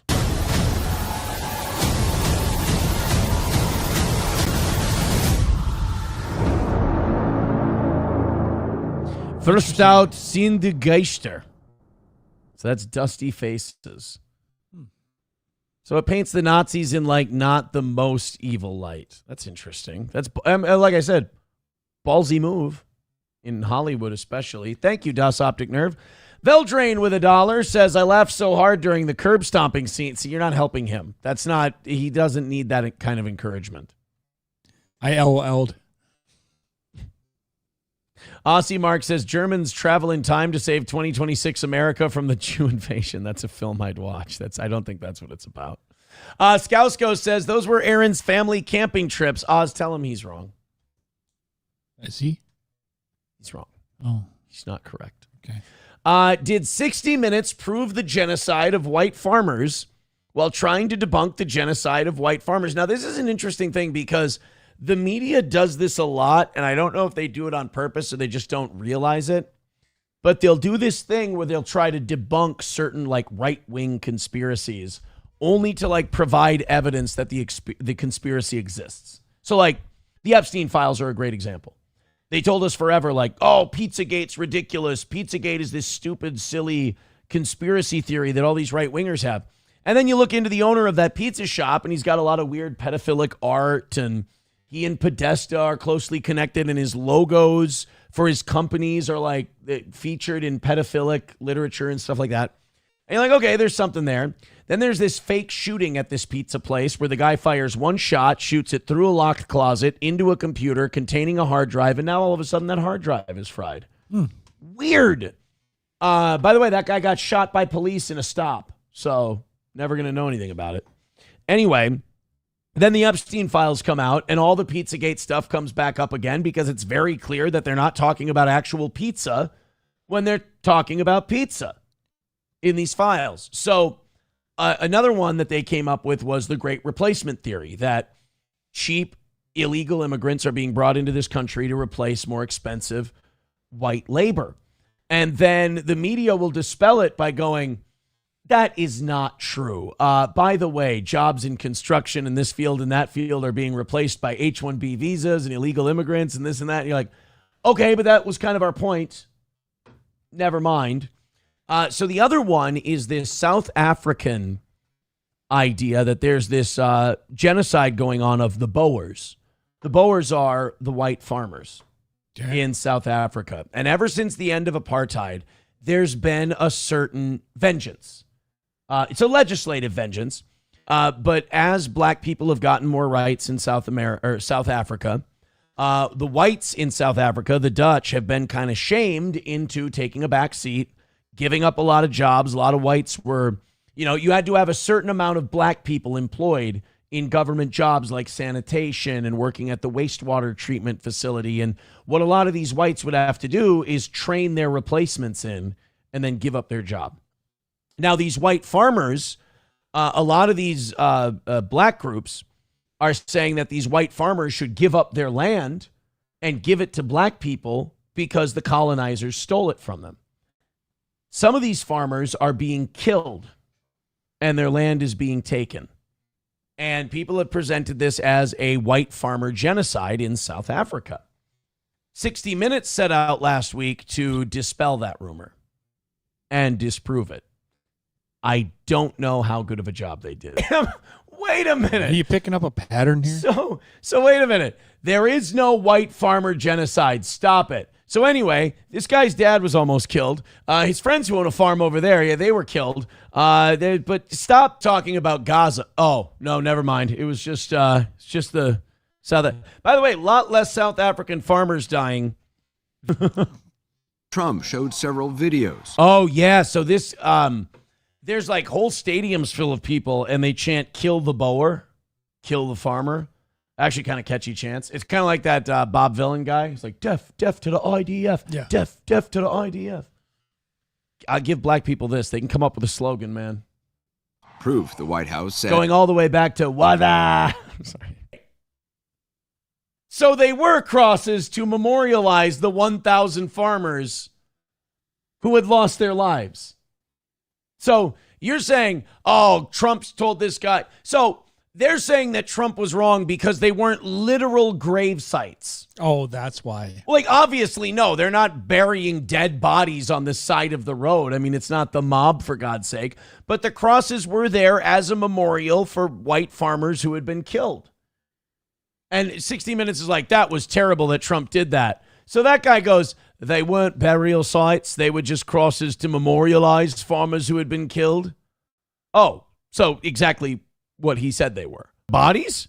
Oh my God. That's weird. Yeah, don't do that. God damn, you should bury them. That's like really not hygienic. Oh my God. Let me hear that again just so I didn't misunderstand. There on the first of all, you don't need to keep it locked. They're dead. Tetanus. Yeah. Oh God, all kinds of I hope it's not close to a drinking water source for that cattle. Holy shit. Hey, I wonder how Toli Nell died. So remember, there's no white genocide of farmers. No. Nope. Even though his dad was attacked, his friends were killed. I wonder how this guy died. I bet, you know what? I'm going to go pancreatic cancer. What do you think? Colon. Okay. Oh, yeah, everybody's rotten from the... Still come down and do a report, and some of these white people will even go, no, the farmers aren't in danger. The farmers aren't... We don't want to be described as... There is no white genocide of farmers. They're not being targeted. This guy has just been so traumatized by it that he carries a gun with him literally everywhere he goes when he's got clothes on. Except the shower. Right. Well, I hope he doesn't shower with his clothes on. It's not ineffective and overwhelmed. They don't like the white farmers. So wait a minute. So 60 Minutes just did a report to tell us that the white farmers are not under attack, while that whole story was just basically trauma porn about how many white farmers are under attack. Interesting. Makes sense to me. Makes sense to me. I'm really sorry to all the people we've triggered today. There was an attempt to try to stream our show, but we kicked their ass in viewership, so more than doubled it. I'm really sorry about it. Another win for the toe and a perfect week for the toe. Sorry, guys. And since you are watching the show, I can now let you know Monday did not go well for your big chief. And I think this is part of the panicking and the coping about it. Neither of the two parties in that have been particularly happy with me. You've noticed me smiling about it a lot lately. You've noticed a lot of seething on their part. Sorry to ruin your weekend, boys. Don Lemon, you remember Don? Oh, I certainly do. Old Donnie Lemon, old Donnie from the block. He's currently facing federal charges for that church that got stormed. Now, I'm going to be a turd in the Republican punch bowl. I don't think Don Lemon should have been charged. I think Don Lemon was in there covering it. He is a journalist. You know, the way they made the argument was that he seemed like he was sympathetic to the cause of the protesters. Sure. So it looked like he was with them. So they could kind of charge him for it. I have a feeling that if Don Lemon wasn't a liberal guy who doesn't like Trump, I don't think he would have faced charges. I don't think he would have. Isn't he a little light in the loafers? Don Lemon? How dare you? He's a pussy magnet. No, I've never heard that. Oh. But that Don Lemon likes to pound man ass? I don't know. That's not what there's an incident he was sued for where he rubbed his balls and then put them under a man's face and told him to sniff them. I mean, since when is that gay? That's true. I overstepped my bounds. You're kind of being a homophobe right now. Yeah. He's married to a dude. He pounds ass and gets ass pounded same. He's not gay, though. I don't know if that's gay yet. I don't know. I think you have to stab a trans person for not being Jewish. Oh. Then that's kind of gay. So Don Lemon is getting charged in criminal court. But now Don Lemon is also being sued by the church for interrupting their service. Now, this one might be more interesting to watch. Ann Doucette claims she was attending a worship service at the city's church in St. Paul, Minnesota on January 18th when she alleges Don and others unlawfully interfered with her ability to freely exercise her religion in a private place of worship. Doucette is suing for an unspecified amount, claiming she suffered severe emotional distress, fear, anxiety, and trauma as a result of the protesters' conduct. So this is one of the churchgoers. This isn't even the church itself. This is where Don's going to have a problem. Because she can argue now that him going in there with all of them traumatized her, upset her family, and now a jury, could find Don Lemon liable for it. Criminally or civilly? No, civilly. Yeah. Civilly. No, a jury could find him criminally liable as well, depending on what jury you get. But I think this one's much more likely to get results. Doucette is suing for an unspecified amount, claiming she suffered severe emotional distress, fear, anxiety, and trauma. Doucette claims Don acted with the group of protesters and that one protester admitted on social media to assisting Don with logistics and local contacts in support of the operation. I wonder if that wasn't DeWoke Farmer. I interviewed that guy. Have you seen him? No. Oh, he's a card. DeWoke Farmer. He's got a big beard. He's got a scratchy, gravelly voice like this, and he yells, and these are all motherfuckers. And he's down at the Whipple building every day. I've talked to him a few times. It's funny because nice enough guy. I've talked to him 2 or 3 times. Always a nice enough dude. But every time an ICE vehicle drives by, they all get Tourette's. Like, they're all nice. And then an ICE vehicle drives by, they're, hey, it's good to see you. Thanks for coming here and covering this. You motherfuckers, we hope you all fucking die, you pieces of shit. So anyway, like I was saying, yeah, we've got a concession stand down there. If you're hungry, we can. All of them very, and that's kind of like America in general, in that everybody's always nice to each other, and then politics comes up for some reason, and then it's temperature of the room changes. Yeah. Gold Folds with $5. He thinks that our eye line is gazing to his super. Oh God, he's paranoid.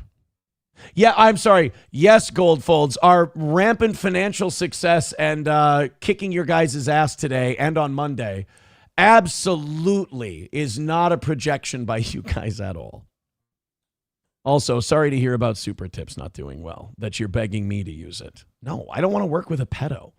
Doucette claims Don acted with the group of protesters. According to the papers, Don appeared to take satisfaction in the disruption as he live streamed portions of the event. I don't know. Like, what do you think about the Don Lemon part of this? Because I do feel like it seems a little 50-50, but I feel like I'm in the minority in that I think he's kind of protected by being a journalist. And then I think other people just fucking hate Don Lemon. I think he's annoying. Yeah. But that's as far as it goes. As far as any of the other stuff, I could care less. I really could. You think he's going to get convicted? No. You don't think they're going to get him? No. Yeah, I don't think so either. Somebody, too, with $1 says, no, there is no farmers under attack. Just look at all these crosses of dead white farmers. Oh, and see this fence that's built around the farm like a prison? It's actually to keep people out. Yeah. That's the point. It's like, you're like, hey, guys, there's nothing to see here except this electric fence. Well, they show that picture of that fence. I'm like, that kind of Auschwitz-y vibe there. Right, yeah. And, just like that genocide doesn't exist. No. Yeah. Fauci's Pangolin with $1 says, what does Bill think about old Don Lemon AIDS? Personally, if you ask me about Don Lemon, I think he's a little new school for me. I was all about making corrupt deals and getting my dick sucked. We didn't really worry too much about the, kind of the politics of it. The politics of it, we always thought was kind of for fags, so we don't really care. But that guy, I hear that guy's... Bill! Yeah. Quit talking about Don Lemon! You know what? I'd rather have Don Lemon cornhole the shit out of me than eat that flabby puss one more day. This is Matthew McConaughey. No. Rusty Grammar with $1 says, suck shit, onion faggot losers. That's not nice, dude. The toe's kind of been kicking the living shit out of them. And that's not nice. We got this Goldfold coping in the YouTube chat really hard. That's the last time I donate. You don't read them. I don't send them. Bye. Foolish me.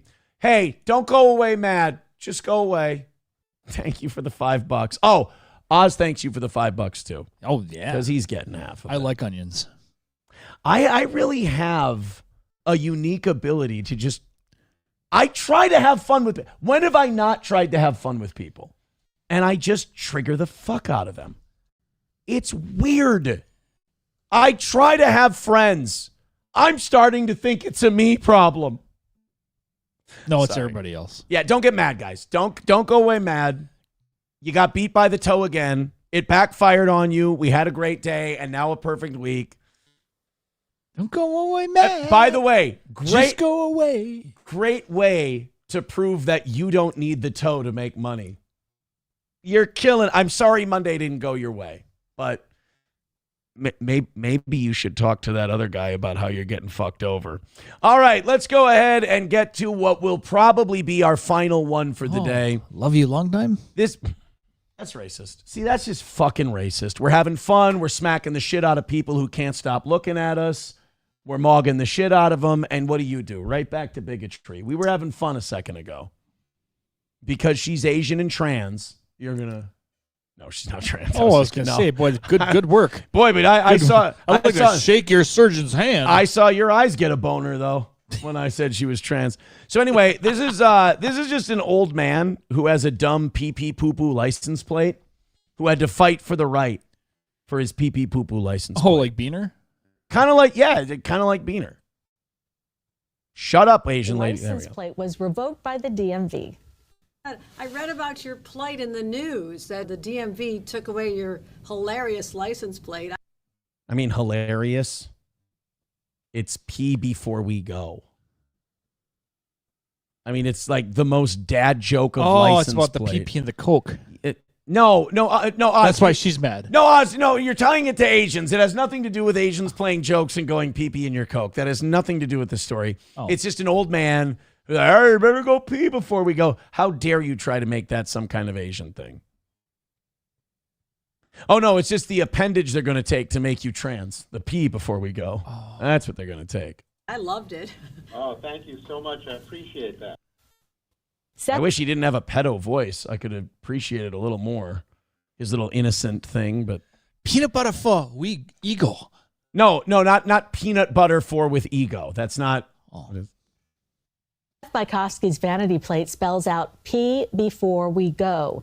Good advice before a trip. The DMV didn't find it so funny and ordered him to get rid of the tags. He complied, but petitioned for a pardon, and that's when Hochul personally called to tell him his vanity plate should be spared. Oh, so she kind of treats it the same way. She treats black felons in New York. Just let them go. God, what's the big fucking problem? Goldfold, the newest Steel Toe Morning Show fan. We appreciate you, buddy. $5. He says, newsflash, a remake of Young Frankenstein is coming soon. Quit setting these up on a tee for me. Your co-host is a shoo-in for Igor. What hump? Goldfold, no offense, but are you really in any position to talk about anybody with a hunchback? Bro, these are reeking of projection. That one was too easy. Straighten your fucking back out. Right now. Square those shoulders. Right now. Sit up straight.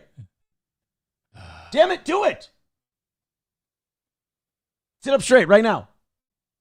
Are you a Peter Puffer? No, I'm telling you. Sit. There you go. Square your shoulders. Come on. Good posture. It's Good Posture Thursday. There we go. You're frame mogging now. Good job. Now smash your face bones with a fucking hammer. Here. Hit this meth. My meth comes in a wet wipes container. Baba Shab says Oz is posture mogging now. Yes, 100%. Unlike Goldfold, our guys don't have hunchbacks. Oh. Quit telling us what your insecurities are, my friend. Reformed Rapscallion says, I would like to become more boomer. I need to care a lot about stupid stuff. Look, the idea that a guy with a P before we go license plate made the news, especially in New York. I mean, good for you. Did you see in New York that they had that big snowball fight and the cops went to the fucking snowball fight? So they got an organized event at a park during the blizzard to have this big snowball fight. The NYPD shows up, so obviously the people in the snowball fight start chucking snowballs at the NYPD. Which is a good idea. That's kind of funny. So then the police chief goes, I want to go through the cameras, and I want to find out who was throwing those snowballs, and I want them arrested. And I'm like, how about you find the retard who stationed police down at a dumb fucking snowball fight? So then Mamdani, he says, I think the cops are wrong. I think this was just a big snowball fight, and it should be treated like such. And I'm at a weird spot because I kind of agree with Zoran Mamdani on this one. Who gives a fuck? Yeah. It's a cocksucking snowball fight. Till some of them have maybe ice chunks in them.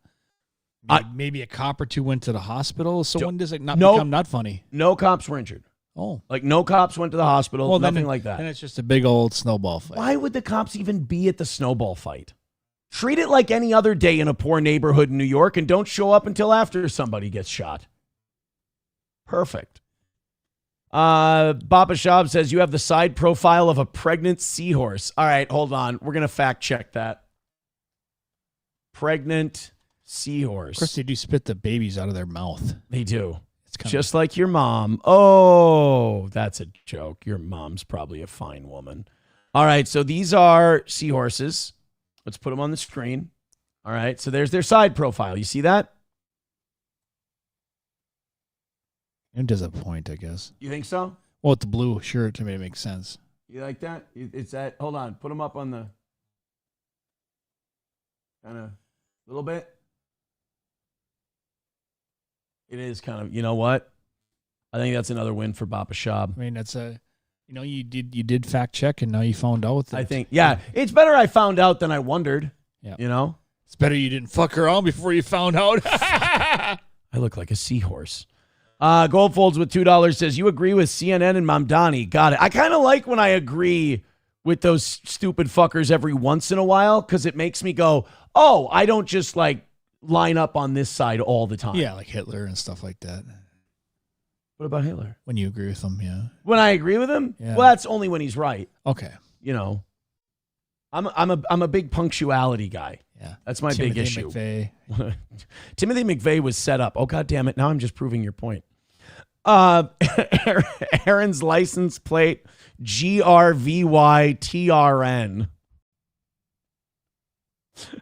No, I like this one.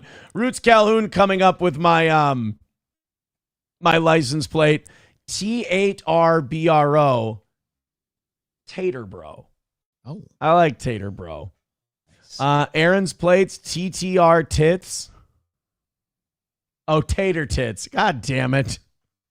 Das Optic Nerve decided to get less cute. Sure. With my license plate, just called Fat Gay. Yeah, I mean that's to the point, I guess. MSHPTTO, mishap to toe. Mashed potato. Okay.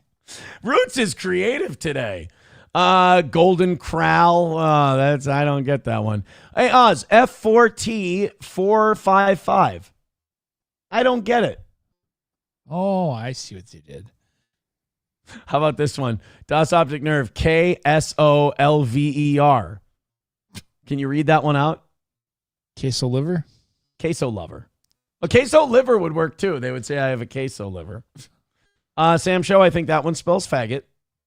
Thank you very much. MSO just put... I don't think they'd let me have that for a vanity plate, sir. $1 from somebody, too, says, this is more like Aaron. Oh, boy. I don't... that's Adrian. Stop it. I'm just kidding. That's the person who runs the Somali diner. It's totally different. You know what? Now I'm mad that I decided to end the show on that story. It's not it's to the point. Not as fun when they turn it on you, I found. Or funnier. Oh, holy shit, you guys. Not only did you bang it out today, not only did we have a perfect week for the toe, unbelievable. Because of this gold. Oz got a giant bonus. Oh, yeah. It's just been an incredible week for the toe. We had one little slip up on Wednesday morning, washed that away nice and easy. Unbelievable, guys. And all the right people are throwing temper tantrums, which is aces for me. Oh, God. I say one thing, they go nuts. They go ahead and do stuff for hours and hours at a time. I smile and laugh. They get mad at that too. Oz, I can't win. I can't win. Except for this week. I don't know, apparently. Always making people mad. Well, yeah, there's that. I'm a fun-loving guy. Absolutely. I like to have a good time. I mean, sure, I don't have 450 pounds of weight on me, a hunchback and a heart condition, or an inability to let things go. But, like, I'm a fun enough dude. Where are you going to, what was it this weekend? Raised on Radio at the Thirsty Buffalo. Thirsty Buffalo, raised on Thirsty Radio. Bison. I keep getting that wrong. Thirsty Bison. You know what? Big We're Lake. gonna fuck it. You know what? We're gonna settle this. We'll right just now. go ahead and put it on there. Facebook. Raised on Radio. Thirsty Bison, Big Lake, Minnesota. There Yep. we go. Why? So somebody else bought the Friendly Buffalo. Yeah. And then renamed it the Thirsty Bison. Yeah, because they really wanted to be different. I guess. Yeah. Well, it makes sense. I mean, they really Buffalo seems to be like a real big cornerstone of that Big Lake area. I don't know. I guess. Thank you guys very much for an amazing Thursday show. Killed it again. And then next week it's Rochester for the gun show. Rochester, Grand Marina. All right. Take it easy, you guys. Have a great rest of your day. Oh, half hour. I got the members only show coming up. We're going to do members only. We're going to do the Tyler Oliveira thing for about an hour or so. 11 o'clock for the members only show on Rumble and YouTube. Take it easy.